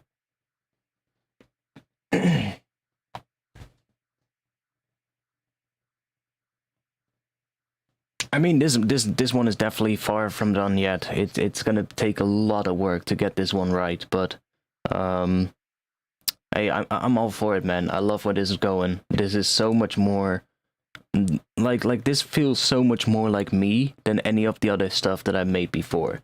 And that is something that matters a lot. Like, I'm having so much more fun writing this than writing any of the things that I made in like the last 2 years or something like that. Does this have a title? Not yet. Not yet. Right now the working title is Something Melancholic. That's how it started. The idea was to write something melancholic. I'm not sure if it sounds melancholic, but it sounds interesting for sure. That's just the working title for now. I don't know what the title's gonna be. We'll see. Anyways, thanks for watching. I'm gonna be back Friday, like I said. Join the Discord if you haven't yet. If you want to help support this channel, you know what? Let me play it after the outro. If you want to help support the channel, by the way, you can support me on Patreon. I'll drop the link to that in the chat right now. Or, if you want to help support, you can now also become a member of my YouTube channel. You can pledge $4.99 a month through YouTube, and then you can basically get access to a nice badge next to your name and use some emojis that I'm gonna set up. I hope that I can make the animated ones work. If so, then we're gonna have some really cool ones for during the stream. If not, then I'm not sure. Then we'll see which ones I'm gonna set up. But with that, you also get early access to my videos, and you will get a shout out in all the future tutorials, and you basically help out my channel and help me continue these things. So I am working on more videos, so I'm gonna be doing a bunch more tutorials soon, and if you have any ideas about that, then let me know on Discord, or leave a comment on one of my videos, or send me a message on Twitter at ArtifactsDNB. Yeah, I had a lot of fun again tonight. Even though we didn't really do a lot of drop stuff today, we really did a lot of work on the intro, and that vocal is... I thought I was going to do something different. I thought I was going to use a contact library to make a vocal line, but honestly, this one just works really good. So I think we found the vocal, honestly. At first I thought I was going to need a vocalist to record something, but this one actually works so good that we might as well use it. I mean, it's already different from the original sample because I pitched it different. I pitched it up to a different key, so it's a different key than the original sample, and I also did some Melodyne on it, of course. So it's already getting quite different from what it was. So I guess I'll just use it. I kind of like how it sounds. So yeah. Well, that's gonna be it. I'll play this during the end of the stream, and I'll see you guys again on Friday, I hope. So if you have some time Friday, then come join. We actually need a little extra bit here. What is it? Well, I'll figure that out later. You guys will hear that without that extra vocal there. That was it. I'll see you guys again soon. Peace.